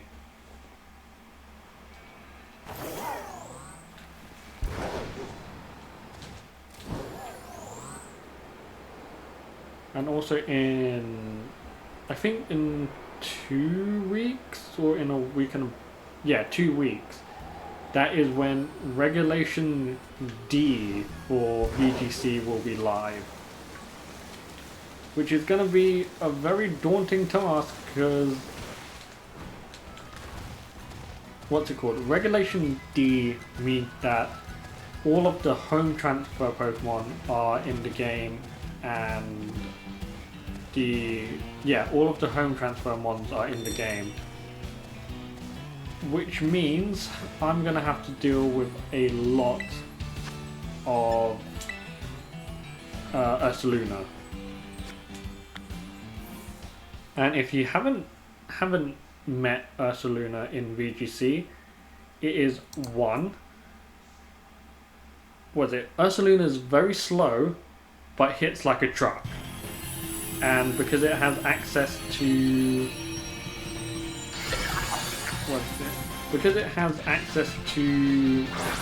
Guts, and also Belly Drum, and also Headlong Rush, and it's also a ground and normal type, it's kind of a monster. It is kind of a monster. And not only that fact, but if you pair Ursaluna with Cresselia, if you pair Ursaluna with Cresselia, that's like the main core. Because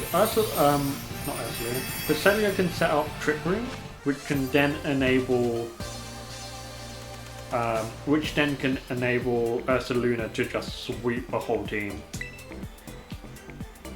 Like a lot of people are running some form of anti-bear. The anti-bear would be any good ice type, or any good ice type, or in the rare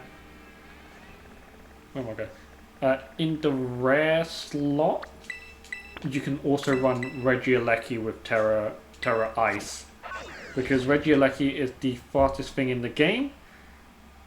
It might be able to Terra into Ice and take out the it might be able to take out the Ursaluna.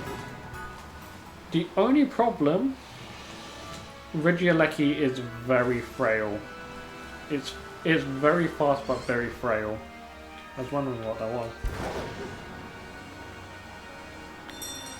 But like it also kind of hits like a truck. I am not finding anything today. At some point I will find a shiny and it will be the best thing to come out of this raid. And money.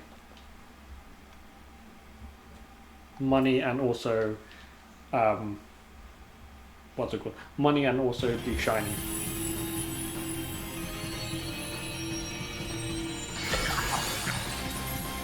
Okay.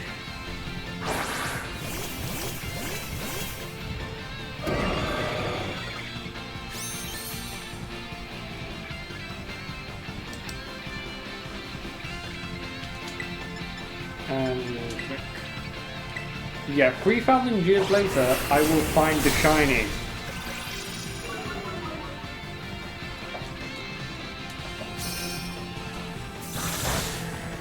Unless... What's it called? Unless I find someone who wanted...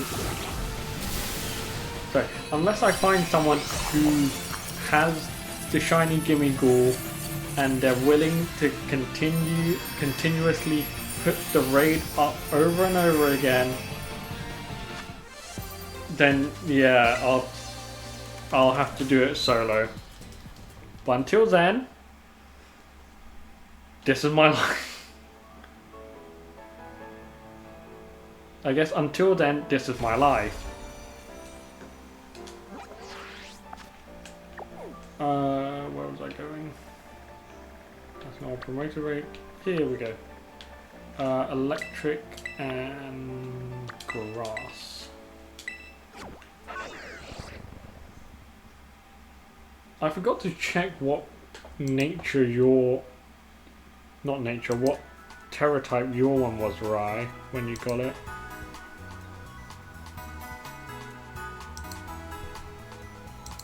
It was fairy, right? Because I was wondering if there was a telltale sign. If I find a shiny, I'll save it. I was trying to...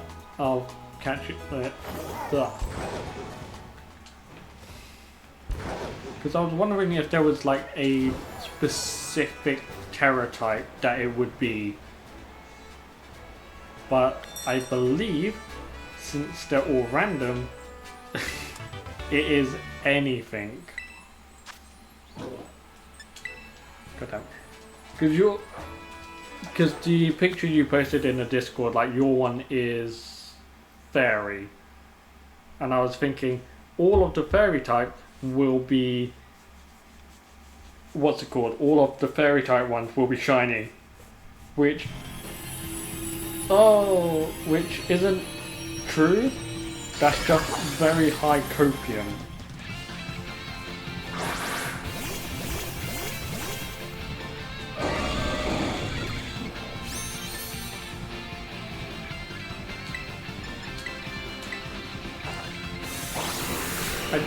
I doubt the game would code my raids in a way where all of them are 3 to 4 stars, and I don't get a 5-star one.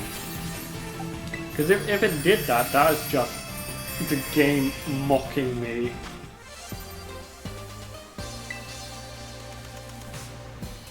Copium is good, but in moderation. Do not consume. If you have taken copium and you're experiencing nausea, I can't do that. Like I can't do the side effects thing. I can't rattle off like side effects like off the top of my head. If you have taken copium and you're experiencing nausea, headache, and a sense of regret, then consult your doctor.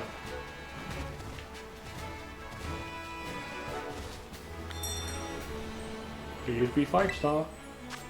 It is a 5-star, so I can save and I can change my not terra type, change my plate to fire.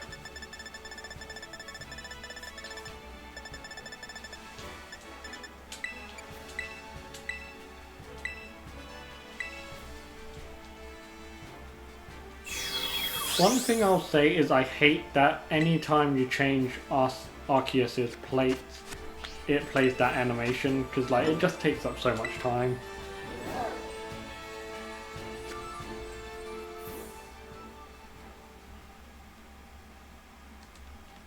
It just takes up so much time to like do that animation and then go into the battle and then everything else.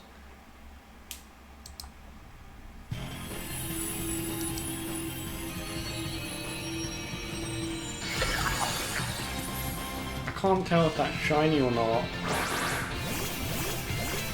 Like even the reflections in the crystal cave, like it doesn't tell you, unfortunately, which sucks because I wish it did.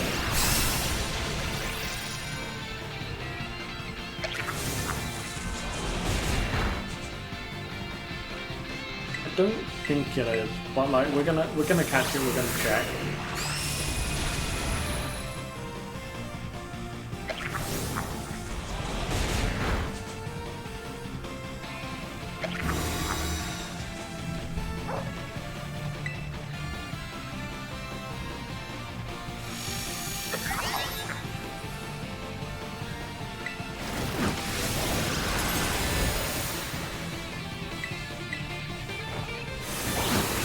I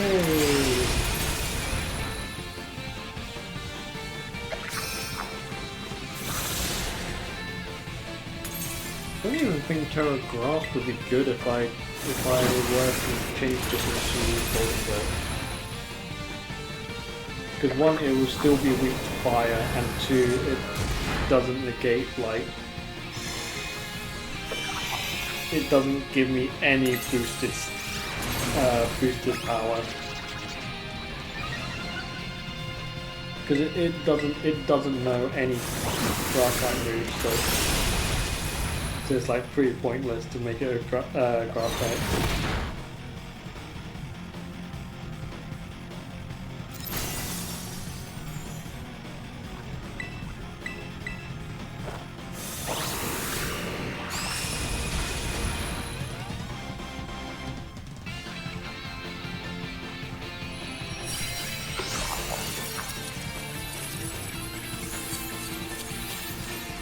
Time to catch it. I have a feeling this one isn't shiny. This is like Dynamax Adventure all over again. But in Dynamax Adventure you had more chances to get a shiny.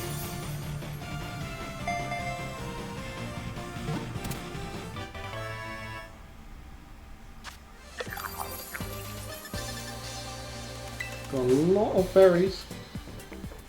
Lots and lots of berries.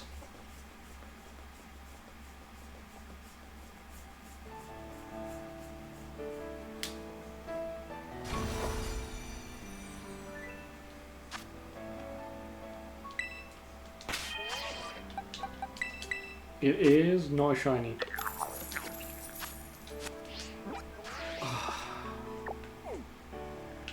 Well, we'll go to the dark one, and then we have electric, water, psychic, and I believe there's all of them for the moment.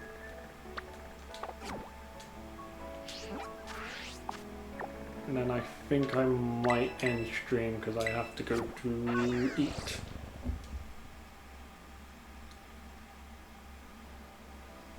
I don't want to join their goddamn Discord.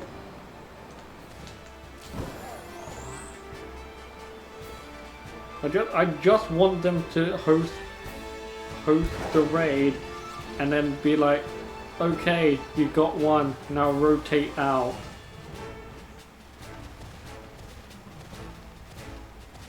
This is why I would rather do it myself, to be honest. Because the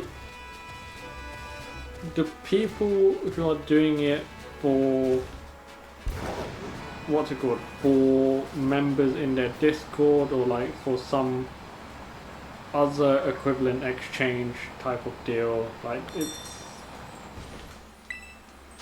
I don't I don't think that's cool.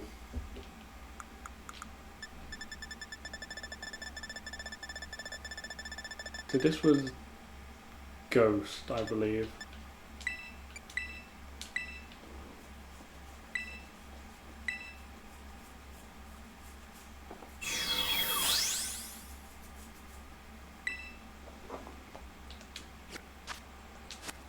Okay. We have 2 more after this, and then I guess if we're not able to find it, we'll try again some other time.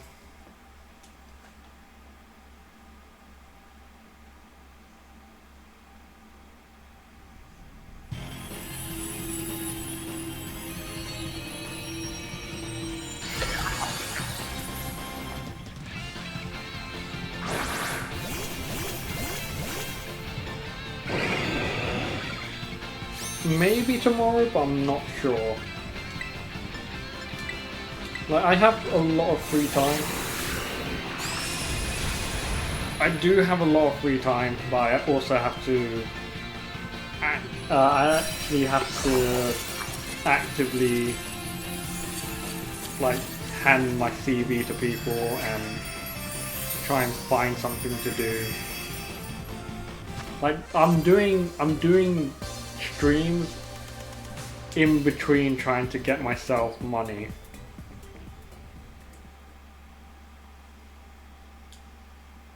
Which is... The thing is, it's harder now to find a job than it is back... I was gonna say back in the old day, but like... Essentially it is harder to get a job now than it is ages ago. Because the thing is, there's more... What's it called? There's more people who aren't able to get a job or who are unemployed than there are people... No, there's more people unemployed than there are jobs to facilitate them. And it's even harder... It's even harder if you have low credentials. That's the thing. Like, it's even hard if you have low credentials and... This was flying. It's harder if you have low credentials, but you have enough experience. And... Yeah, harder since that era. And it's... What's it called? It's even harder... It's even harder because that era made us so reserved and we stayed at home more, so that now not many... What's it called? This is a fighter. Now not many people are going outside to buy stuff, which is a shame, because then it means... It means that not a lot of stores will be hiring face-to-face interaction people. Like if you're a company that is... God damn it, Toros! If you're a company that is like office-based and you don't interact with the general public that much,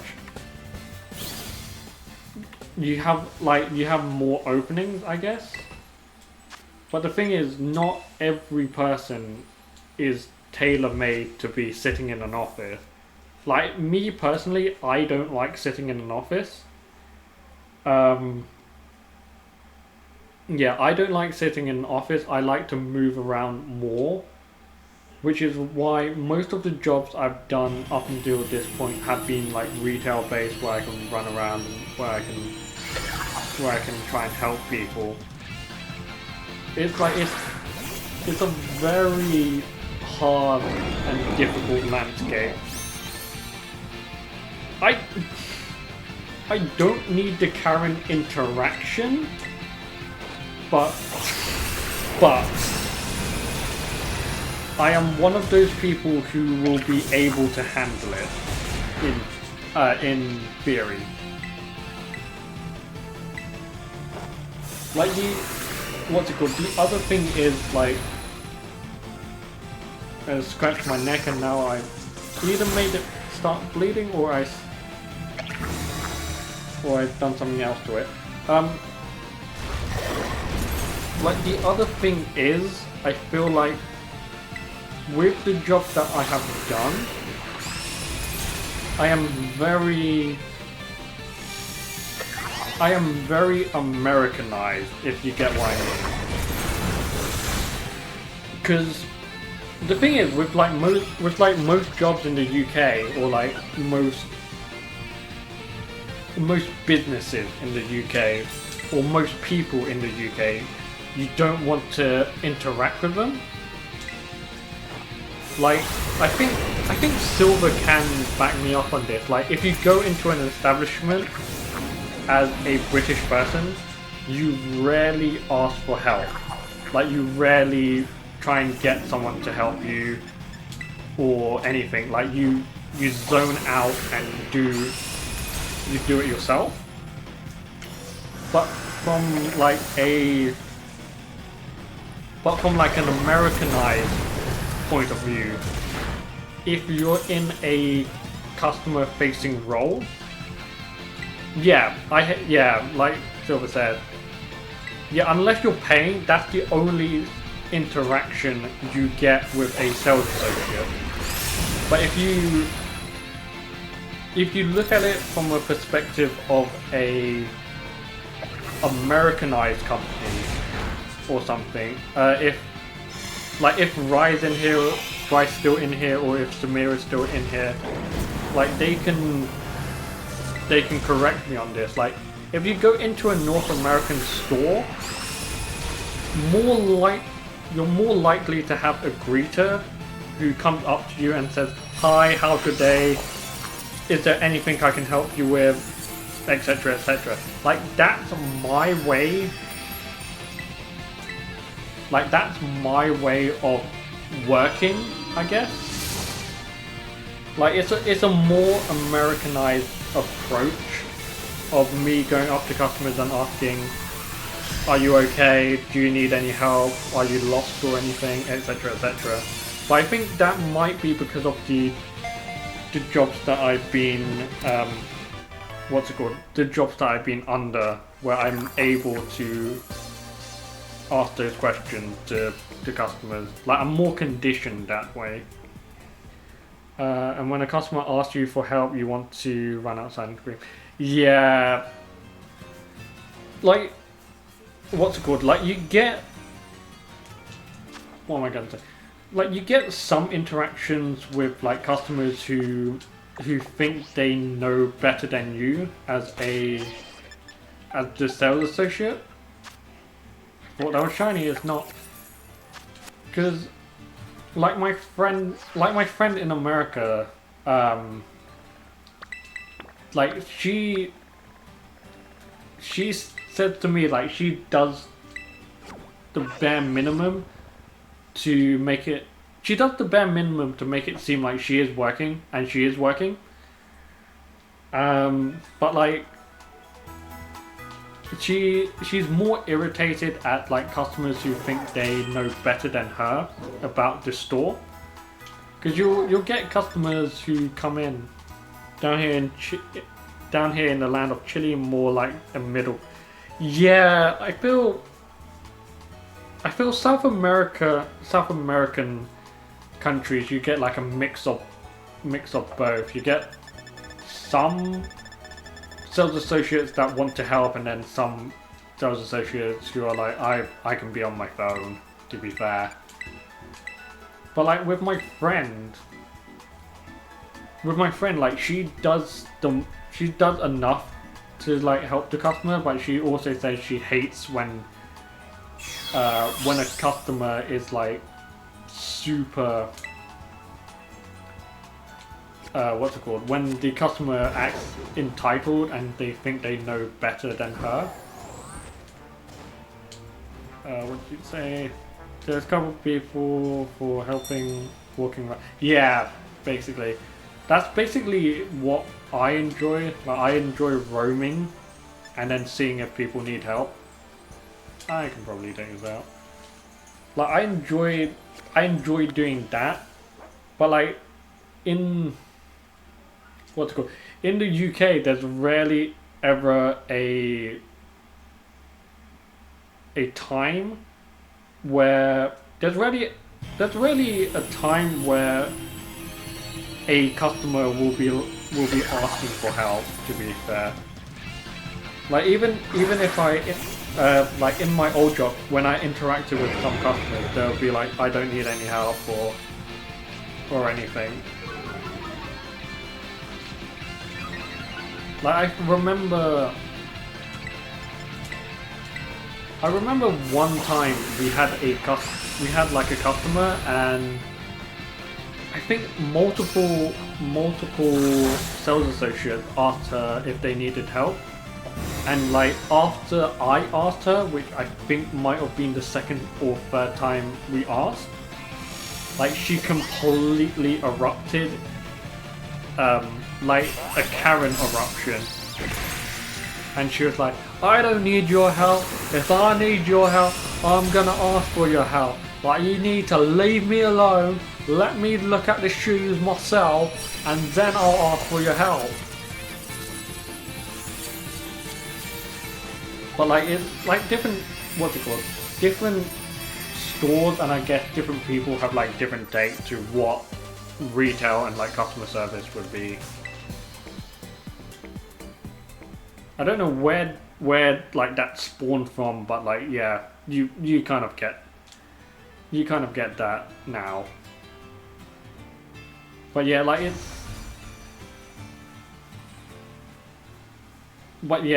it's a lot harder in this era to try and find something.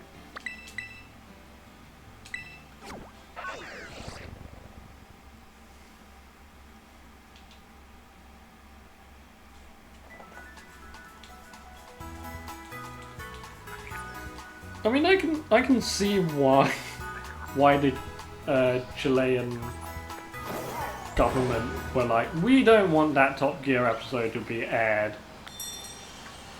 Given the track record of what's it called? Given the track record of Top Gear.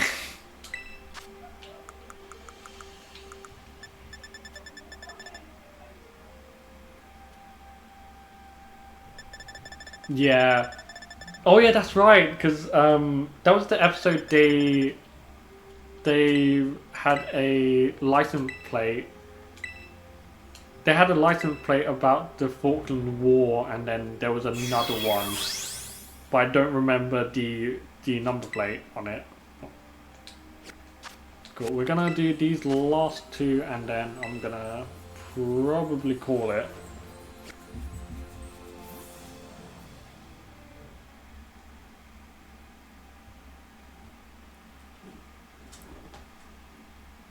I can't believe I've been doing this for 5 hours and I haven't found anything.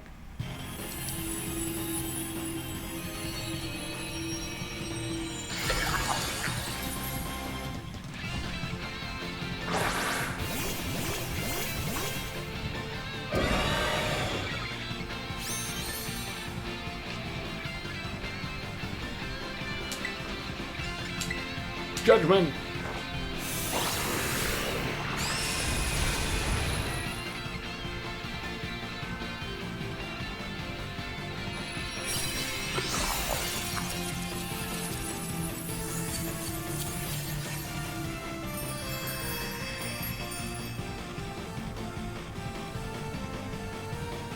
2 PM. I have no idea what that time is in the UK, but I will search it.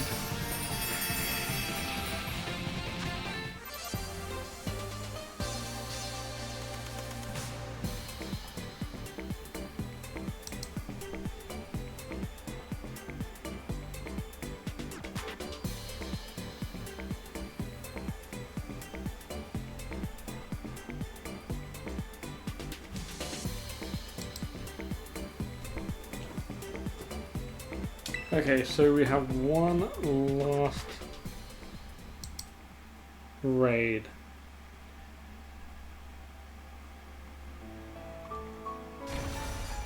that we can do.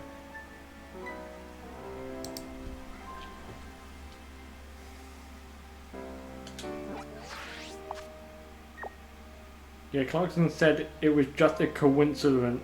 Yeah, coincidence in inverted commas. Coincidence.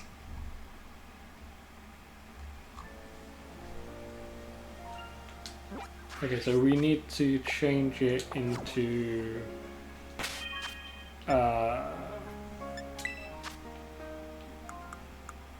was gonna say dark. Yeah, it's dark, changing to dark. So that's the only counter that I've got.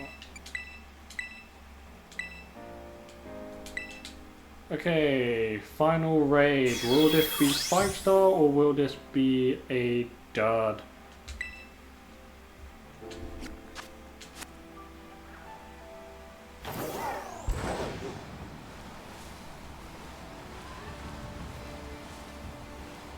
The final raid is a...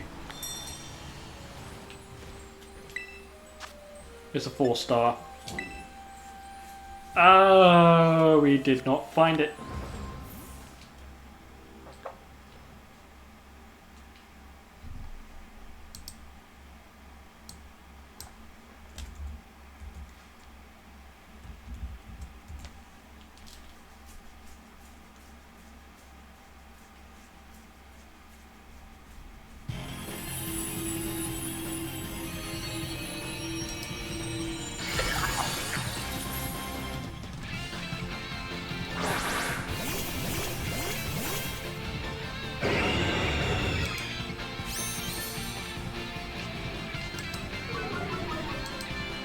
Okay, we didn't find it this time, but we'll find it some other time.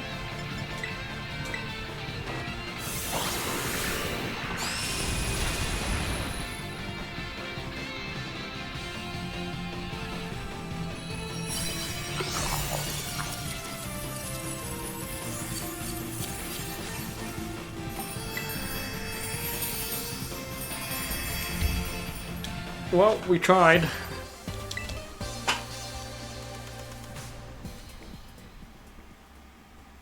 So I think that will be the stream.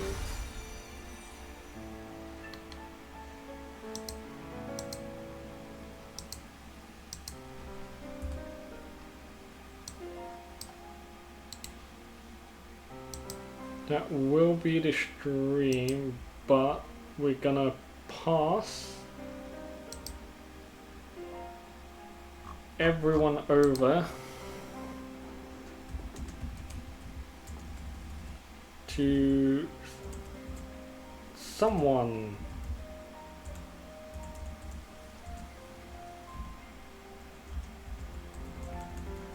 Yeah, I've been live for quite a bit. Don't know if that's the right command.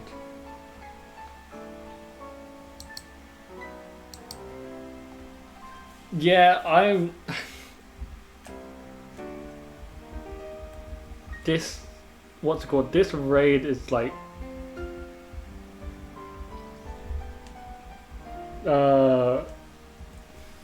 Like this... This raid event is annoying. Someday. We're gonna raid Evie because she is one of the people linked to a streamer that I watch, and I watch her quite a bit. But yeah, we are going to raid her. I'll see about doing more when I can, but I don't know when I can. But yeah, we're gonna pass over to Evie. Anyway, bye!